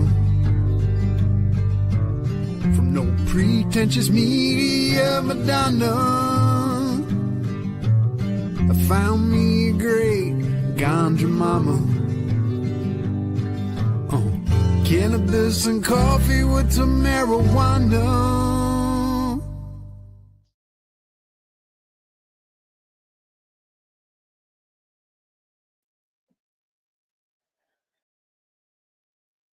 I don't know what I'm doing this morning. Oh my God. Good morning and welcome to Cannabis and Coffee with me. I don't know if me's even here yet today. I was having computer problems. I couldn't get this thing to load. Everything was not charged. And I got up early. This has been an hour and a half project. Never mind having time to get my hair done. So, and get in contact with my guest. Anyways, I'm alive. The show's alive and we're here. How, I don't know. Anyways, how's your New Year's going, Muffins? We've been just kind of plugging away with our substitution program out here. And of course I've been doing the show with Al. We've done our first year New Year's show. So that was good. But yeah, it's been a whirlwind of stuff going on. And my guest was supposed to be Daryl Fay, who's also with zerohigh.ca. We're going to push him again till next week because I have a doctor's appointment this morning too. It's been really hard trying to fit everything in my life with extracurricular activities. Now I'm frozen. Oh, there we go. Anyways, I did tap and I'm only working 5 days a week now instead of 6. So that gives me some more time to actually do the CSP. Now, I'm also finding it difficult to find some volunteers that actually don't I'm not saying don't have lives. I need people that don't have lives. I mean, my volunteers that I had were terrific. I love them. I appreciate every minute that they spent helping me, but they also have lives. And it's not that I don't have a life, but I want to continue doing this, right? But in order for me to do that, I need to have some reliable volunteers and I need to have reliable sources. Now, I do have a couple really reliable sources that have been, helping me out, and they know who they are. And I am so grateful for them because if it wasn't for those people, we wouldn't be going into week 16. Now, I know there was 3 weeks that I didn't go out to the park and stuff, and everybody thinks that I wasn't doing, or maybe I'm not going to say everybody thinks I wasn't doing anything. I have other people off site that come and see me. So even though I might not be going out to the park, I'm still working and still needing donations and still needing the medicine, no matter how you slice it, right? So I've got probably up to 12 people off site now that I'm helping. I actually just lost one because she goes to wherever she has a place in the warmer part of the country or out of the world, and she goes there. And I don't, like I said, I don't care about your income level. That's got nothing to do with why I help you. I don't care if you think you can help yourself, and if you can, terrific. Sometimes you can and sometimes you can't. But this week at 2, we had a fire. They had a fire up there, and a couple of the residents were 3rd-degree burns. So when I went up there Sunday, there was nobody around. They were either sleeping, didn't hear me come in. I don't go in there honking my horn to say, hey, I'm here. My car is really loud. It needs exhaust work anyway. So it's not like when I come into the park or into their camp, they don't know that I'm there, right? So when I rolled in on Saturday afternoon, I sat there for 10 minutes. Even my buddy that lives up there, he didn't come out either. He said he didn't even hear me, which is odd because he normally hears me all the time, right? But he didn't even hear me. He was sleeping, but they had a really rough night the night before. So I was kind of hit and miss on what was going to be going on out there as it was because of the fact that there was a fire. And that's never good, especially when you're in a tent, right? Or in tarped areas with pallets and wood, and you got a wood stove, and it's just very dangerous. They're living very dangerous too. And I was watching the news the other night, and they had anyway, I'll get into that after. But so last night, it's not like I said Cranbrook Small. I live across the street from one of the trap houses, so it's not like I'm worried that they don't know where I live. Anyways, the one I do trust, and he was able to get a ride, and they came down last night and picked up everything that I have. So my car is now cleaned out. Well, it's not completely cleaned out. I still have like some toiletries and some chocolates and some coffee. I always like there's always like some stuff left over, right? But it's never enough stuff to make it so that I can go out next week, right? Like it's always like 5 or 6 of this when I need 30 of everything, usually 30 or 40 of everything per week, right? And that's like helping offsite as well. And I'm also the one that's doing all the baking and all the candy making and all the fundraising and all the collecting and all the stuff, right? By myself. Okay. And I have a work and I have a job and I have my dogs and my son and my husband and I have a life too, right? So this is tiring work. And I understand why some of the other, people are taking a break or deciding whether they're going to continue because this is hard work. Never mind the emotional attachments you get. Like I said I was going to keep this clinical, but I've got a couple of them that are off site that it's pretty hard to keep clinical when you're seeing them, at their house, my house. Like I said, there's, I'm not like putting myself in any danger. These are not dangerous people. These are people that are just like you and I that have had some of them have had just a rough time. Some of them are, I think what breaks my heart the most is some of them are struggling with medical issues and they couldn't afford their medicine and somewhere to live. Or they lost their jobs because they got cancer. All right. And now these cancer patients are living in fucking tents. I have a really hard time with that. Really fun because, and the thing of it is, they have addiction problems because of the cancer treatments, because of the medication they were given. And then they went into remission. And once they went into remission, they were cut off all those drugs without any help for withdrawal with any of those drugs. So now they're living in tents with their cancer back, trying to get treatment, but they can't get it because they're now addicted. Like the system is fucked, right? I'm just going to put it out there. The system is fucked. So don't get cancer and don't get addicted because if you do, they'll stop your cancer treatments and then you'll end up homeless. It's pretty much the message I get from the whole fucking shit show of this. And this started long before what we've got right now, but the NDP were still in government. John Horgan was the leader and was our premier. So don't tell me this is a political fucking will thing or it's because it's this or that or whatever. I'm sick of hearing that. I'm sick of hearing and blaming and pointing. It's time that you actually fucking, instead of bitching and complaining, got off your ass and did something. Go fucking write a sign and stand in front of on the corner all by your fucking self. I did. Just saying. It can be done if you really instead of bitching on your fucking computer screens. Anyway, so CSP is continuing on. Like I'm good for this week because of course of my very, very kind donors that I do have out there. I got a doctor's appointment at 10:40 this morning, which I wasn't really even thinking it was because it's so hard to get an appointment with my doctor. And this is a prescription refill and I have to talk to her because the other doctors won't give me all my prescription refills because they don't know me. And it's kind of ridiculous. Yet it's in my file. I get it all the time. Like methotrexate's not a controlled substance, but they look at it like, oh, what's this? And why do you need this? And I'm fucking tired of explaining myself why. And then the Vyvanse too is always a big, what do you need? And then the it's like, dude, just fill the fucking prescriptions, right? Anyway. But yeah, so I like when it comes to the CSP, we need help. We always need help. There's people that Chris needs help in Halifax too, always.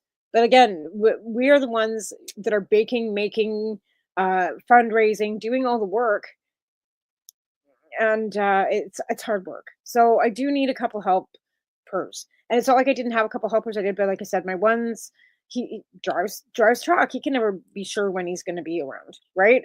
The other one has kids that she's got to do, and the other one's got kids too. Like, and my kid is 15 and he will come out and help me, but Dad's not real keen on just me and him going out there.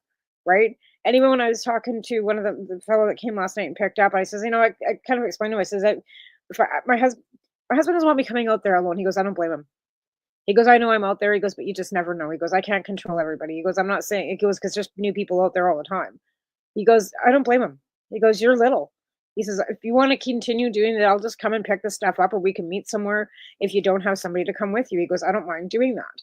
And he's one of the ones with cancer. He's one of the ones that I make extra packages and stuff for, because I know that he's human. And I don't know. I don't ask a lot of questions, to be fair. Like, I kind of look at it, it's none of my business. I don't care what you do. I don't care. You need help? You need a little bit of this and that? I'm there. So I don't care. I don't ask, like I said, I don't ask questions. There's no strings attached. I, don't give them like ounces per person so they can go out and divert. And, it's a small amount. It's not like it's a couple grams. It's not, I have to keep it within the 30-gram limit, right? So we're keeping it at under 30. So I take 30 grams of everything. That way I'm under the limits too, right? Like, for legality, like, and when I'm getting it from my friends who are patients, and I'm making the butter myself, and I'm making the tinctures myself, and I'm, producing, getting whatever I need to make the RSO, and I'm making it myself and processing it myself and making all the candies and the baking all myself. How is that illegal and helping people? But again, I'm not taking any chances. I'm still staying within the legal limits. Like, and I'm not, handing out anything to anybody under the age of 19, because, and I know there's kids out there. Trust me, I see them on a daily. I see them every day. And you know how bad I want to hand them a joint and say, here, this is better for you than that. But I can't legally. It's okay for them to, go in and pick up whatever. And I don't know what the legalities are on that either with the safe supply. I don't know if they get charged either. Like, that would kind of be redundant. If you're not charging users as adults, would you be charging the kids as users? I don't know how that works. Anyways, I was super late coming in because this damn computer, actually because of me. It's not the damn computer. It's me, because I forgot. I haven't been on it for a while. So I hadn't plugged anything in. So my mouse was dead and the keyboard was dead. And then I'm fighting with that. And then it takes a while to get everything in. And yeah, and I got up early. I set my alarm. Out. I got up on time. And I didn't work late last night. That's why it's not like I worked till 9 o'clock last night and then I got to get up and do this. That's why I do this one on Monday, is because I only work till 3 o'clock on Sundays. So I am pacing myself. I'm trying to pace myself. I took a day off. I'm only going to work 5 days a week, which leaves me Friday to bake, so I can take stuff. I have to get out to the res and take some more stuff out there, because that's going fairly well. Like, I was able to do some bartering with them to help the CSP, and that's mainly what this is for, is to be able to barter with them so I can continue to keep this sustainable. Because like I said, I will pick bottles out of the ditch. But again, it's only me, right? Like, I need some help. I'm asking for help, and that's not something that marijuana does easily, right? Anybody who knows me knows I don't ask for help very easily. I'm very, I'm very, very independent, very stubborn, very pig-headed. Grandpa used to have his bull and china shop, so I don't know, but I do need some reliable volunteers. So that would be the one thing I'm looking for right now. This last week, I know Al and I went over some of the news and stuff that was going on with cannabis. There are some changes, I guess, happening when it comes to the retail end of things. We've lost 2 stores in town. The EK store that was across from the cottage is gone now too. Or it was next to Hemp 2002, which is unfortunate. I used to go there on a regular. That was the store that I went to all the time. And then something was said by one of their staff members, and I just went, I ain't coming back here again. And I didn't. And now they're closed. I guess, $1,000 a month that I was spending there kind of hurt. Like I said, and it's the same with anything else. Like, I won't phone and complain and, and try and get you fired from your job. I just will quit going there. And then months later, it took probably about a year, but 6 months, a year later, that business closes because that's how much money I spend at them. Sucks to be you. Just saying. And I'm not even going to mince my words about that. That and the essential oil shop. Oops, during COVID.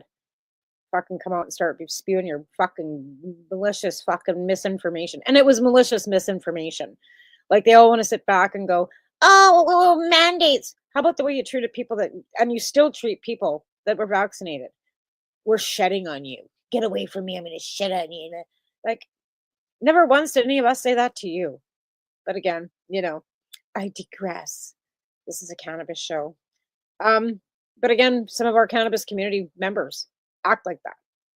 The malicious hatred that I'm seeing, even on a post I seen of one of my my co-hosts post this week.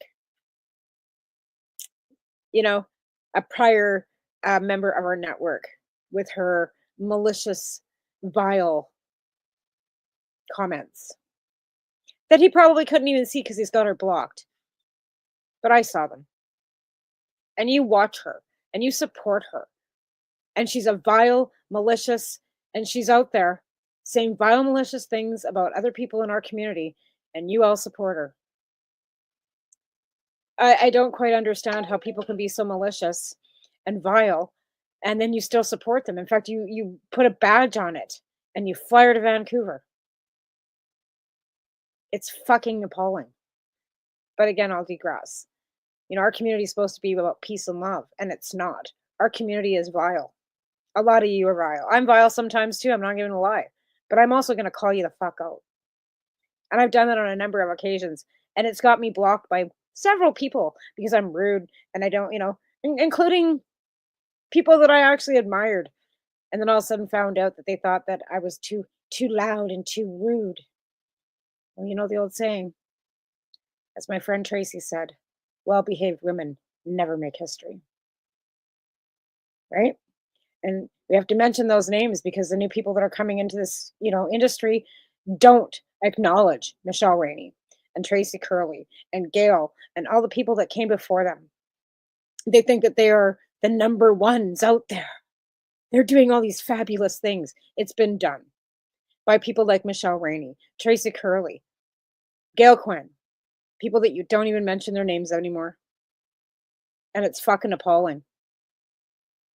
I've never asked for recognition, nor do I fucking care about it.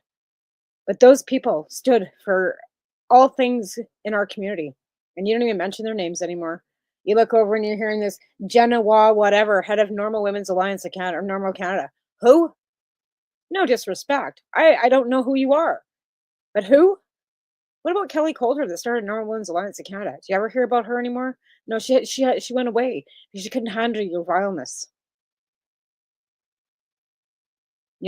Everybody that clawed their way to the top over our backs, that all own licensed production sites now.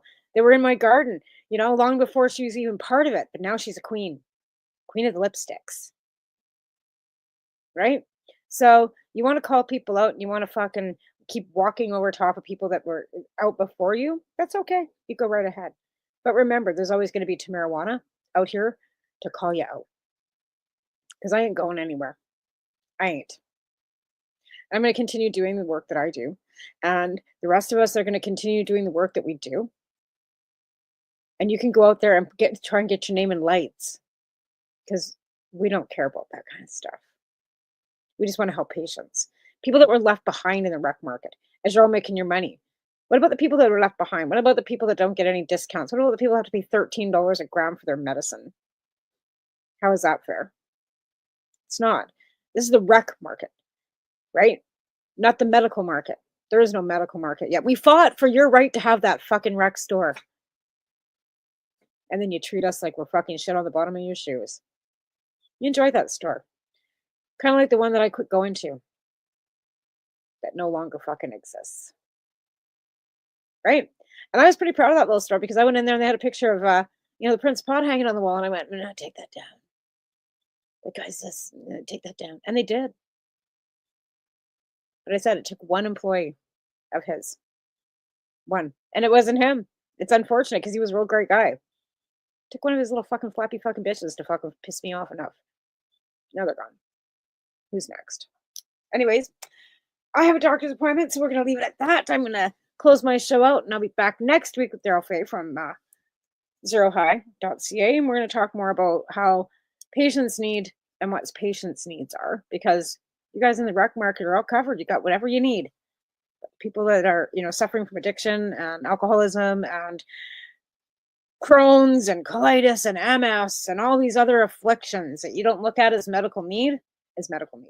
So y'all have a real great week, and I'll be back next week to cause you some more grief. Y'all have a good week now. You're listening to the Pace Radio Network here at paceradio.net. The opinions of the individuals during this broadcast are their own, and may not be the opinions of their group or other organizations they may be involved with. All medical advice during our broadcast is not a medical opinion and should be checked with your medical physician. When you have a pain that's reached its peak, Legacy for 20, it's so unique. If organic cannabis is what you seek, here's your trusted partner 7 days a week. Suppository salves, vapes and drops, topicals, edibles, infused pop. Just when life seems like it ain't easy, at Legacy 420, enjoy a pop freezy. Lab tested products, make them the GOAT. Legacy 420 out on your road. Legacy 420 in Tyndonega Mohawk territory. Indigenous organic cannabis at its finest. Enjoy the buzz of legalization with Campbellford Lifestyle Shop. From lights to plant nutrients, books, consumption accessories, and more, we've got all your basics to grow or consume cannabis. Visit our info center or take a look at our piercing services and body jewelry, now available in-store through Campbellford Lifestyle Shop, 17 Bridge Street West, Campbellford. Limestone City Hydroponics is Kingston, Ontario's hydroponics shop. Take your growing to the next level and create the optimal environment with a tent kit, or maximize your yield with an ebb and flow flood table kit. Either way, Limestone City Hydroponics has more sizes and options to fit your needs. Are you looking for the power of the sun that adapts to your budget? Then look no further, as they have professional grow lighting. They have indoor grow systems that are easy and cost effective, with many options to fit your living space and lifestyle. Cultivate your growing potential. We have everything you need to succeed. And if you can't make it to the store, they offer local delivery to the greater Kingston area. Remember, when you're looking for experts to help you grow, then look no further than the locally owned Limestone City Hydroponics, 105 Sunderland Drive in Kingston, Ontario. Call them at 613-548-0420. We are people advocating cannabis education here at paceradio.net.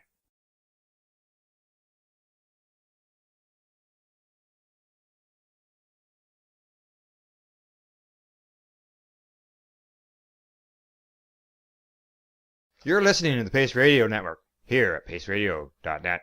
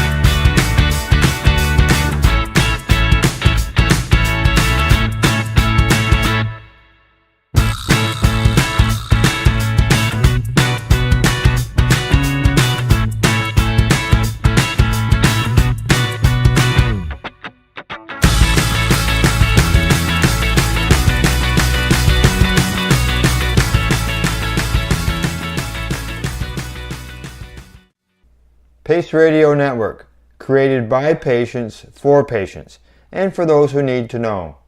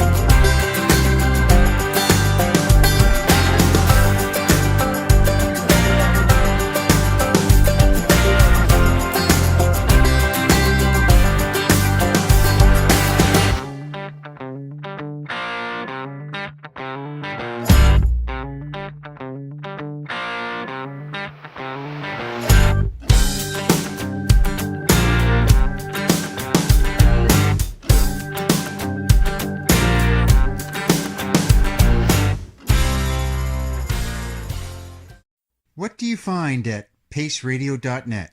People advocating cannabis education.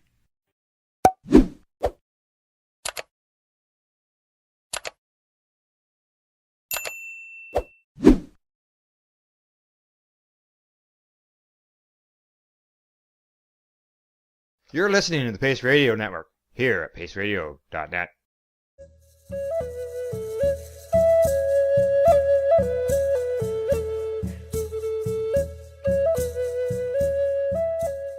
Tim, you've built yourself a cannabis business. So tonight we're going to learn, the history about your business, as well as what the future holds for Legacy 420. So, you started out with a retail store, and I remember you just had a little wee back room back there in behind, and that was about it. And as we've mentioned, you built the new building. Now it's larger, as we mentioned, than an LP or a much micro. larger. So, how big is it, and what all is in it? Okay, what's so we all went in? from What's that? so we went from 1,000 square feet to over 10,000 square feet, right? So it's a big building with a lot of power in it, right? Like it packs a big punch. So you have production facility, testing facility. You actually got 3 production rooms, a wet lab, dry lab, and testing facility, as well as retail outlet, administration offices, and the retail, I don't know, we mentioned that is probably 3,500 square feet, close to 4,000 square feet. It's high And ceiling. it's 20 high feet ceiling. ceiling. Yeah. So it's quite the building. There's 20 acres of land, and there's a greenhouse in the back. I'm actually talking with a group of people that are very interesting, that have a vision for the business. But there's a lot of nuances with it, right? So I'm looking to part out fairly quickly. So you're talking about parting out. You're talking about yeah, selling. and so Legacy they're looking 420? for 5-year type thing before, But a very interesting group talking about psychedelics. We're talking doctors, nurses, full script, the whole thing. But I'm 65, and it's a huge gamble at this juncture in my life, right? So I just want to kind of just retire, right, and just let the younger generation grab the reins and giddy up. You've got 20 acres of land there. You've got the 20 green. acres, You've got a greenhouse. You've got the building. Like, it's there. Anybody who's looking for it's running. Oh yeah, and Set with up and that comes operating. all the equipment in the building, right? So you got all the Right. bells, the whistles to make oil. Just about everything you would think you would need is there. There's probably there's a complete, obviously, for interested people, there's a complete list of everything in the building and its value. But just in bleakers alone, Al, there's probably $100,000 in bleakers, and just in molds, just gummy molds. There's got to be another $100,000 just in gummy molds, just in molds. Yeah. So And we then- do. We have a SKU of 2,700 different products. So all the formulations come with it. Yeah. All the staff come with it. So you're on day one. You're in production. You're in Day production. one. You're produced. It's going. Boom. It's operating. Exactly. Before the break, we were talking about the lab and the fact that you're not just some handheld machine. You've actually got actual lab equipment, and tell us a little bit about it. Like, is it chromatography, or however you It is. say that word? Yeah. Yes, chromatography. Yes. Okay. So there's 2 machines in there. And I'm not quite sure the name of the other machine now. I hired very smart people to work those machines. I don't work them myself. But they're exactly the same machines that Health Canada uses, and everybody else that's in this business, in a meaningful way anyways.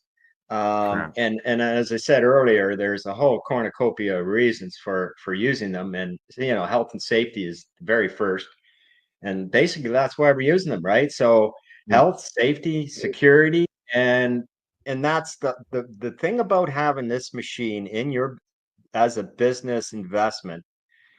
It not only brings you safety and security about what you're selling, but it dials in all your products as well, right? So you shouldn't even be in production if you don't have the ability to test it. Like, think about that just for 1 second, right? So your input material comes in, right? Somebody tells you it's 20%. You're putting it in and doing your calculations on 20%. What if it's 10%? Your input product's 10%.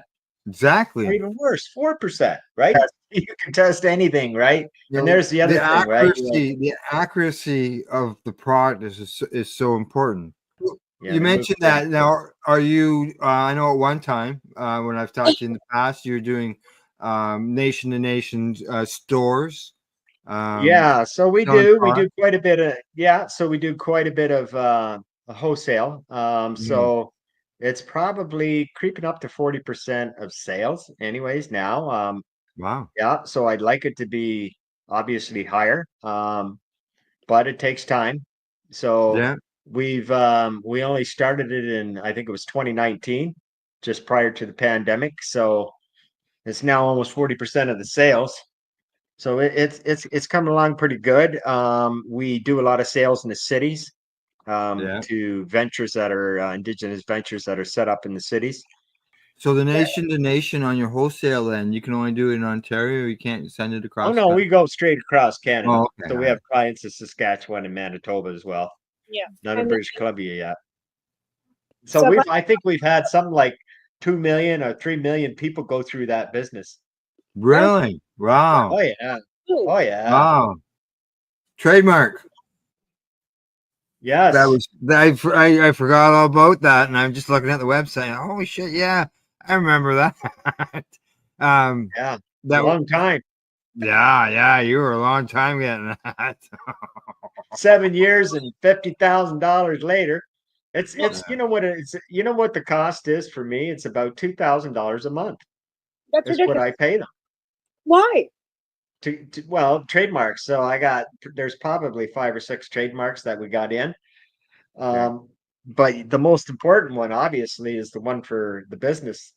I'd be open to leasing, but I'd much rather see the building be sold. But if it had to be a lease, I could set up a 20-year long-term lease.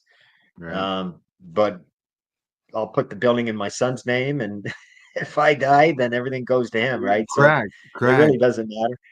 So I just want to do a quick rundown. Legacy 420 is for sale, and comes with the with Legacy 420. It's much more than just a retail store. You want to just quickly run down what it all comes with? Yeah. So it comes complete with everything you need to do production. You know how I built out the building, Al, was I built it out for forward thinking. All right. So in 2018, I had 65 people employed there. Then in 2019, the economy started slow. In 2020, the pandemic happened, and then lo and behold, we are where we are now. But we were running probably 65 people with a $25 million revenue. Wow. Yeah. So that's employing a lot of people and a lot of product. And so that is an 8-hour shift, 5 days a week. So I built out the building for 2 shifts, 2 8-hour shifts, 16-hour. That's how I built the building out to run 24 hours a day. So it's fully capable of producing, and I figure anywhere from 80 to $100 million in production per year. At least that's how I had it built out.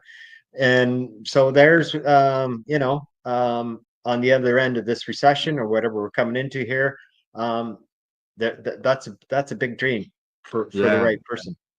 Correct. Yeah. Yes. Yeah. It's a turnkey operation, folks. It It's is a already turnkey operation. it's already up Absolutely and is. running. Yeah. Anybody who's interested in looking into Legacy 420, where shall they go to as far as like looking Just for come the on site? down. Yeah, just come on down. Give us a call. We'll give you a tour. We're generally what we do is Jordan usually does probably 15-20 minute tour through the building, check out all the departments, usually a little bit longer. He describes products and that. So maybe half an hour tour. And then when the tour's done, boom, we sit down and start discussing. Yeah. Yeah. Yeah. And just for anybody who knows who's interested, here is the contact information. There's the address. There's the phone number. Perfect. Just that's right there on the legacy420.com website. Just scroll down to the bottom and send them a message.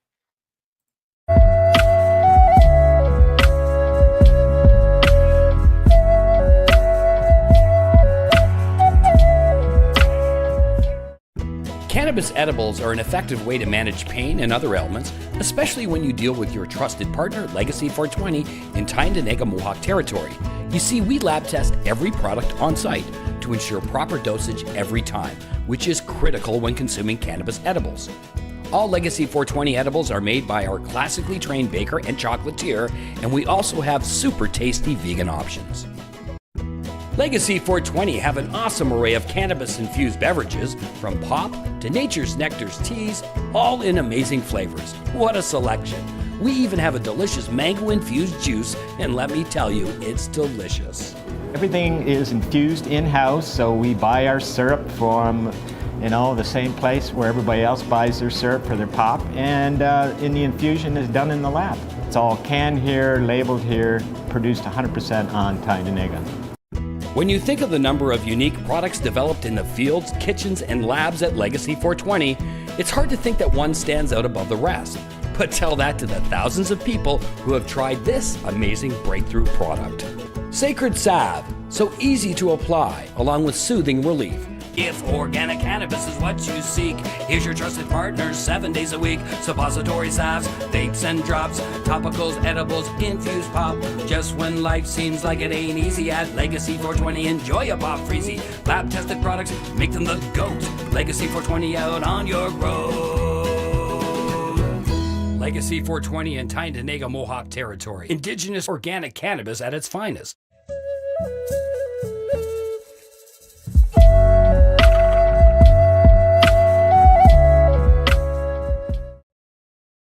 Give us a bit of a rundown, and then maybe get us we'll go from there.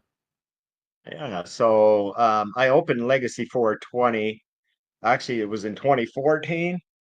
And then tried to get a license for it under cannabis to no avail. So I opened a license under just Legacy 420. Didn't make any reference to what I might be selling. I just put paraphernalia, so i.e. pipes and so on. And so that was always basically my dream, Al, was to be in the cannabis business. I'm sure it was you guys' dream too, right? So That's from right. an early age, yeah. So from a very early age, I had dreams of opening, a dispensary. Yeah. And lo and behold, the Liberal government was talking about it in 2013, and it got me thinking, right? So I thought, well, as Native people, we should be really thinking about this, because this plant fits right in with the rest of our medicines. And so, I basically launched Legacy, and no fanfare. Sat there in the store probably for 6 or 8 months all alone. Nobody ever came to the door. Everybody's afraid to come to the door.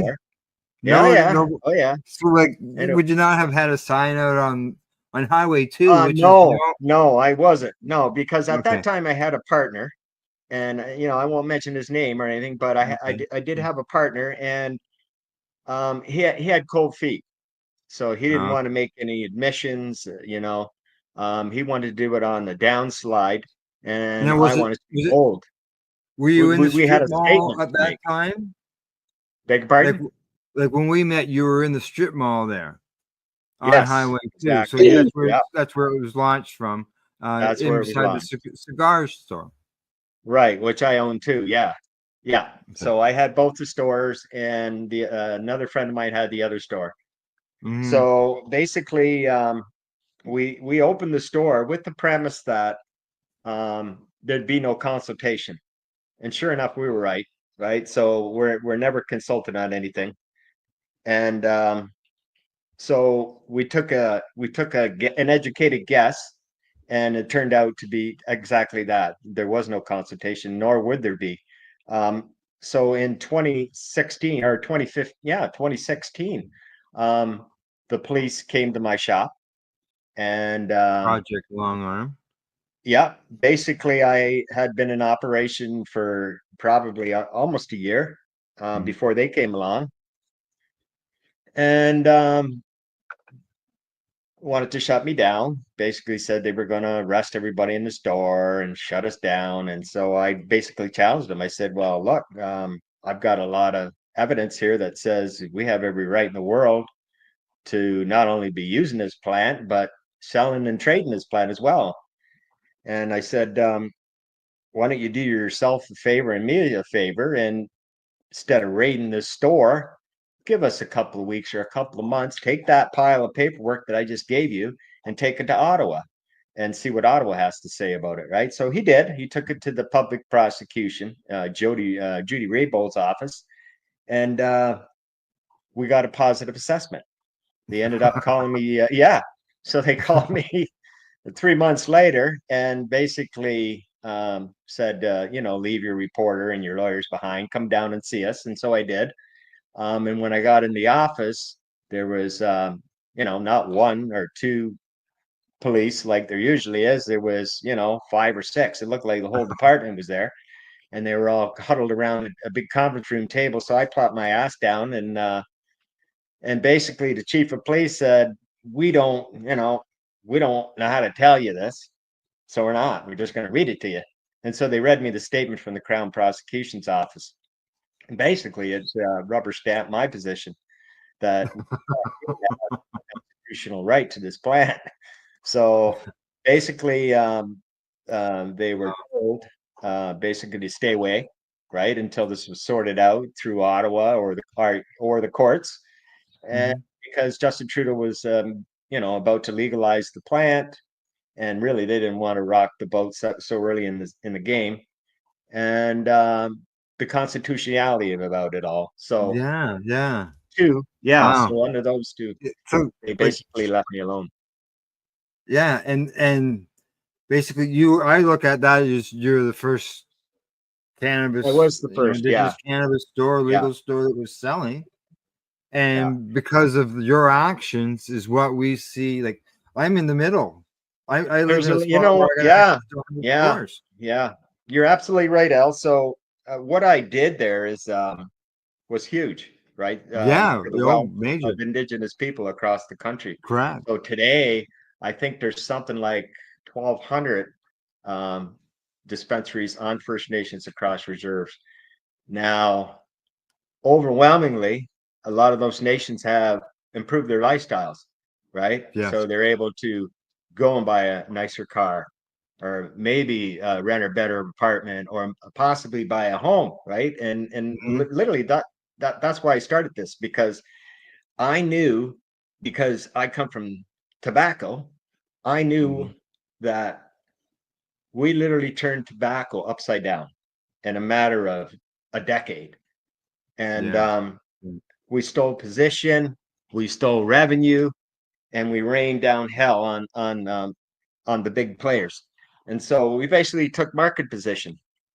And so I coming from that industry, I knew we could do this. I knew we could affect change, lower the prices, right? And move this forward for all of us. And sure enough, that's where we are today. Now, it's so systemic now that all the chiefs are basically on board. There's the odd one that's against it, but for the most part, this is a decade of cannabis use in First Nation. And there's been no deaths. Al, remember you and I, we used to discuss this back and forth, right? This plant has never killed anybody. But now the chief and the council see with their own eyes that there's no death. And there's only growth for your nation out of this. Correct. Right? Employment. Right. So when I opened up my store, band councils, basically their highest wage was, anywhere from $18 to $20. Well, that was the starting wage. So basically what I did was force the council and the bands to increase their wages. And not only they're running parity with the province now.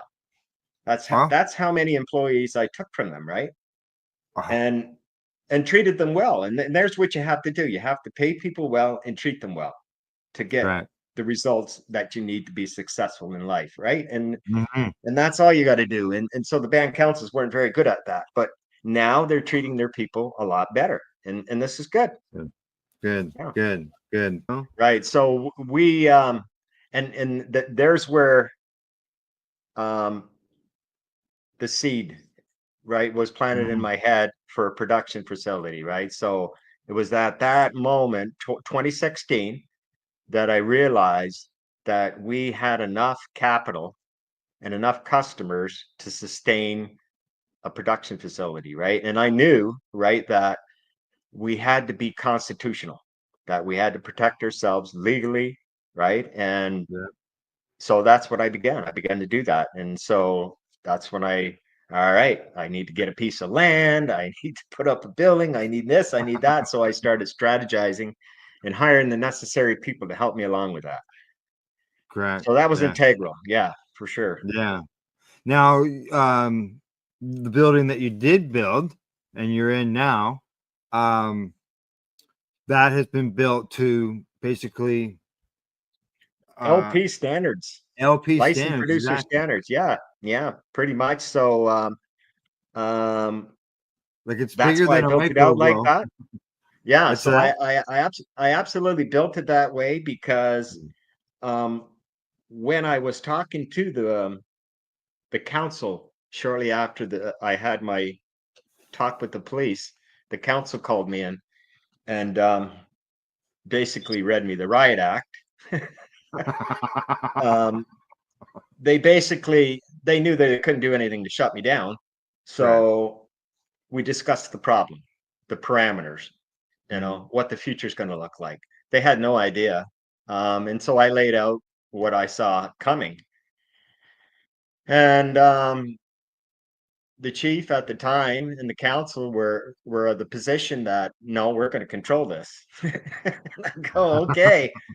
And I told him, I said, there's going to be 50 to 60 stores all through this community if we don't start talking right now. Yeah. Right. So they chose not to. They thought they had the upper hand. And and so here we are with 60 stores. Right. So did they not at some time, you guys did meet like as a community to come up with some type of standards or? Well, yeah. So, we created all our own standards. Right. Yeah. And so when the council came to do the tour, they were just blown away. So even everybody that's been to this store, and like I say, I've had the UK delegation. I think it was 9 members of parliament, 2 knights, and a lord visit from UK. Wow. Right? Yeah, right. So no federal MPs from Canada came, but at least the UK delegation came, right? And so, they're standard. As far as the tour thing, there you're talking about the UK, but you've also got like universities, colleges. Colleges that come through. Oh yeah, so we're working with 2 different colleges right now. Yeah. Oh, look what you've accomplished so far. Like all the stuff we discussed, and just imagine what the next generation. Exactly, and the psychedelics and going on to the younger generation would be that next step for the business. Right. So all the native groups right now, so your NGOs, are basically on board. So the Union of Ontario Indians, Chiefs of Ontario, and AIA they're all on board with a holistic approach to cannabis. So they'd like to see a health and wellness roll out with not just cannabis, but with other medicines in there as well. And that's what this group of people that I'm talking with right now, they have their eye on that ball as well. So I think what you're going to see in the future here from the legislation I've been reading, it's already been done. So there's going to be a change in approach in how we deal with sick. I think it's the right approach. So the fear of the federal government and the provinces right now is that the far north, they have very few doctors, nurses, medical professions, and hospitals in the north. And what they're trying to do is basically weaponize groups of people, such as myself and other groups, to bring holistic medicines and start basically treating them right on First Nations. So it's an interesting time right now for healthcare. Yeah, interesting. So like basically traveling or set up some type of treatment centers. Yeah, that's exactly what they're talking. Clinics, series of clinics. It's such a benefit for nations to have it, like with the medicine, the business. So it's just such, and the employment and the opportunities to do and grow and learn. It's just such a great opportunity. I wish it's more a huge councils would be on board, right? Like, I totally agree with you. I just running. This is the top of your main page of your website there. So that's the little video that's running. Right on. You see the store. See your bike. Oh, the bike's for sale too. It goes with the store. Yeah, does it? Don't tell my husband that. I'm too old for that now. My husband's Crees, not Mohawk. Don't tell him that the bike goes with the store. You can see in the one picture there, right now, I think it's right after the store here, the jars of the oil, of the cannabis oil. Right. There you go, right there. Because you got your lab, you got consistency in your product. The oil that you're producing there, and all your products, like from my understanding, you produce your products with full spectrum. Usually oil. So full spectrum is used only. We do have full spectrum, or not full spectrum. Yes, everything's full spectrum. What am I saying now? Yeah. Yeah. Well, everybody looks at things differently. Different terms mean different things to different people, right? Yeah. So there is actually a place on our website that you can go to, and there is exactly a certificate analysis for every product that we sell. Oh, I believe that for sure. Yeah. So like there's validation when you buy that product, it's validated. Yeah. Right. Yeah. And you can see for yourself by just moving around on that website. I would source like. All right. So to wrap things up, anybody who's interested in looking into Legacy 420, where shall they go to as far as they just come on down. Yeah, just come on down. Give us a call. We'll give you a tour.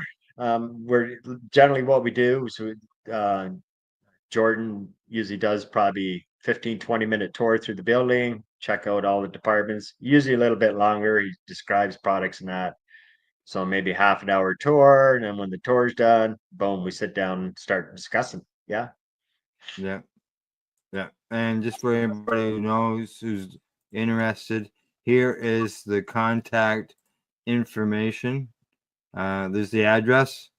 There's the phone number. Perfect.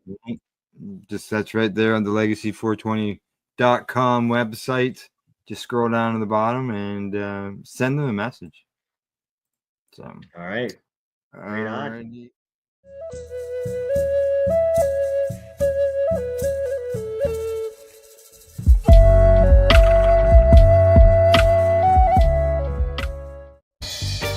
You're watching the 420 Pace, found at 420pace.ca. You're listening to the Pace Radio Network here at paceradio.net.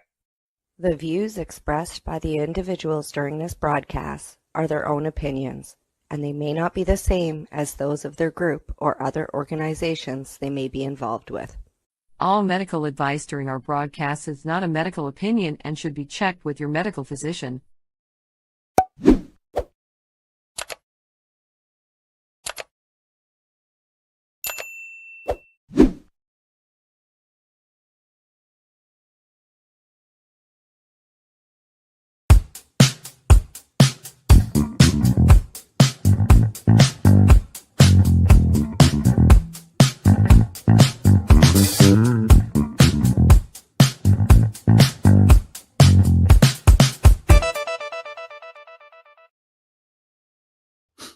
Good day, and welcome to the Mushy Moment with myself and my awesome co-host, Rev Cindy.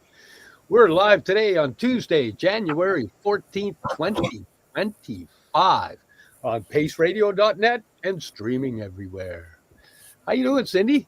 I'm doing okay. We usually come and chat before the show. I've been very, very quiet. I've been fighting a depression for the last couple of weeks, but I am trying to get by it by sitting with it and letting it do its thing. Trying to show me whatever the frig it is trying to show me. But I wish it would hurry up, to be honest. Hey, I love the wall you got going behind you. There you've done some Yeah. modifications. Yes. That's pretty awesome. Yes, I've got our friend's artwork up here.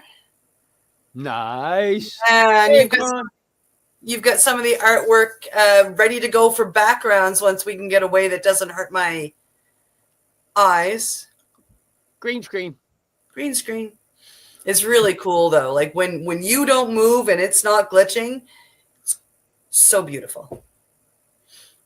I like the one that is split, red and blue. Oh, with the phoenix in the middle of it there? Yeah. Yeah. Yeah, it's beautiful.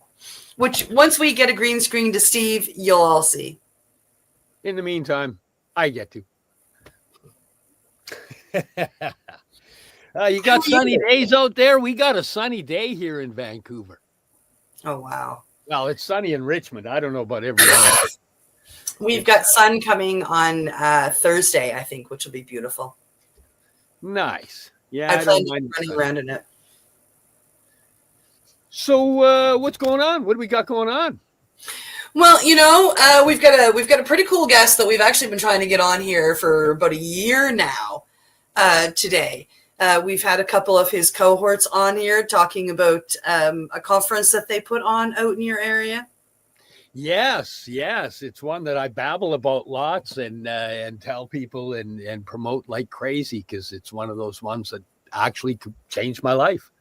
Everything about it changed my life. The people you meet, the awareness that you walk into, the consciousness of healing, and yeah, it's just such a beautiful environment. I keep going back. It's community that comes together from across our nation and around the world, and it's and I find that's what it is. Like the community being felt at that conference is just phenomenal. Yes, it's life-changing for a lot of people. And we're lucky enough to have the person that had the concept of bringing it all together and making it happen, which is absolutely mind-blowing. Shall we invite him on? Oh, I think Ladies so. and gentlemen, please welcome a mastermind in consciousness, Andrew Resman. Good afternoon, sir. How are you doing? I'm good. How are you? I'm doing pretty good. Yes, it's this is pretty cool.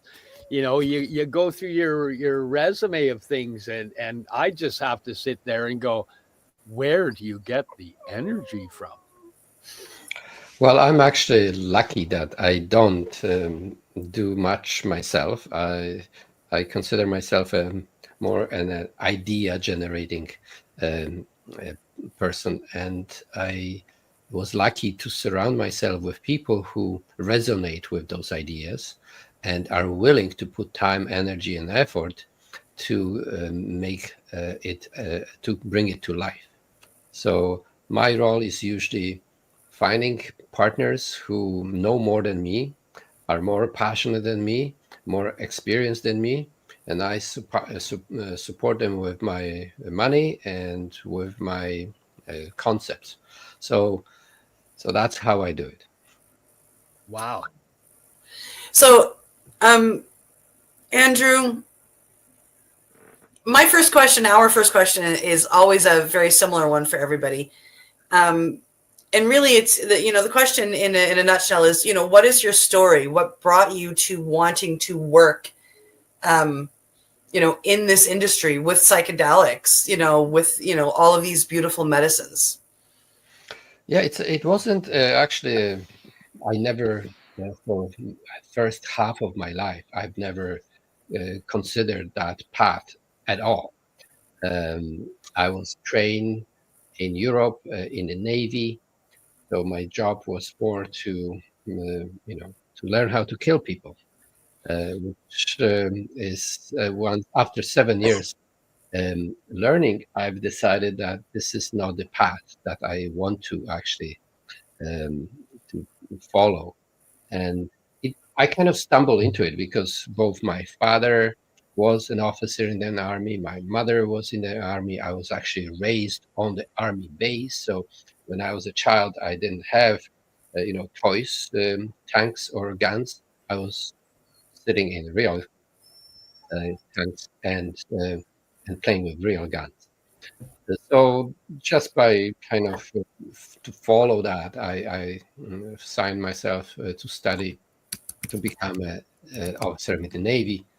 And when the reality hit in, I've realized that this is not what I want to do for the rest of my life. And when I came to Canada, I was involved in real estate mainly, a few other businesses, and also created a very successful radio show that was for Polish community. I'm from Poland originally. And after about, I think, 15 years of producing this radio show, I was at the event. And one of those, those events where people come around and say what their purpose, what their passion is, what they want to do. And one of the ladies that was assigned to be my buddy, my partner, says, "Oh, I'd love to create a radio show about consciousness, but I don't know how to do it at all, and it's impossible." I said, "Oh, it's easy. I've been running a show for 15 years. Let me help you." So that's how we started, and I came up with a name, Conscious Living Radio, and applied at Co-op radio station. We got originally we got just 2 shows as a test, and after 2 shows we got 6 months test run again.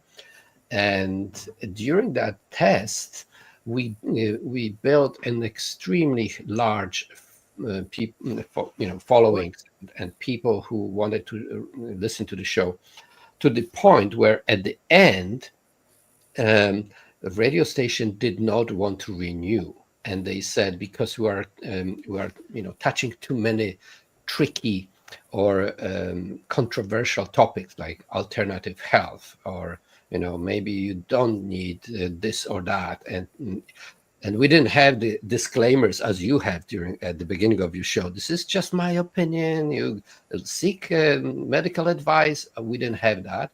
So they were concerned that they could be sued because of my show. And they told me, that's it, no more show. And so I'm producing my last show and announcing to my audience that, sorry guys, we tried, but obviously we're not doing it in a way that is acceptable. So this is our last show. After that, a Co-op radio station received apparently thousands of emails and letters saying, no, this is one of the best shows on your network. You better let them stay. So they didn't want to piss off the the listeners, and gave me, they gave me a proper waiver that I have to put on my website and read anytime when I want to say something that may trigger someone. And that's how it started. And my show initially was just, talking to people who I wanted to meet anyway. If I wanted to see, I don't know, Tony Robbins or Wayne Dyer or Deepak Chopra, I had to fly all over the world and sit them. Now, their managers were calling me, says, Andrew, can you have Wayne Dyer on your show? Can you have Deepak Chopra? Can you have whatever? We have amazing guests on the show. And so that's how it started. And then I realized, what? I actually want to do something that is happening in our community, something that reflects the path, the consciousness that we are trying to raise. And so there was a producer of the movie called Vine of the Soul. I don't know if you remember, if you watched it, like many, many years ago, like 15, 18 years ago. He produced this movie about ayahuasca, his experiences, and a bunch of people who he followed. And he calls me up and says, Andrew, I have this movie. I've spent lots of money. It took me 2 years to produce, or whatever number. I don't know exactly how long it took him to produce, but nobody wants to show it. It's too controversial. Can I come? He was from Toronto. Can I come to Vancouver? Can you help me to release the movie? I said, sure. I happen to have a restaurant on Commercial Drive, and we can probably fit 50 people in the restaurant. And is that good enough? He says, oh my God, it's better than ever. So I posted a few posters around the town, announced it on my radio, and I did not expect that there's going to be lineup for 2 blocks so to see this movie. And obviously, in this, even standing, we can maybe fit 100 people, and that's it, which was probably 1/3 of those who wanted to come. So I let in 100 people, and I went, along the line, giving them pieces of paper. Please call me or email me. I will make another showing within next day or two. So that's how I realized how much appetite, how much hunger it is for information about ceremonial use of psychedelics, about what it means, how it can help us to raise consciousness, to heal our souls. And next day, I was able to find a place at UBC, and we had a couple hundred more people to show up. And that's how it started. And that, I've that realization that people want to know, they want to learn. There is something in it. And from that point on, I participated in my own ayahuasca ceremonies and started taking people to Peru to have 5, 6 Aya ceremonies, and San Pedro and so on for a couple of weeks. And that was 15 years ago when that started, and since then we had 14 conferences at the University of British Columbia. Yeah. Wow. And that would be the Spirit Plant Medicine Conference. Correct. What an amazing conference that is. Thank you. Thank you. Oh, thank you.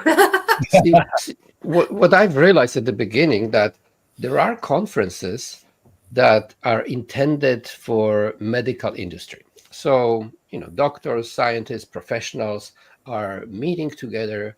Usually they are very expensive, very elitarian kind of approach.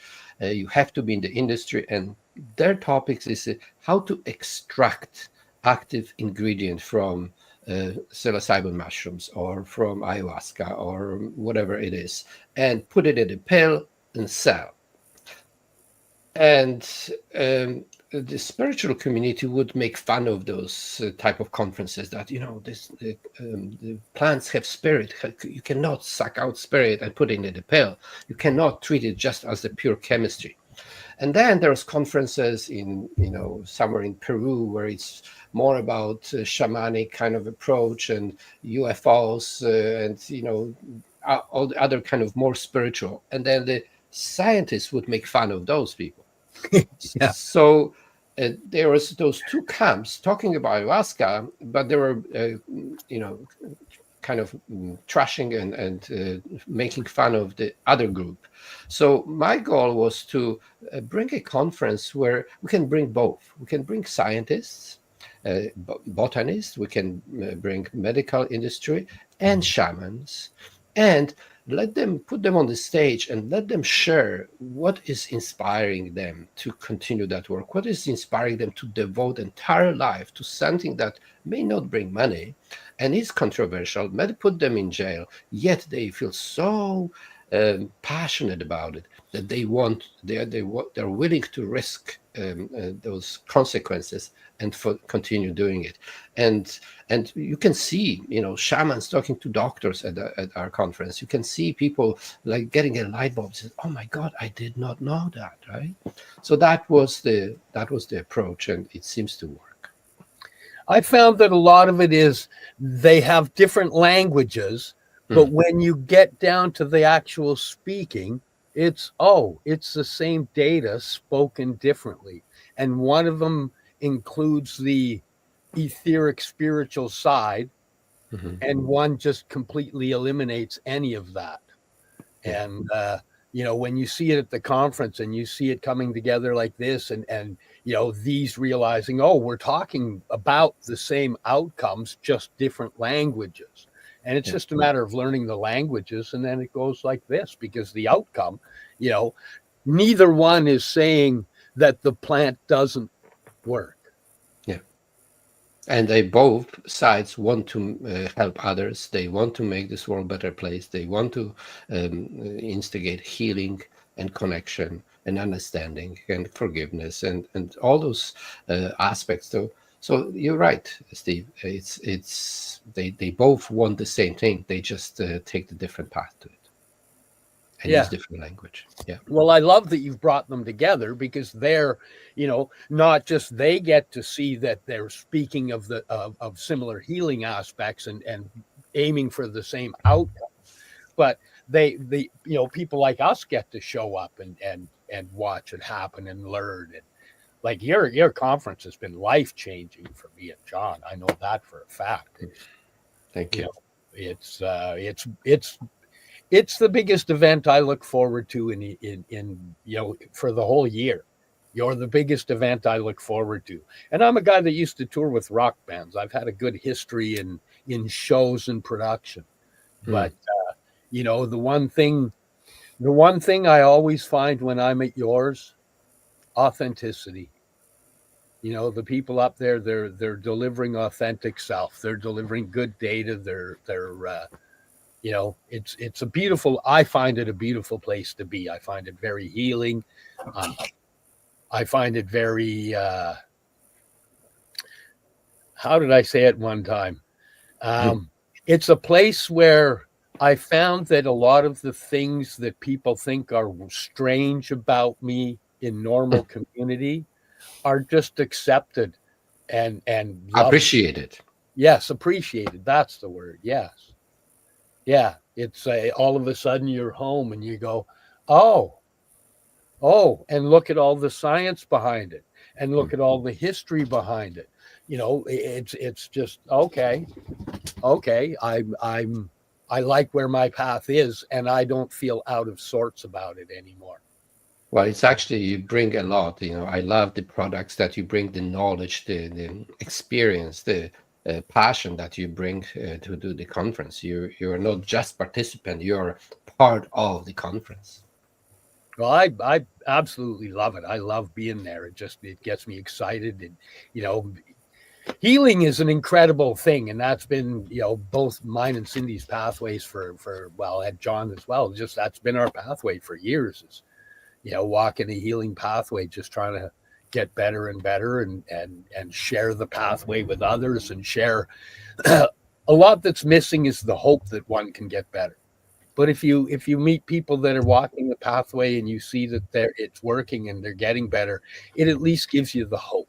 And once you got that little glint of light, it's just follow it.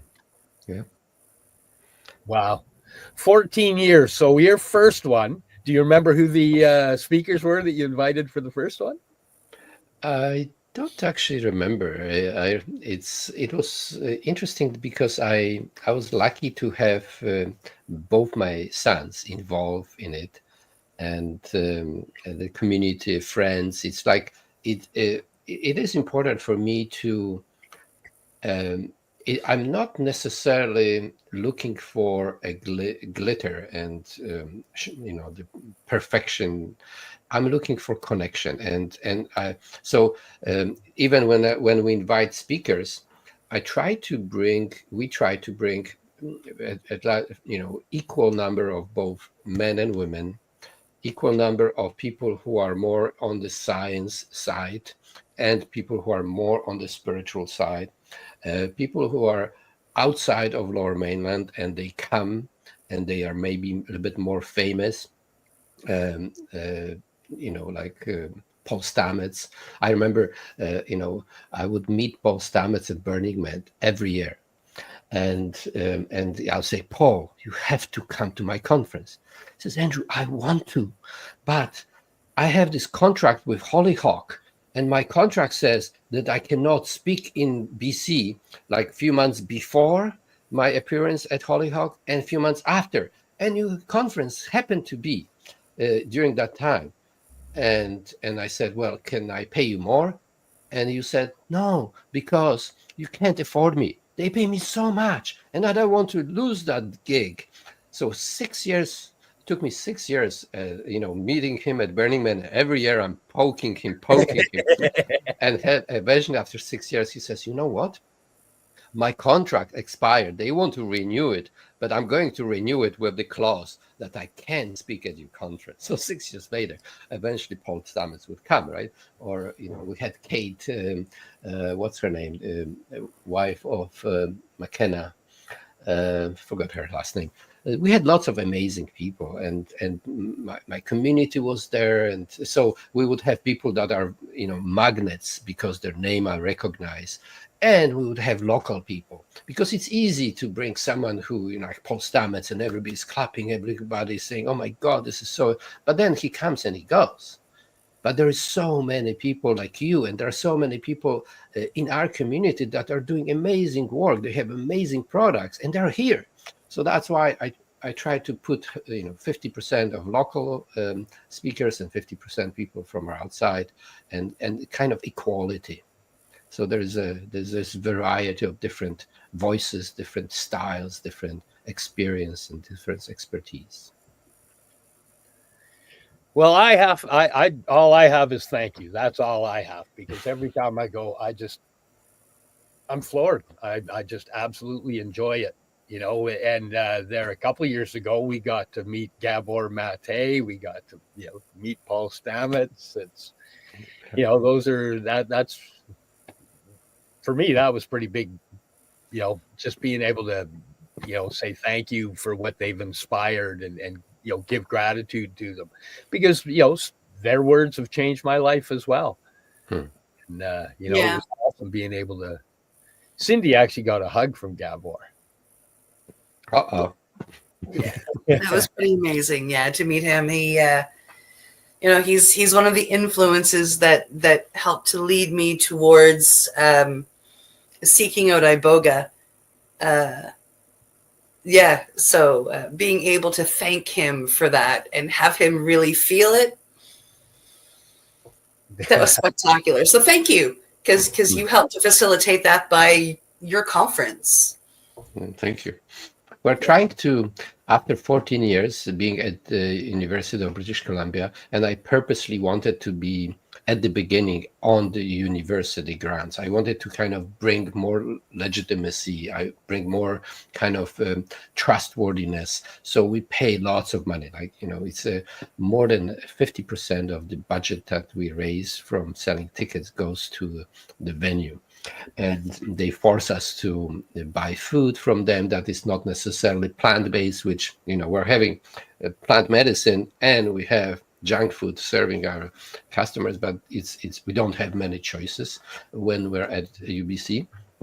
So after 14 years, I think we proved ourselves that we are legitimate, we are scientifically, we are trustworthy, and we actually, I think we are outgrew the UBC, because the biggest venue at UBC is the one that we are using, and the capacity is about 500 people, especially if we have tables around, and we are kind of pushing to the boundary of this. So next year we're considering first time going outside of UBC, having a little bit bigger venue and spicing it up a little bit more interactive components, a little bit more pre-conference events, conference and post-conference events. So it's almost like a week long instead of just the weekend. We'll see how it goes, but I think I'm kind of bored of the same structure. So I want to spice it up a little bit. We'll see. I think that's awesome. So, okay, well, that's good to know that I have to book in BC for a longer period of time next November. That's right. I don't know if it's November. It could be actually September. Oh. Well, so here's the plan. Don't tell anyone, okay? It's just a secret. Between us. Between us. So originally, my plan was to actually have the conference on the West Coast in the, let's say, in the fall, and on the East Coast in the spring, and then have more south, maybe East Coast, maybe let's say Atlanta or Miami or New York. Oh, did the audio glitch? The audio glitched a little bit there. Yeah, we can't hear you. Right. There we go. Yeah. Yeah. My mic went to sleep. So I was saying, originally my idea was to have 2 and then 4. So every season, spring, summer, fall, and winter, we'll have, let's say Montreal or Toronto, maybe let's say New York or Atlanta or Miami, maybe San Diego or Portland or LA or San Fran or whatever, and Vancouver. So I wanted to have the core, the most famous people, the Gabbers of this world and Paul Stamets of this world and McInnes of this world and whatever, to sign contract for entire year for 4 appearances, and then have local people in each of those communities speak as well. But the challenge was that I wanted to keep the prices of the conference reasonable. I don't want to make like those professional conference when it's $600-900 per conference. So that's and because the price was low and because we were staying at every year, we barely made money. Actually, first couple conferences, I need to subsidize out of conference. I never pay myself, by the way. It all goes to people who organize, or it goes to the Conscious Living Network organization, nonprofit that is funding other events from that money. So I do this completely without being paid. But sometimes I have to subsidize. So because even if I'm in my own home, I'm subsidizing the conference, going to the new communities would mean more money out of my pocket. So the idea stayed as an idea for the last 14, 15 years and never was implemented. So maybe if we don't go to UBC this year and save some money, we could put that money towards organizing an alternative conference. So that's why I need to move the timing a little bit to have those 4 potential in the future. We'll see how it goes. Wow, that's pretty awesome, actually. Pretty exciting. Because of I see that. Because of what how it's grown here just in BC. If you can grow it in the other areas, it just gets the info growing. Mm-hmm. But I've been notified that it's time for us to go to our commercial break. So it's break time. Time to check out our sponsors, pay some bills. You're here with us live on the Mushy Moment on paceradio.net, and we'll be right back. We are people advocating cannabis education here at paceradio.net. Limestone City Hydroponics is Kingston, Ontario's hydroponics shop. Take your growing to the next level and create the optimal environment with a tent kit, or maximize your yield with an ebb and flow flood table kit. Either way, Limestone City Hydroponics has more sizes and options to fit your needs. Are you looking for the power of the sun that adapts to your budget? Then look no further, as they have professional grow lighting. They have indoor grow systems that are easy and cost effective, with many options to fit your living space and lifestyle. Cultivate your growing potential. We have everything you need to succeed. And if you can't make it to the store, they offer local delivery to the greater Kingston area. Remember, when you're looking for experts to help you grow, then look no further than the locally owned Limestone City Hydroponics, 105 Sunderland Drive in Kingston, Ontario. Call them at 613-548-0420. Are you looking for non-stop, continuous cannabis and psychedelic programming? If you are, then turn your browsers to 420radio.ca or paceradio.net, where you will find the 420 Pace re-rolled Saturday. Everything gets started at 8 a.m. Eastern Saturday morning. Enjoy the buzz of legalization with Campbellford Lifestyle Shop. From lights to plant nutrients, books, consumption accessories, and more, we've got all your basics to grow or consume cannabis. Visit our info center or take a look at our piercing services and body jewelry, now available in-store through Campbellford Lifestyle Shop, 17 Bridge Street West, Campbellford. Are you looking to get your medical cannabis grow license? Limestone City Hydroponics can help patients through the process of obtaining their license to grow medical cannabis. What's that? You don't have a doctor? If you meet the medical criteria, Limestone City Hydroponics has a nurse practitioner who can assess and provide medical cannabis prescriptions. What are you waiting for? Contact Limestone City Hydroponics at limestonecityhydroponics.ca or call them at 613-548-0420. PACE Radio is the People Advocating Cannabis Education Radio Network. Legacy 420 have an awesome array of cannabis-infused beverages, from pop to Nature's Nectar's teas, all in amazing flavors. What a selection! We even have a delicious mango-infused juice, and let me tell you, it's delicious. Everything is infused in-house, so we buy our syrup from the same place where everybody else buys their syrup for their pop, and in the infusion is done in the lab. It's all canned here, labeled here, produced 100% on Tyndonega. We have two lines of drinks. One's called our Nature's Nectar. That was our original line that we came out with, and then we also have a line under the Red E brand.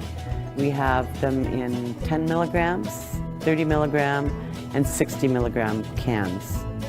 What a great selection for a get-together with friends or after a long day. Remember, if you want to wet your whistle with on-site lab-tested products, come see your trusted partner. Legacy 420 out on your road.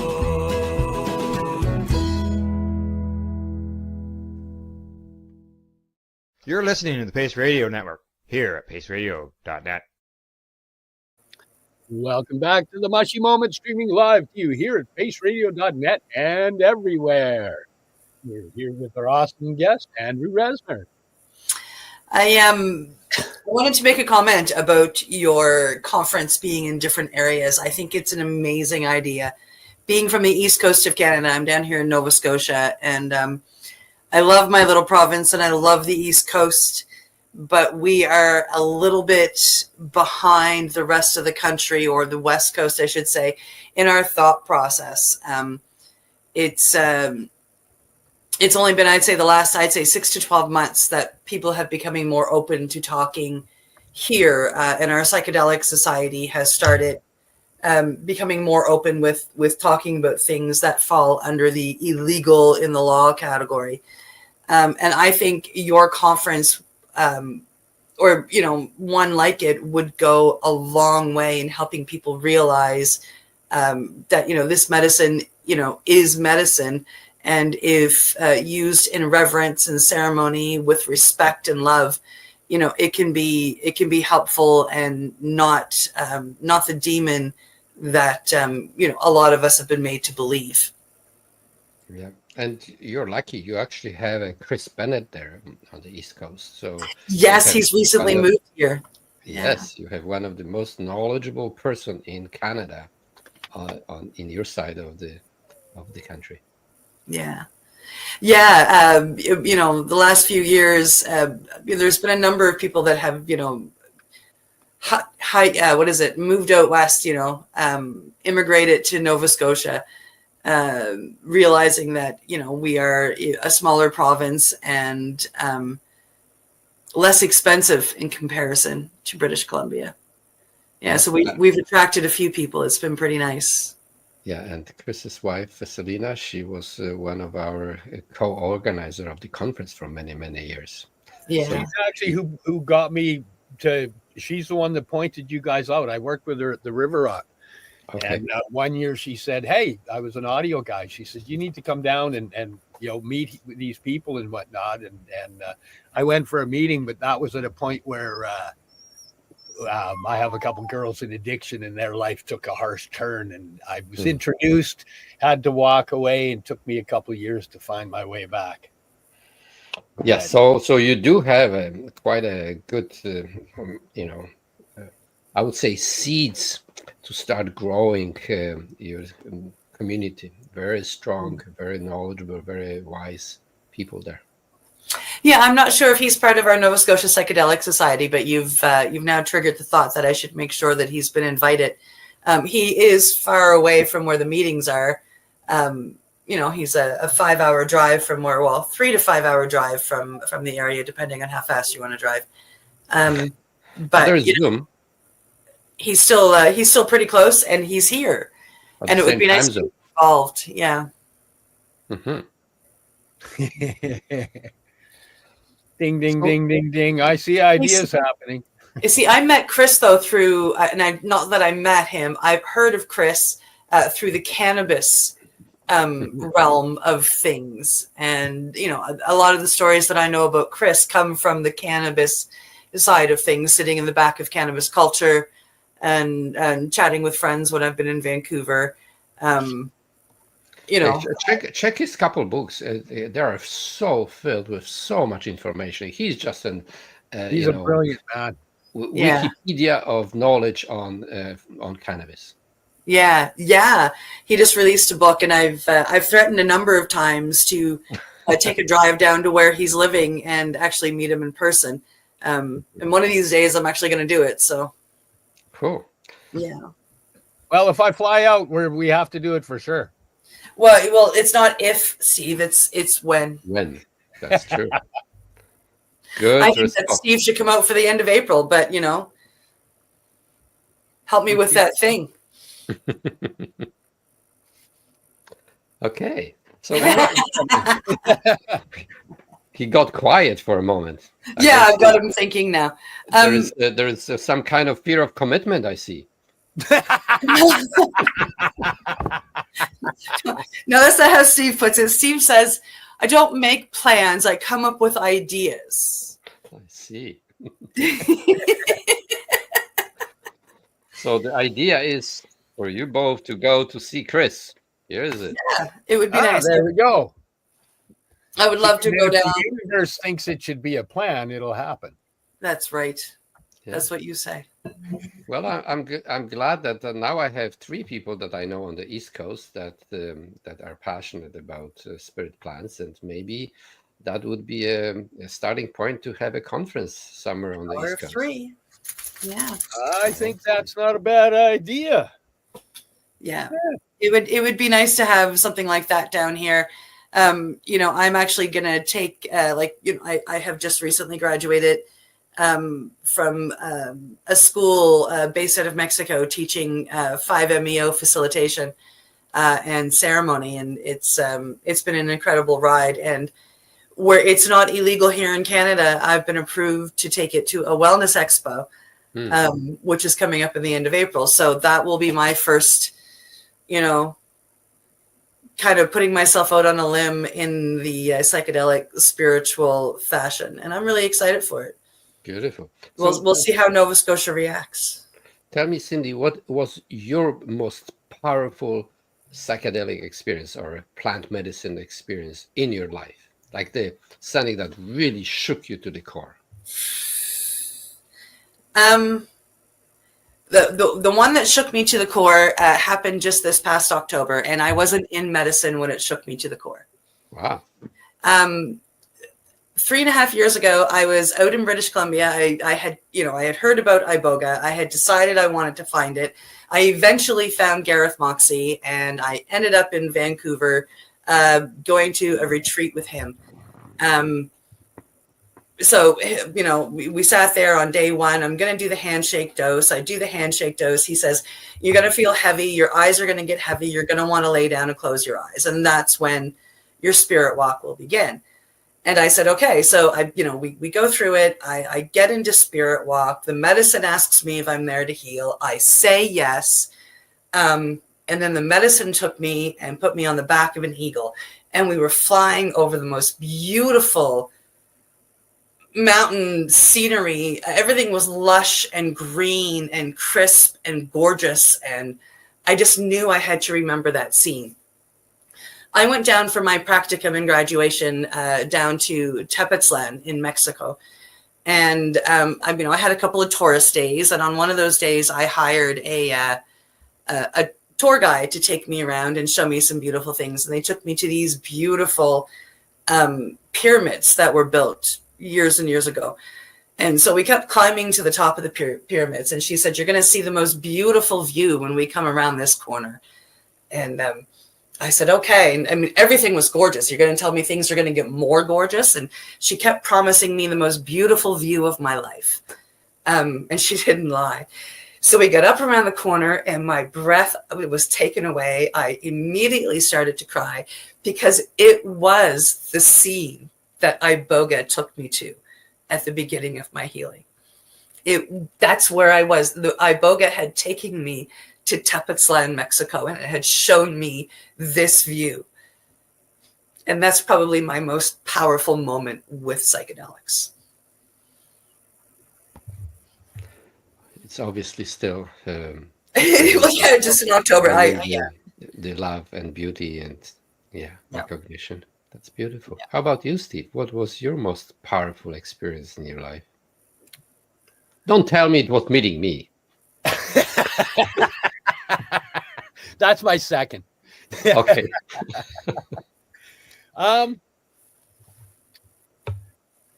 I would have to say I was in a jungle in Mexico, and over the course of 6 weeks did 5 journeys on ayahuasca. And that first one, the first one was it's where you have a rough time because your reality becomes not what you think or you believe anymore. And on the second one, I was graced with the ability to actually just have conversation. And I'm kind of a data guy and words guy. They work good for me. And it spoke to me it told me things and even showed me things that I couldn't actually know, but I was looking for the beginning of my trauma. And it just showed it to me. I was thinking it was at a certain age, and it went, if you're looking for your trauma, it starts here. And it showed me a baby in an incubator. Wow. And look at me, still emotional on it too. My mother and father passed. My older brother has passed. So I got a hold of my aunt and said, hey, was I in an incubator? She said, yeah, you were born early, and your mother was worried about it. And I'm born in 1961, so it's you're not held and caressed. And now as somebody that's read everything and listened to everything Gabor Mateus had to say, I understand myself a lot better, and I'm working to heal lies that I taught myself over a lifetime. Yeah. And that is the power. Oh, I was going to turn the question around on you, Andrew. There's so many. I think the first aya was probably the most memorable, because it was so different than what I expected. So I was just our local friend. He was doing some powerful events, and I invited him to my radio show. And we're talking about his events that are nothing to do with psychedelics or spirit plants. And he says, "Oh, by the way, what are you doing next weekend?" I said, "Well, nothing special. Why?" He says, "Oh, I have this friend from Peru, and we're going to do ceremony." He probably said ayahuasca, but at that time, it had no meaning to me at all, zero. So, and I said, probably, I asked, "What's ayahuasca?" And he says, "Like, it's a tea." I said, "Oh, tea ceremony. I love teas. Yeah, I'm coming. No problem." And so I was expecting, the tea ceremony. So I arrive at his farm, and there's this big structure built, and there's, a bunch of people sitting around in the big circle, maybe 50 of us outside with this kind of covered area. And we're sitting on the hay, like in the farm. And this shaman that, doesn't speak English very well. And so I drink this ayahuasca thing, and within half an hour, I go straight to hell. Like they gave me a bucket, my head pops into the bucket, and I can't lift it. And everything is coming out, and I can't control, and I'm sticky and smell, and I feel this is, if someone would ever describe hell, this is where I am. And I started kind of feeling all the pain that I have ever caused other people, and I had to become them and experience the pain that I've caused, and pain that other people ever caused me, but I never allowed myself to experience. This time I had no choice. I had to experience it. And I actually started thinking that I am a bad person and I belong to hell, and this is where I am. This is where I'm going to end up. This is end of me. And so I kind of started to accept the fact that this is where I should stay. But then I started hearing these beautiful voices. And so I'm sitting in my own created reality of hell, but I'm curious. It's like, oh my God, that's where heaven is. And it's so close, but I don't belong. It's almost so I started, in my mind, I started moving closer. It's almost like, here's the border, right? And so I'm going to sit so I can hear this, how this heaven sounds like. And then I said to myself, maybe I can just peek in and come back. I belong to hell. I know that. But I can peek and see. So the next time, if I ever have a chance to experience this again, I'm going to know what to strive for, how heaven looks like. So I went, and it's this beautiful, but then I say, no, this is not, I have to immerse myself. And I still come back to my hell, right? But I have to walk in, and I have to feel it fully. So I allow myself to fully go, and then I realize, oh my God, this is home. This is where I actually belong. And all the mistakes and challenges that I've made and created in other people's lives is just learning, so I can avoid doing that again. And I stayed in heaven, and I've experienced this unbounded, unconditional, unlimited love and compassion and kindness and forgiveness to others and myself. And it was a new direction in life, taking responsibility for my actions and changing myself to be more loving, more compassionate, more kind, more responsible human being. Wow. And I've done over 300 ceremonies since. Wow. Not all ayahuasca, of course, but Wow. Yeah, Iowa was completely different. I've done hundreds of acid trips and hundreds of mushroom trips, but Aya and the 5-MeO and the Bufo, they're just different. yeah. They're way more powerful and way more. I haven't done iboga yet. I'm sure I would include iboga in there had I have done it or when I do it. But yeah, they're not things that people would go and do for fun. It's not, hey, I'm going to go do ayahuasca and have a good time on Friday night. Like people pop mushrooms and go out and party. Yeah. You're not doing that with this. No. I remember this friend who invited me. Next morning, he comes to me and says, "Oh, Andrew, how was it?" And he pops, you didn't tell me. I thought I'm coming to a tea ceremony. I didn't know you're going to send me to hell. And back and says, all those experiences, I've been to hell, I've been to heaven, and everywhere in between. There is nothing in this life that will ever match these experiences. I'm screwed. Like, what am I going to do? And he says, "Oh, don't worry, we're doing it again tonight." I said, "Oh, no." Did you? I promised to myself in the middle of the ayahuasca, if someone offers me $10 million and does it again, I'm not going to do it. I'm not going to say word ayahuasca. This is beyond human capacity. This is not possible. And he keeps climbing. Yes, I know you'll do it.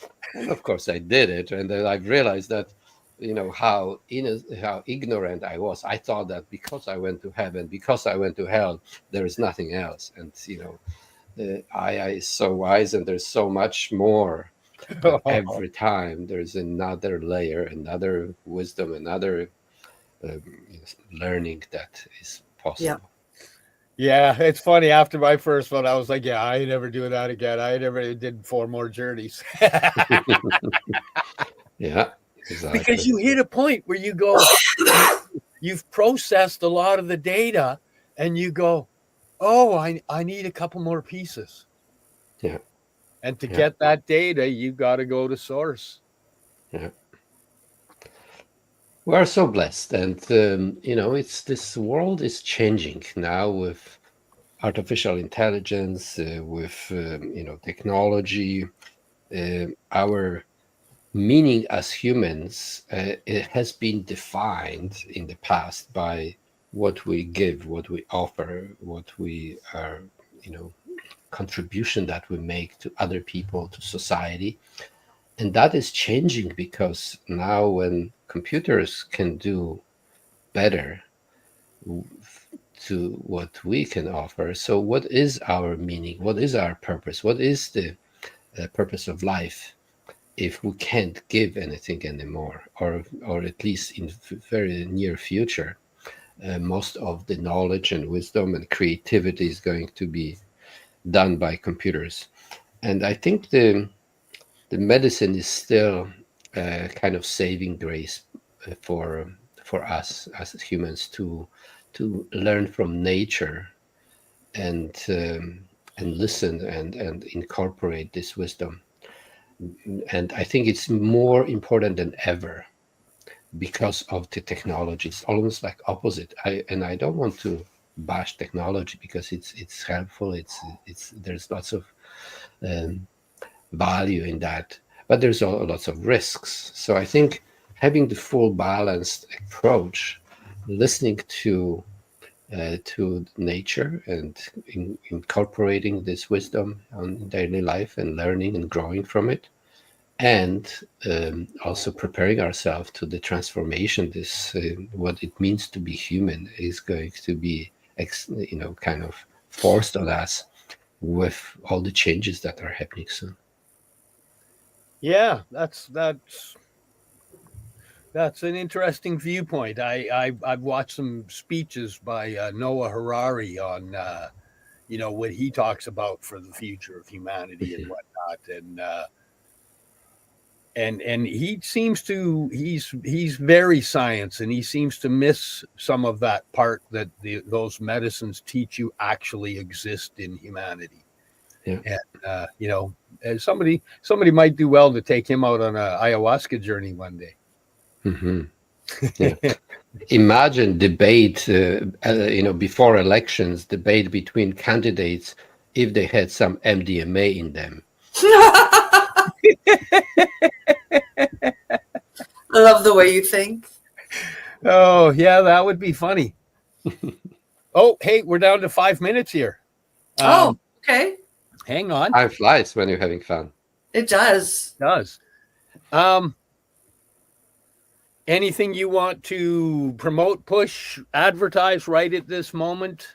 Or I'm not pushing anything. I'm in my life. I invite people to get out of their comfort zone, to try something different, to learn, to grow, to push their boundaries. And spirit plants are a beautiful way to do that. And I'm looking for this one as well here. ConsciousLivingRadio.com and SpiritPlantMedicine.com. Yes. ConsciousLivingRadio.org, by the way. Not yeah. And ConsciousLivingNetwork.net. There's so many. Well, this will at least get people a chance to find it, and we'll leave them both up there. Yeah, I think the ConsciousLivingRadio.org is probably the good way to start. There's over 1,500 interviews that we've done over the last 18 years. Wow. Yeah. I was actually quite amazed when I went there because, yeah, you've had speakers that I've read their books and admired for years. I was quite lucky to find your ConsciousLivingRadio.org. Thank you. It's quite an educational place to go. Thank you. Okay. Well, thank you so much. Thanks for you.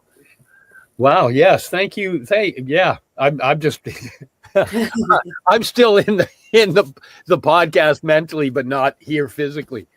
This was really awesome. Thank you for coming on and blessing us with with your presence to have this chat. And let's continue and create something on the East Coast together. Yeah, that would be beautiful. Is this where I go? Well, it's that time again. It is. We're pretty close to that second. Yeah. Okay.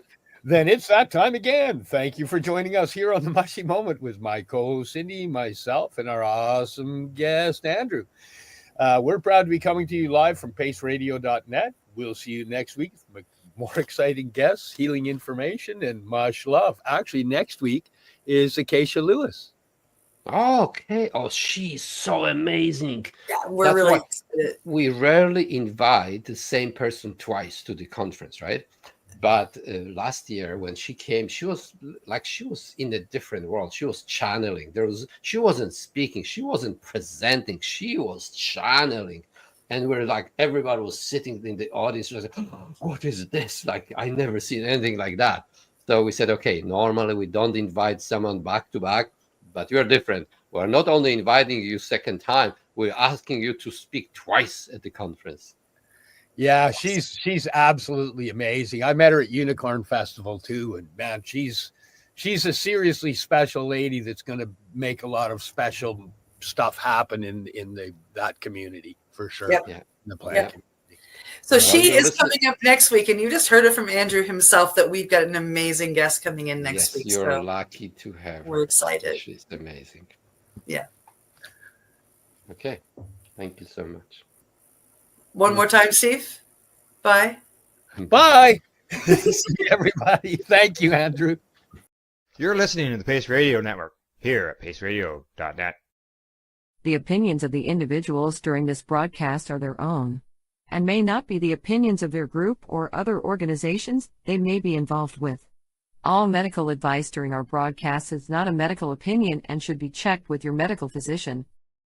When you have a pain that's reached its peak, legacy for 20, it's so unique. If organic cannabis is what you seek, here's your trusted partner 7 days a week. Suppository salves, vapes and drops, topicals, edibles, infused pop. Just when life seems like it ain't easy, at Legacy 420, enjoy a pop freezy. Lab tested products, make them the GOAT. Legacy 420 out on your road. Legacy 420 in Tyndonega Mohawk territory. Indigenous organic cannabis at its finest. Enjoy the buzz of legalization with Campbellford Lifestyle Shop. From lights to plant nutrients, books, consumption accessories, and more, we've got all your basics to grow or consume cannabis. Visit our info center or take a look at our piercing services and body jewelry, now available in-store through Campbellford Lifestyle Shop, 17 Bridge Street West, Campbellford. Limestone City Hydroponics is Kingston, Ontario's hydroponics shop. Take your growing to the next level and create the optimal environment with a tent kit, or maximize your yield with an ebb and flow flood table kit. Either way, Limestone City Hydroponics has more sizes and options to fit your needs. Are you looking for the power of the sun that adapts to your budget? Then look no further, as they have professional grow lighting. They have indoor grow systems that are easy and cost effective, with many options to fit your living space and lifestyle. Cultivate your growing potential. We have everything you need to succeed. And if you can't make it to the store, they offer local delivery to the greater Kingston area. Remember, when you're looking for experts to help you grow, then look no further than the locally owned Limestone City Hydroponics, 105 Sunderland Drive in Kingston, Ontario. Call them at 613-548-0420. We are people advocating cannabis education here at paceradio.net.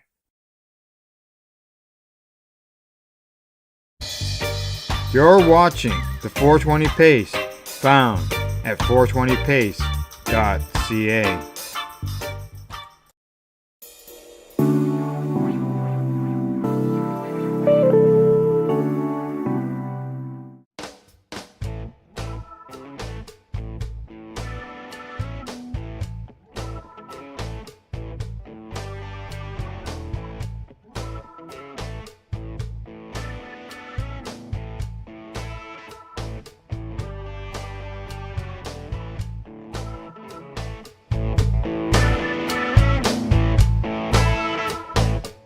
Hello, everybody. Welcome to glass blowing today here at the workshop of the Happle. The creators of the Happle, Dave and Masta, are here with me today. We're going to watch them create some glass products, including we're going to go through the steps of the Happle with Dave.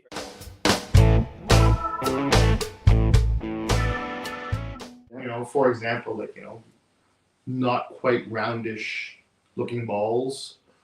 That can't be called oranges because oranges are circular, so you're reduced to looking at it going, you know what? It's kind of a pear. No, you know what? It's an apple. It's an apple, right? Right? Because guess what? Nobody actually has a definition of what an apple shape is. That's right. Right? Yeah. And there's thousands of different breeds of apples, right? Correct. And so a little bit interesting. The only reason why they're apples is because of the fact that I got away with making oblong shaped circles.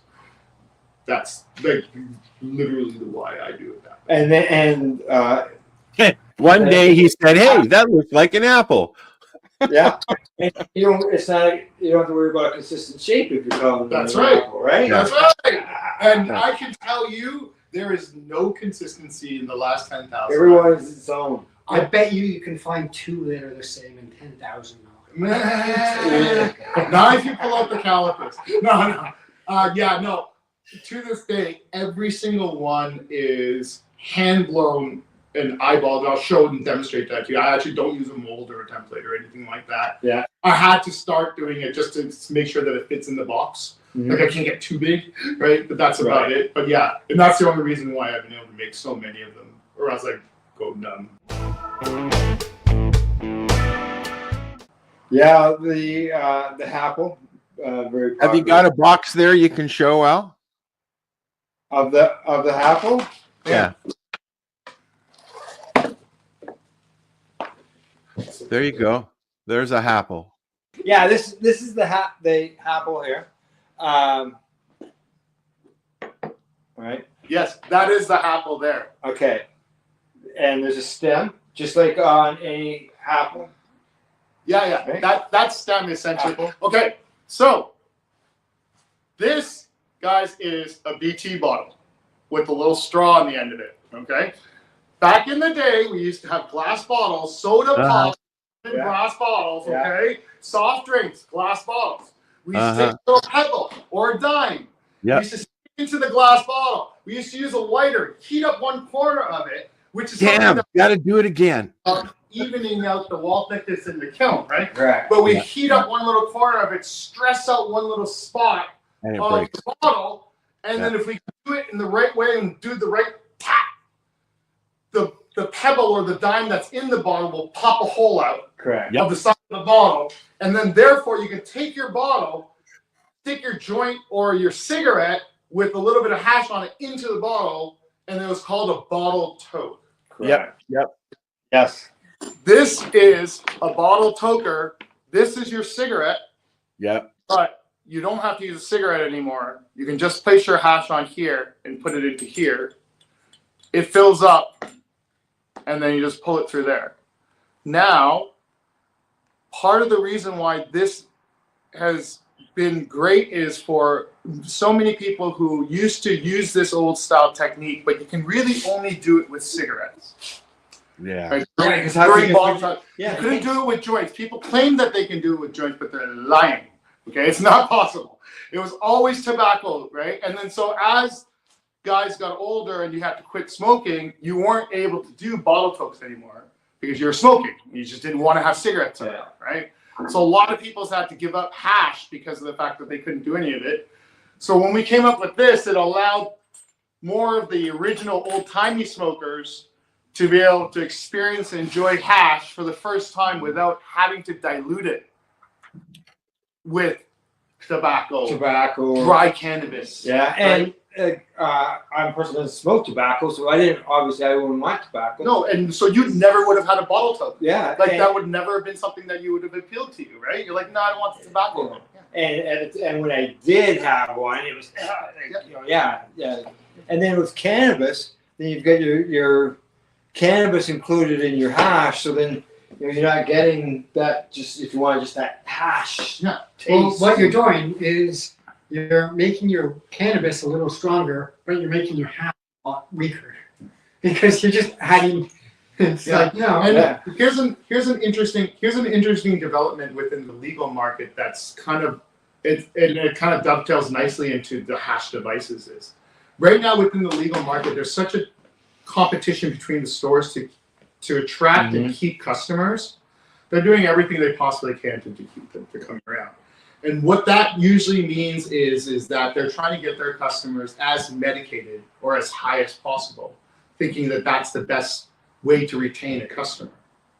Is that fair? Right? Some people THC is the main thing, correct? Yeah. For some people, yes. So with something like this, we want to be able to provide them with a device that by the time they start smoking hash, they're already moved past dry flower, one strain at a time. They've moved into the pre-rolls, which are infused. Yeah. So the pre-roll dry tobacco or dry cannabis infused with this, infused with that, laced like dusted with this and that. Yeah. Right. The kiff. Well, the whole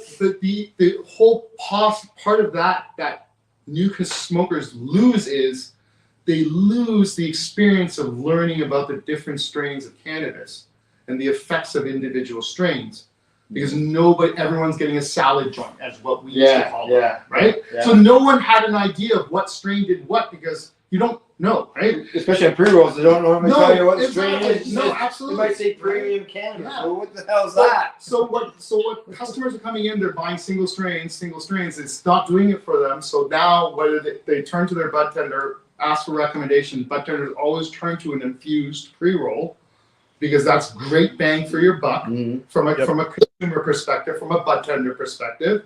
But what that's done is created this whole step in the cannabis community that everyone has skipped in the new legal market because in the old market, we had no choice but to try all the different dry flowers. Uh-huh. We had no choice but to get 1 or 2 strains at a time. Once you And have if you don't like it, you mix it. What's that, Al? And if you don't like it, you mix it.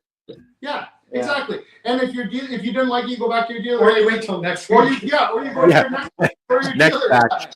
And you ask for something different. But really, it wasn't that. But now with these infused things, it's artificially gotten people more stoned without the actually understanding the benefits of indicas versus sativas. All of the stuff that the older people and all the stuff that the advocates and the educators want people to know about. Mm-hmm. So now what happens is they get tired of the pre-rolls, their taste buds and their cannabinoid receptors are all messed up because they don't know what they're getting.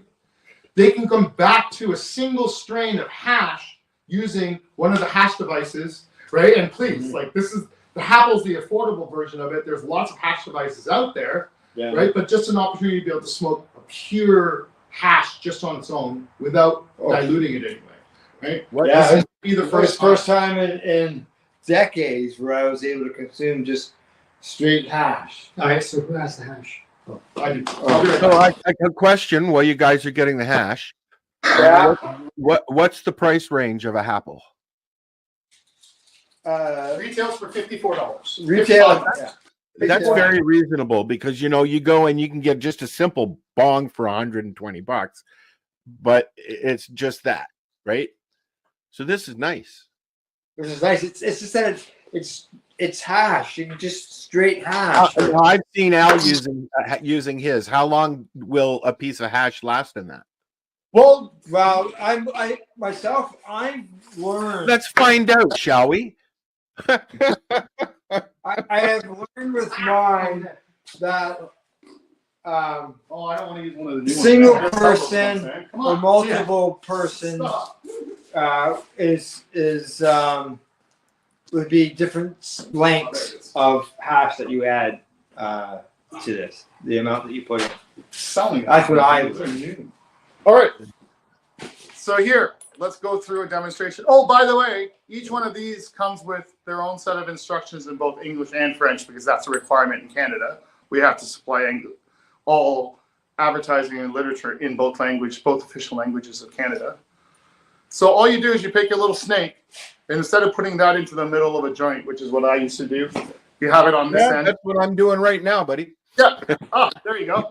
So now what we do is we just light up the end of it, let it burn, and then it creates a little ember. Yeah.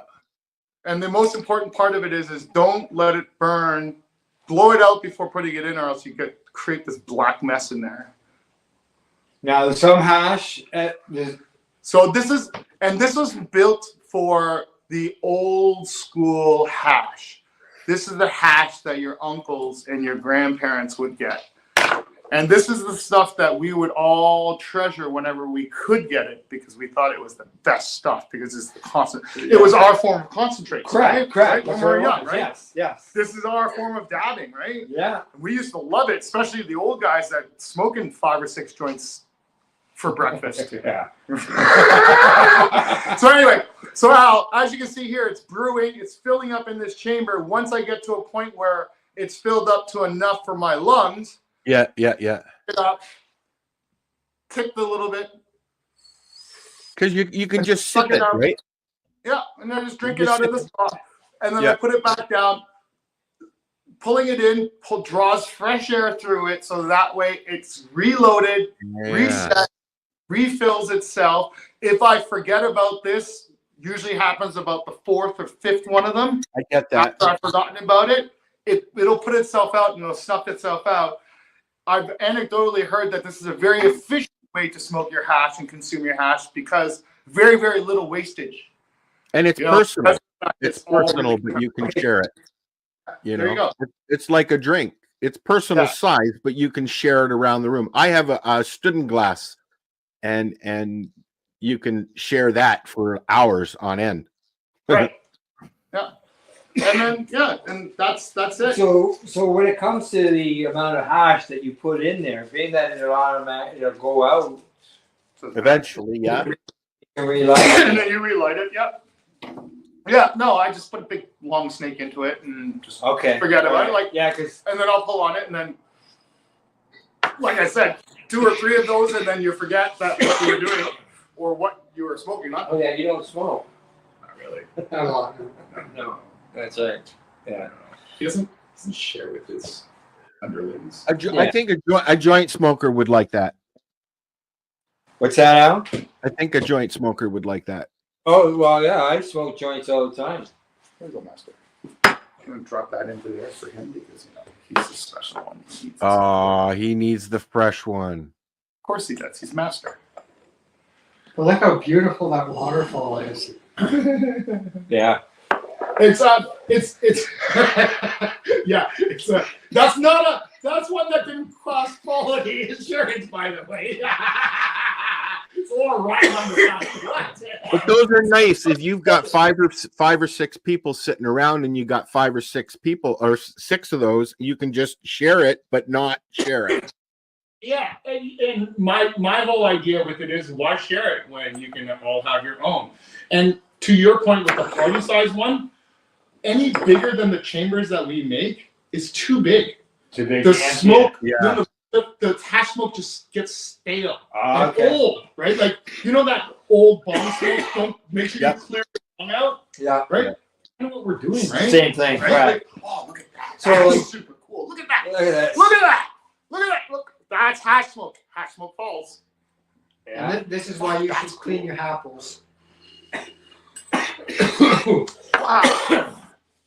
Oh, hey. For your audience. Hey. For your audience. Okay. I highly recommend that if you drink coffee, get one of these things and you fill this with ISO. Yeah. Right? And then when you're done with your apple for the day and night, drop it in there, close it up. And when you wake up in the morning, pull it out and you give yourself a little rinse in the water, and then you have a brand new apple for the day. Right? It'll always be clean, right? And then you just keep the lid on this, and then your alcohol will never be back. That's really a cool idea. There you go. A tip. A Dave tip. An official Dave tip. Dr. Martha Stewart. Okay. Good. You were talking about snail smoke and stuff. With this, when it goes out, obviously there's going to be smoke in that chamber. That's the fastest way to make the apple dirty, is to let smoke sit in there. Because it clings to the side immediately. Yeah. And otherwise it just dissipates. Because as you can see, once it spills up, I don't know if you can see it on the camera or not, once it fills up, it starts to overflow. Yeah. Right? And it's like, I got somebody. It's starving for oxygen. Yeah. Yeah. It needs That's what I was wondering. Like, at the end, obviously, you're going to have, That's why there's no oxygen enough. Yeah. And then here's another reason. One of the things is I get a lot of criticism or questions about why this here is so loose and it rattles so much. Well, the reason for that is the airflow. Because if you had it sitting tight and not rattling, it just completely choke out and it would never stay lit. You gotta keep some air in there. You gotta have it. So that rattle has to happen only for it to work. So it's kind of one of those, which is a little contrary because people don't like glass rattling with this. So yeah, well, you were just because it's gonna break, right? And then where would you get another stem? If you break your stem, yeah, or you message me. Yeah. Right. Yeah. So what I'll do is I'll do a call out and I'll encourage people to message me whenever they have a broken stem. Yeah. Mainly because of the fact that I'm doing impromptu quality assurance. Right. Right. The number of stems I have to send out as a replacement would generally tell me whether or not this is a viable product. Right. Yeah. And I give replacement stems out pretty much for free. And I can still do that because I only get 1 in maybe 1,000 every few months. And it's never, but it's always because of negligence, right? Now, people can lose them. Yeah. Or drop them. Yeah, and as far as for someone to replace that stem, they have to get a hold of you. Very unless you've got them available in the store. They are available. Separately? Yeah.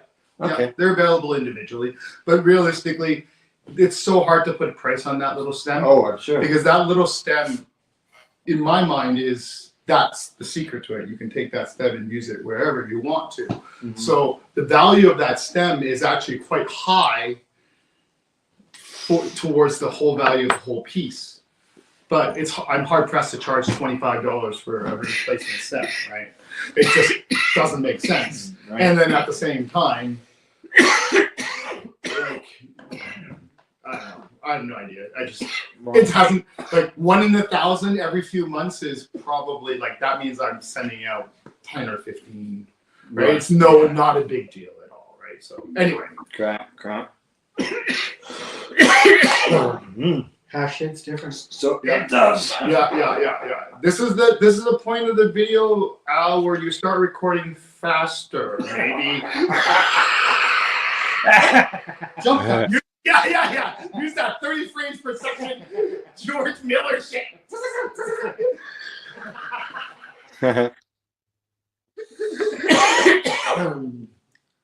Now let's see where else we can go with this. As far as so these are available. Take them off now. So as far as the retail stores, they could be available, and are they just available in Ontario retail stores? Everywhere. Everywhere, so right across the country. Yep. So for people to go into the stores, see if they're there, ask if they're not there, and maybe they'll bring them in. I have a question. Can you bang a nail in with a apple like you did with the other thing? Sure. Let's. I'll get you that apple right now. Yeah. We'll send you that video. Yeah, definitely. Yeah. We certainly can. Yes, we do.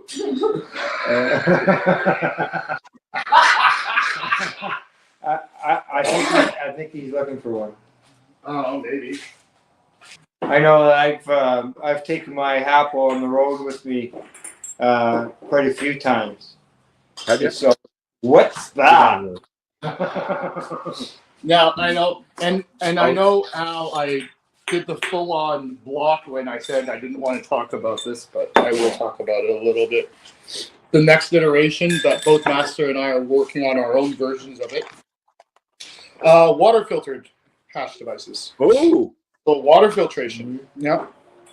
So this is particularly my design. It's called the Drew Dot. And it looks a little bit, it's supposed to look like an egg in honor of the egg farming that happens here, but nobody sees the egg. I know. I'm silly. And then I like that with the egg. With the good black drop. Yeah. You know, Did you think you would be modeling today, Dave? It's got the percolator in the bottom. It's got the percolator in the model. And the whole the secret with this one is that this chamber here acts as the internal apple. Right. So that chamber is where the smoke fills up, and then you put water in the bottom so that it filters through. And bubbles. Yeah, I found it very smooth. Yeah. Yeah, we were trying it. Yeah. Well, when I received it, I waited 5 days before I used it. So Okay. my first toke, everybody got to see the first time I used it in the video when we did the broadcast. Oh, good. And it was very smooth. Oh, And don't hurt yourself, please. here. Let's try this. Okay. To answer your question now. Oh, here we go. Forward. No. Okay, hang on. Get the I'm going to turn this. Okay. No, you're gonna cut this out if it doesn't work, right? Yeah.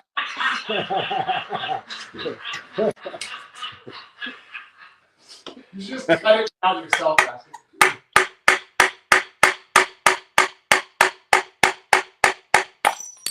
Oh, no. Okay, all right. It broke. But how many times?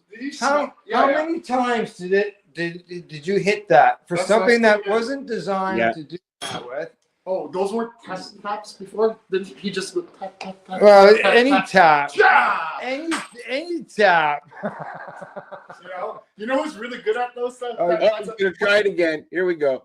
All right, I'll do it once more, and this time I'm only going to hit it 5 times. Five. Okay, we're gonna hit an We're gonna apple, hit 4 apple on the nail. Yeah, that's way more. Okay, all right, that's great. Holy Jesus! How do you know what? You need to learn to count, mister. There you go. Yeah. Okay. All right. So I mean it's nice to see that, because a lot of people, one of the reasons they don't use pipes is because you drop them and they break.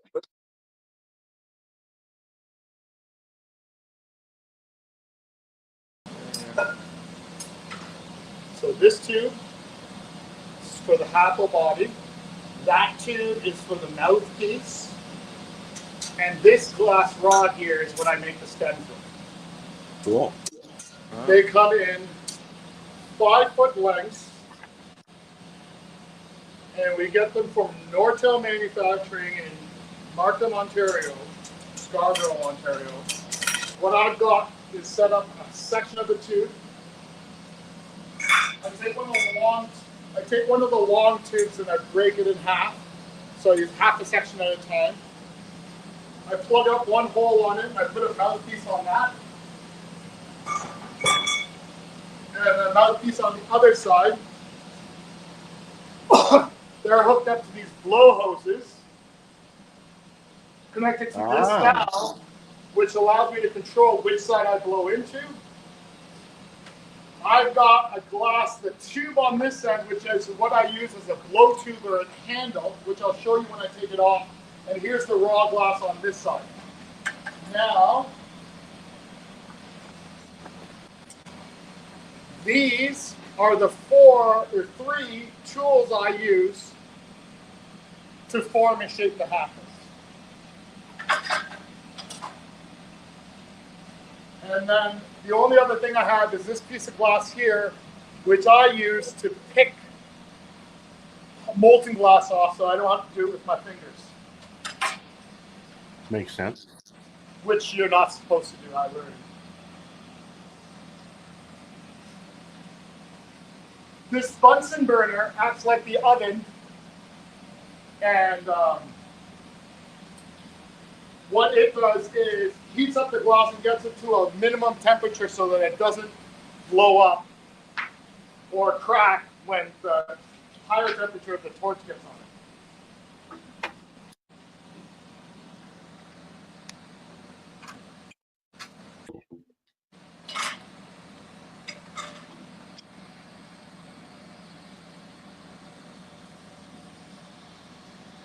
First thing I've done is open up a hole on this main tube so I can connect it to this smaller tube.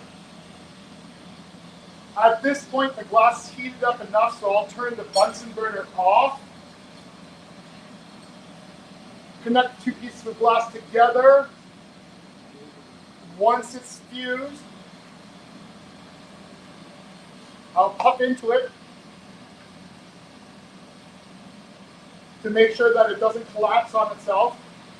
Because as glass heats up and becomes molten, it wants to condense on itself. So it's always collapsing. So one of the things I'm doing with the blowing into the blow hose is to keep it from collapsing and closing itself off.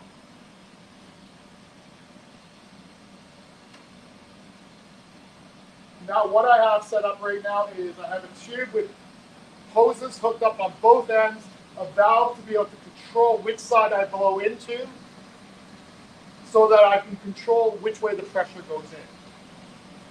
Not as big a deal on these pieces.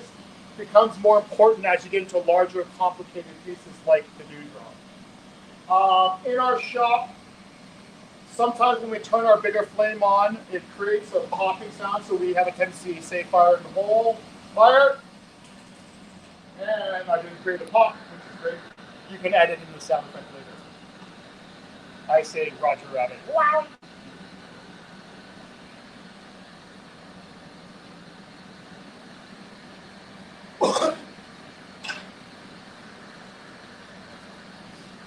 So now what I'm going to do is I'm going to heat up a section of this glass here. And you'll see here I have a little template that I've taped here. And my template, you'll notice that this tool is the right width for the length as well as the width of the handle. So I look at that, make sure that this thing is still the same size. I do this every time because for some reason I'm worried that this tool will change size.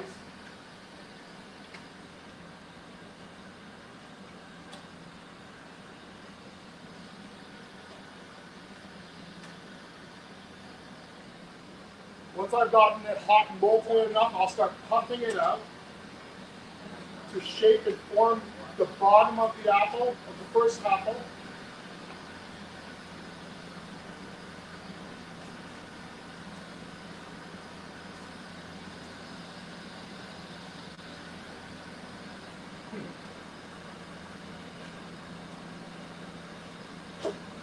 Yeah. Right there, yeah. You want to slide that on now if you want to. Yeah. It'll help to cut that glare out a little bit. There you go. Yeah, what Dave was mentioning was this device right here. I got it in my hand, and what it allows me to do is to watch the flame, because that can filters out the yellow. Filters out the sodium. Yeah, which can be end up where you get. Well, I guess it's not like a welding flash or anything. Yeah. So you'll notice here I formed the bottom half of the apple. I made it about 2/3 of the size I want it to be. Using my template. Use my template this way. Now I know how long it's supposed to be. I've got that section there earmarked out for this particular apple. And then now what I'm going to do is heat up the whole piece.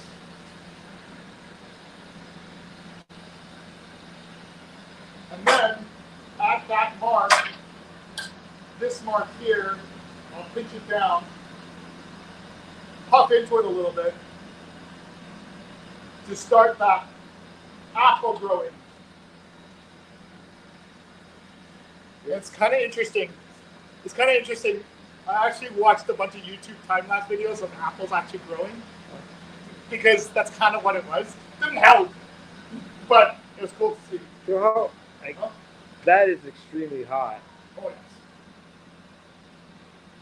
What's the temperature when glass is molten, Master? 2,500 to 3,000. 2,000 degrees Fahrenheit. So now I puffed it in, I puffed it out. You'll see it's about the width that I want it to be at, the height that I want it to be at, but the shaping is not quite there. So I'll go back in briefly, heat up the bottom of it, just the bottom half of the apple. That's where I use this tool, brace it. And what I'm doing is I'm pushing it against the glass I don't want to move so that it'll cool faster, so the glass that's still hot moves more. So there's my, pretty much the apple. Kind of like it. The bottom could be a little bit more puffed out, so I will keep that bottom a little bit more. Puff and blow it out. That's my first one in this string. I'll go in. Now I'm going to pinch off the top to create the top opening as well as the bottom of the next one. So I'll do that. This tube here is thicker, so instead of, if I condense it down, it's going to be too thick there relative to the rest of the apple. So I actually do a combination of condensing and stretching to maintain the wall thickness of the glass. Try to keep that wall thickness as consistent as possible. Now that I've gotten that kind of thinned out, I'll go in on this side and I'll pinch off to create the top of the apple. That's it. And then what that does is it also has thinned out the glass between that and the next one on the string. So I can just move down the line, set up, heat up to do the second one, which I'll do quickly.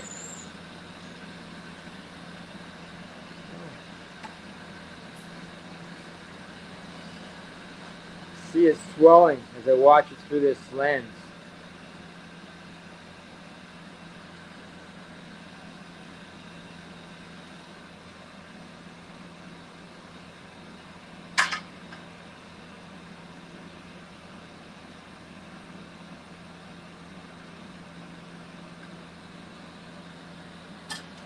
So yeah, as I mentioned, I'm not using a template or anything like that. I'm just trying to grow out each apple out of the glass. And I only do it this way just to keep it interesting. Like, it would be faster and easier if I used a template, but this is what's been making it somewhat interesting for the last 10,000 tries.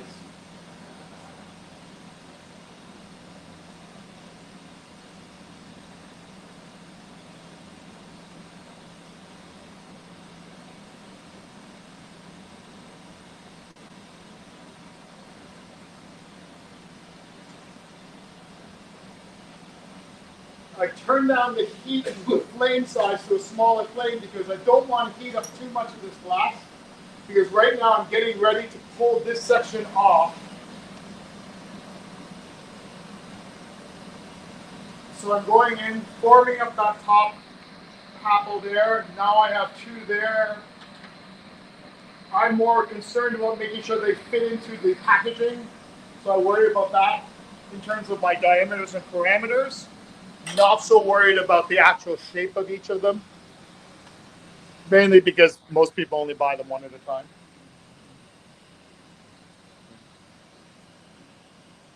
And as I said, I challenge anyone to find two apples. They're the same. No, they're the same. Now, what you'll notice I just did there was I really thinned that out, made it nice and thin, and pulled it apart so that when I rip it off and separate the two tubes, there's minimal amount of glass that's there. I'll do the same thing here. This is something that Master has asked me to do, which is to thin out that section in between the apples so that when he's working by hand, it'll be easier for him to separate out.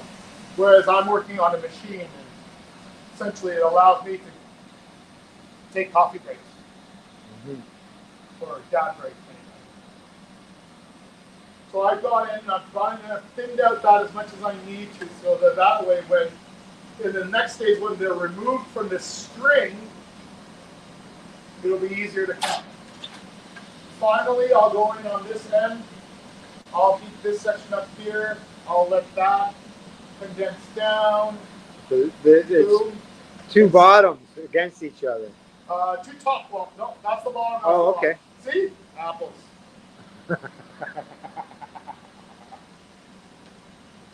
Thanks, Al. Thanks for measuring my point. All right. So I'll turn that off, and then I will take these two, and I'll pull them off of here, and then I'll place them over to this station here at Master. Okay, so now they're full. So we're coming over here, and we're going to come over here on this side.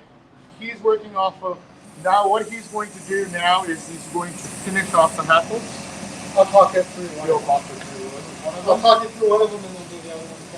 Does that make sense? Yeah. Right, and then that way, kind of gives you both, right? Correct.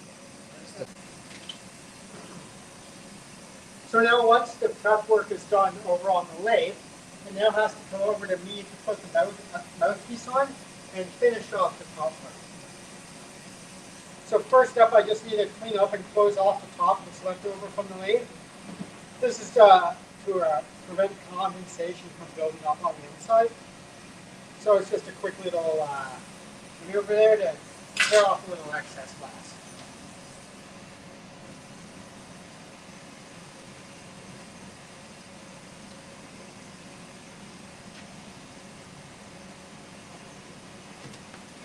Blowing into the glass, I've popped a hole out there, and now using graphite, I use it to open the hole up to be the exact same size as the 12.7 millimeter tube that I used to attach to it as a mouthpiece. How do I know it's the exact same size? Experience. So I have the tube here with an open end to it, and then I warm both of them up just a little bit right here, and attach it, and then I position it the way I want as the glass is cooling down. Then I choose where I want to melt the glass off, the length of the mouthpiece, which typically is going to be about 0.75 to 1 inch in length from the apple. So I break that off just like that, and using stainless steel tweezers, I just clean the end off a little bit, which makes the last step a little bit easier. Now I need to make that mouthpiece fully melted in and homogenious with the rest of the apple. This creates the strength in the apple. Okay, fast.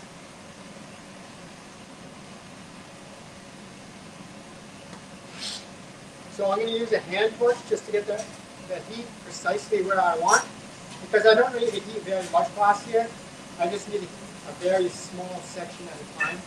And I'm just going to work around slowly,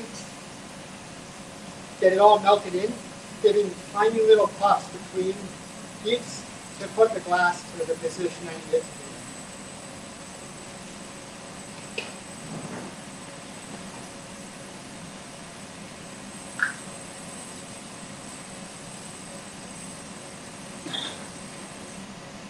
To melt the borosilicate glass, we use a combination of propane and pure oxygen to create the temperatures that we need. So I'm just warming the glass up just to make sure that it's all the same temperature again. This is just to prevent cracks from forming.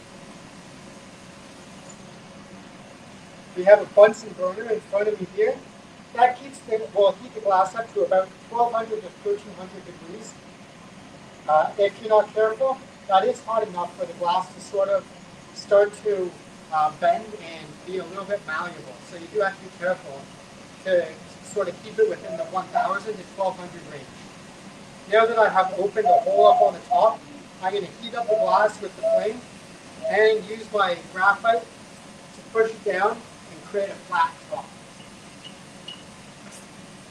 Now, one area of the apple that needs to be consistent is the hole at the top. The top piece needs to be consistent so that stem that we've shown you fits properly and has the right amount of wiggle space.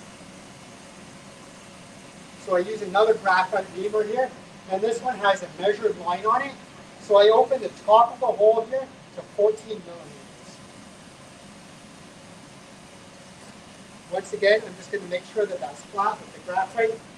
And then again, pushing feed into it to make sure it's all even.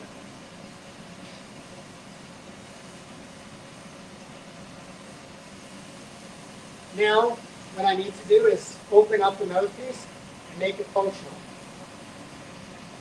So to do that, I'm going to heat up a different piece of glass. It's in my right hand now. I'm going to get it to be molten hot, whereas the glass that's in my left hand, it's going to be technically cold, but really it's going to be like 1000 degrees. But compared to the 2.5 or 3000 degrees that this side was, this side was cold, relatively speaking. So now I'm going to allow that heat line to dissipate, which will create stress and allow me to snap it off in a very nice, clean way right there. Now, if I just left that, it would have been razor sharp. So a little bit of flame goes a long way. Now once again, bring heat in, introduce it to the glass, bring it all up to the same temperature. And then when I'm ready, I'm going to use tongs covered in Kevlar to hold the piece of work and melt it off. This is why the step that Dave took earlier for me is so important. I'm not able to manipulate the glass very effectively in the tongs, so the less amount of turning that I can do, the better off I am. Now I need to make the bottom flat, so I'm going to spin it around, and once it's all hot here, I'm going to once again use graphite to bring it down and flatten it off.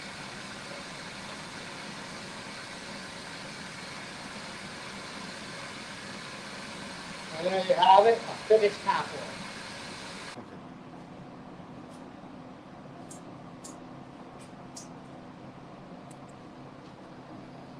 Thanks, Master. I'm going to go through making stems. Here's that long piece of rod.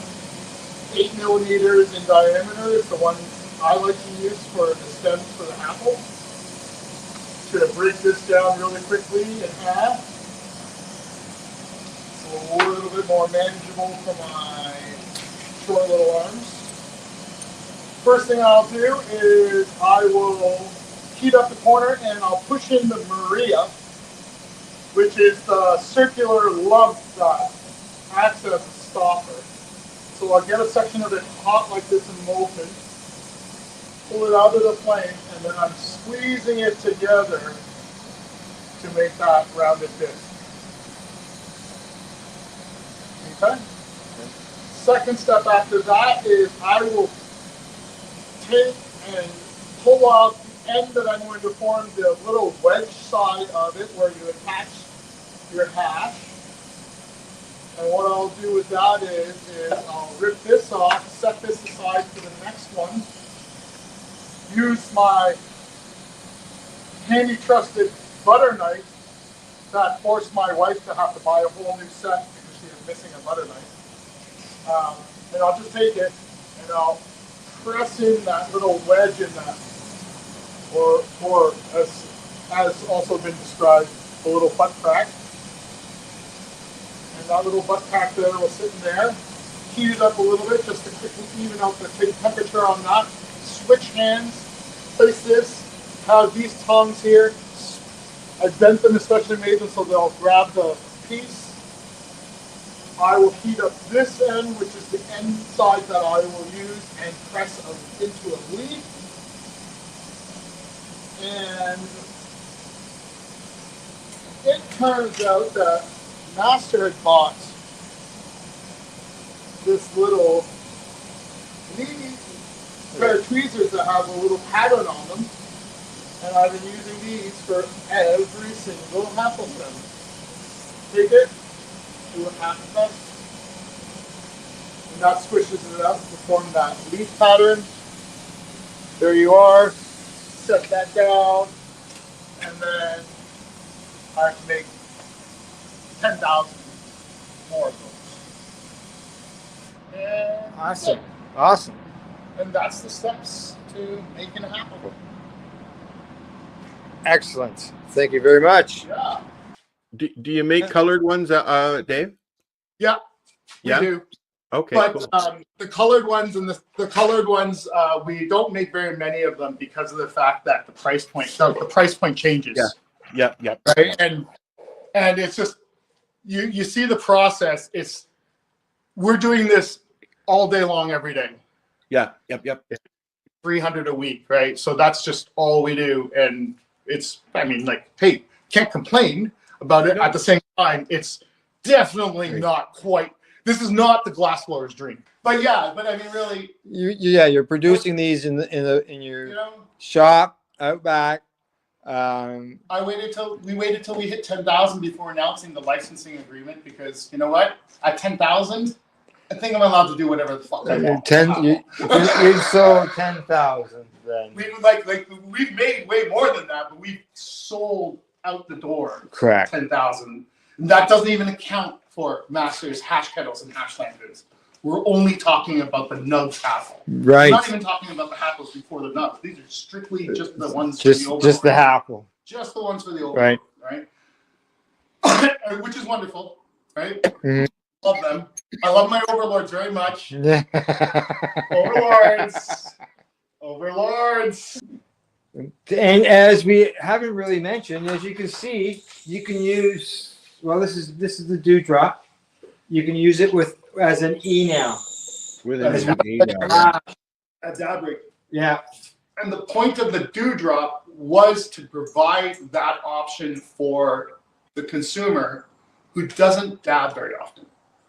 Right? It's for those people who prefer hash, prefer joints, but they'll do the occasional dab and things like that. That's why we built this and that's why we released this, is because we want to give that option to people without having to outlay a lot of money. Now, did I see a video as well that you can do hash in there? Yep. You can do dabs. Yep. Now, did I see you put a banger in there? as well as a bowl. Yeah. For smoking herb. Yeah, but like, sure. But I argue you're going backwards.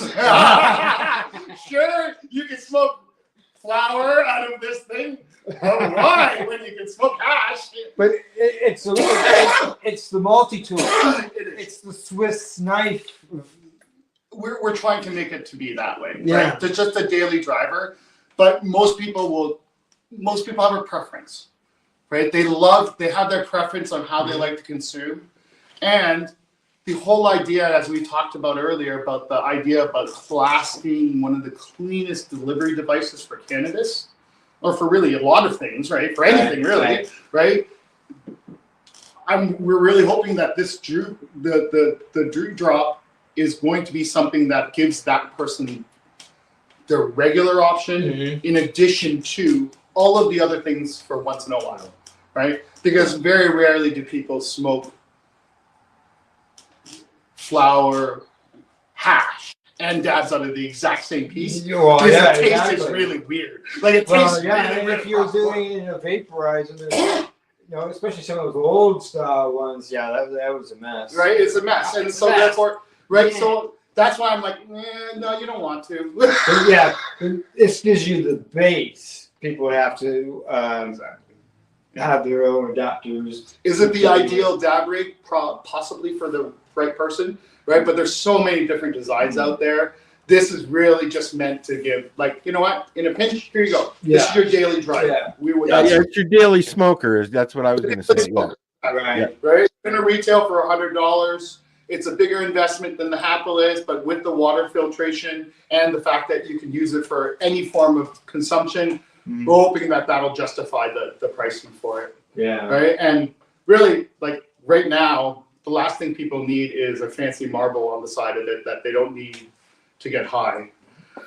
Okay. Well, guys, I'd like to take this opportunity to thank Master and Dave for allowing us to come here today in order to film you guys doing your work, as well as learning all the history behind the apple and how to see how the apple is created. We really appreciate you allowing us to come in here today, film you doing your thing, what you love to do. That's blowing glass, answering some questions, and you've had a great success, and we wish you continued success. Thanks so much. Thanks, Els. Al, you got anything you'd like to say? Enjoy. Thanks. I enjoyed watching it. I watched the whole thing. I just sat here because I've always liked that stuff, but I've always avoided going near it. It's scary. So don't forget, go to your cannabis store in your area, whether you live in British Columbia or Newfoundland, and you can go in there, check to see if they've got the apple. If they don't, request that they bring you one in and enjoy your hash.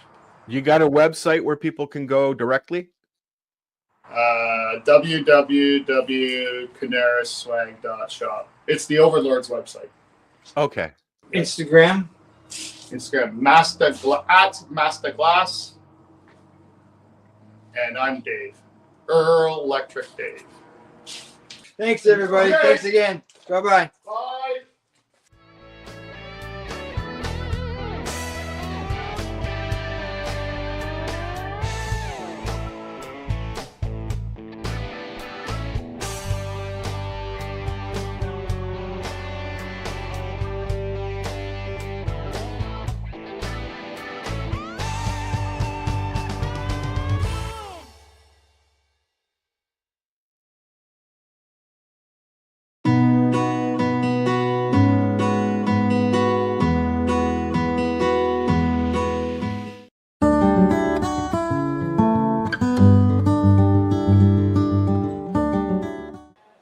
Let's see what's going on here.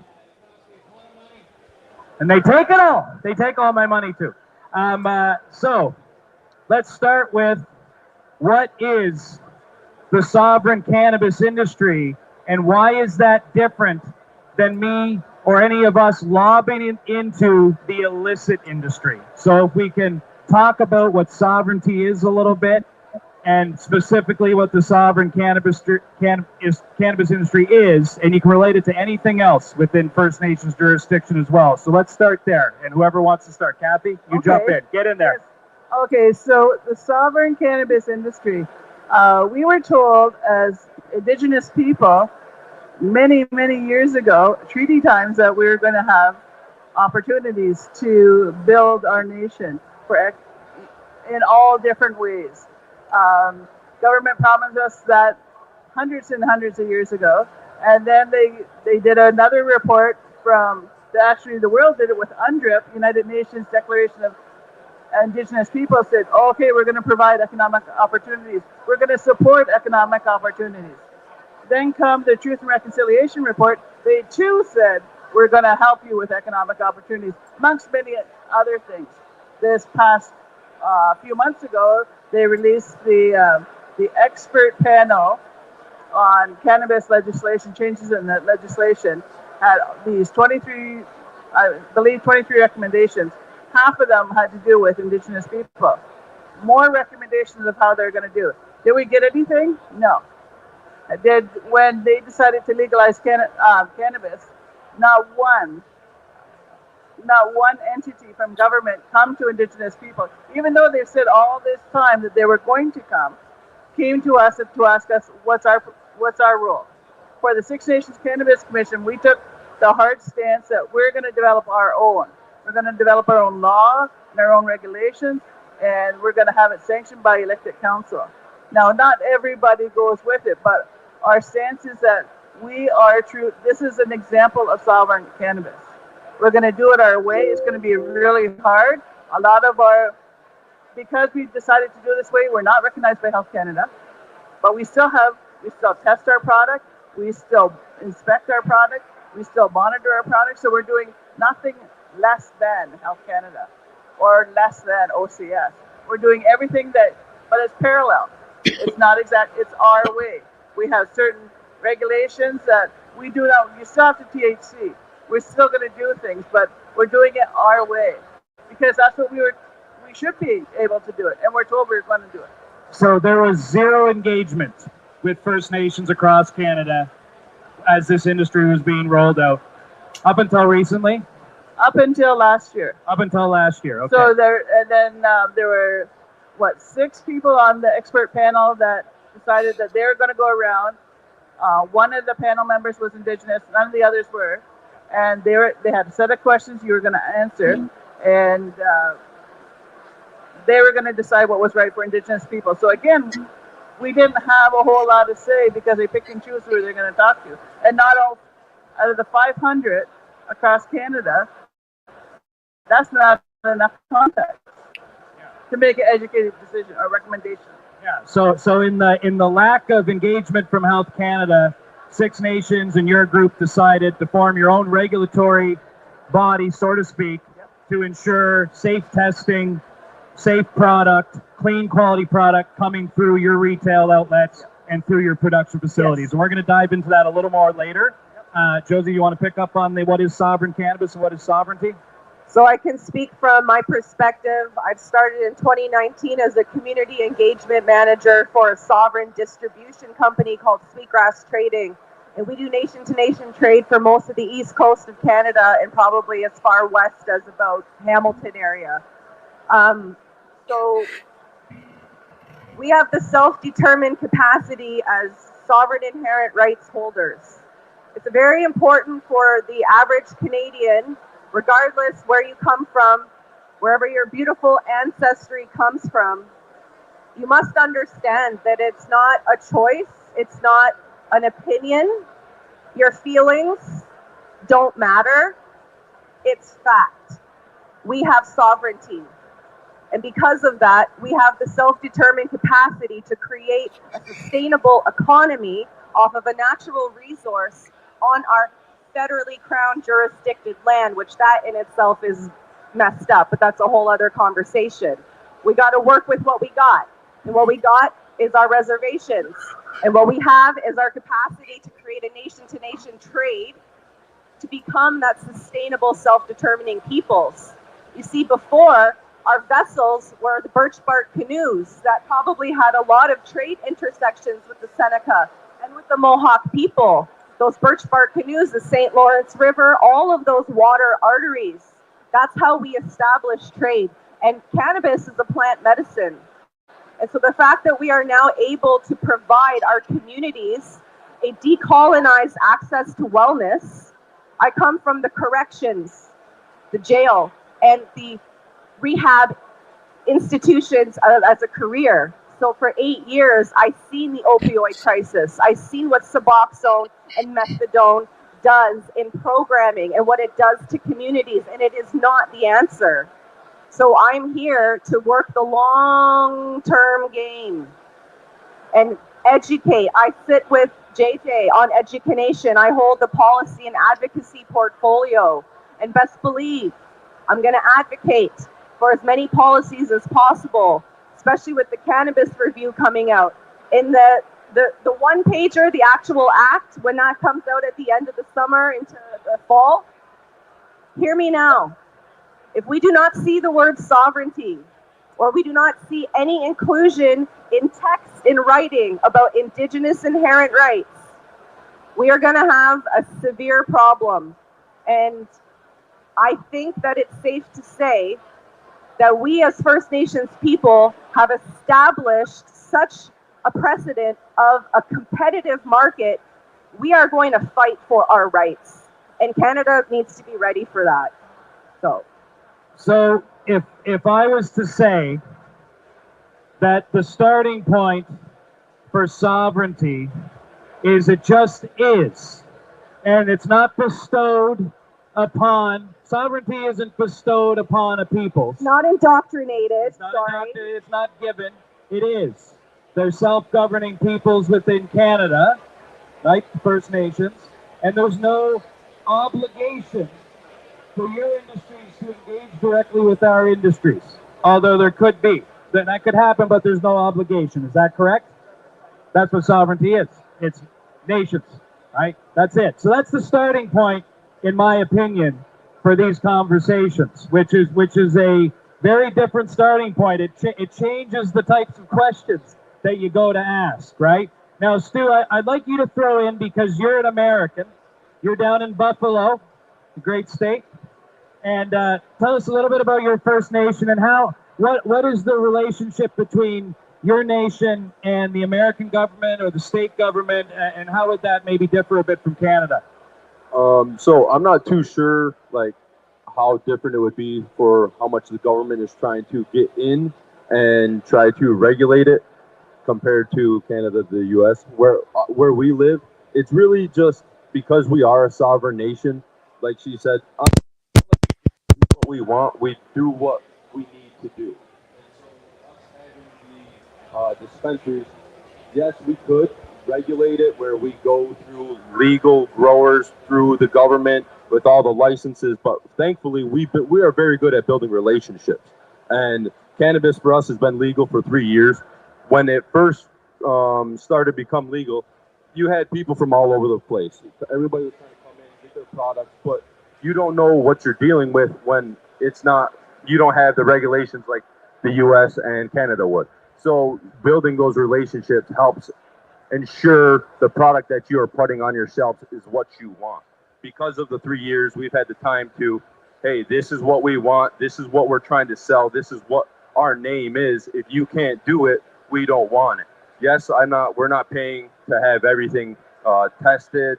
We're not paying for the taxes on everything, but we're making sure we have a good quality product. I can promise you every product that's been in the store, I've tried it at least once. I like to try everything, so when a customer comes, I get to say, hey, this is exactly what you're getting. I know I don't have it written on form, but I've done the research, I've done the time reading books, going to classes, and studying that I can tell you this is what you're getting, so that they're not so worried of going to a place on the res. Because unfortunately, living on the res, we have the stigma of we're natives. We don't know much. We don't have anything.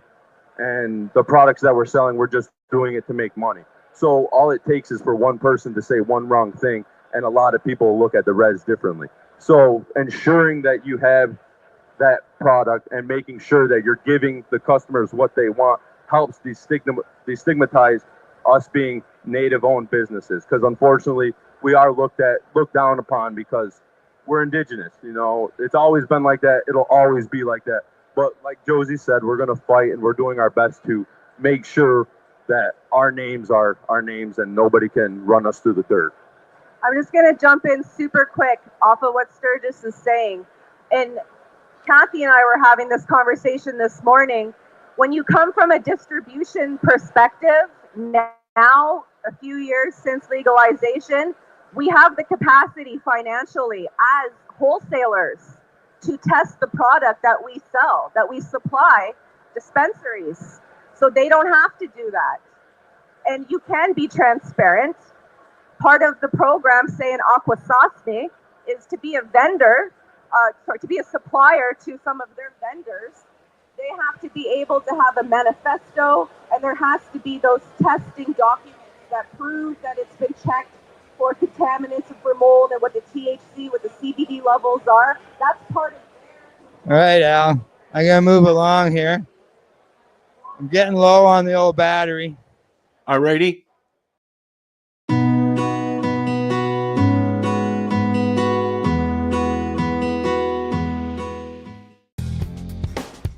Stay tuned. We'll be back after this toke.